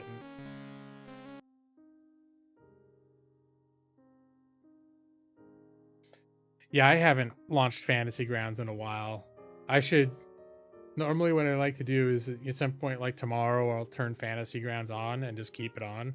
You can update it without logging into the campaign, but I also like to have the campaign open because if anyone wants to look at their characters or anything else, you can't access it unless I have it turned on my computer, and we're running the same version too. Ultima 5 is on a whole other level from Ultima 4. Yeah, I played Ultima 4, 5, and 6, and I think at the time I liked Ultima 5 even more than Ultima 4. It was a much more, I don't know. Well, Ultima 4 was pretty cool in its own way. I mean, just if you think about it, it's a lot more subtle of a story. It's kind of very unique. It's not go kill the Dark Lord. It's a very different kind of story, which I got to give him props. It's pretty unique even today among games. Very innovative. But yeah, 5 took what was set up in 4. It can, like a direct continuation, took what was set up in 4, and I found it really interesting. 5 I thought was really interesting. And 6 I remember liking. I liked 6 too, but I think 5 for me at the time was sort of the pinnacle. Like I really thought 5 was good.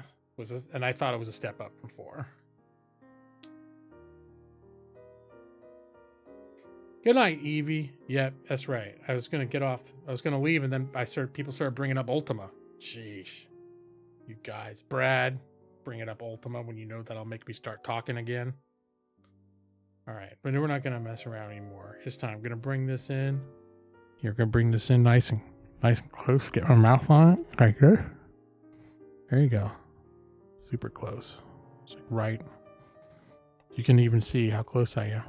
You're right there. Can you tell? That's where it's really close. Yeah, I'll start with 1. I'll even do like all those weird side. There's like those spin-off ones that aren't part of the main series at all. And hi, Path Lake. You catch me right at the end, but don't worry, I've got something special for you. Here we go. Don't go away. Something's gonna happen. It's gonna dim the lights. All right, everybody. I know you're all very excited about Ultima and Dungeons and Dragons. But now it's time to take a breath. Time to relax. Even you, Brad. I know it's in the middle of the day where you are, but sometimes you need a siesta, right? I take a deep breath in. Relax those muscles. Unclench that butt. You remember the butt's the largest muscle in the body. You gotta relax it. Go to sleep. And good night. Your eyes are getting so heavy. Go to sleep now. Brad Pritchard, Comic Sean, EV23, Path Lake, Matus. Go to sleep. Nixie and Josadai, if you're still there watching on television, I'll be waiting for you in your dreams.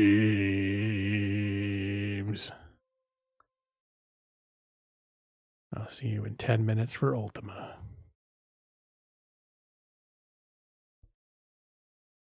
Not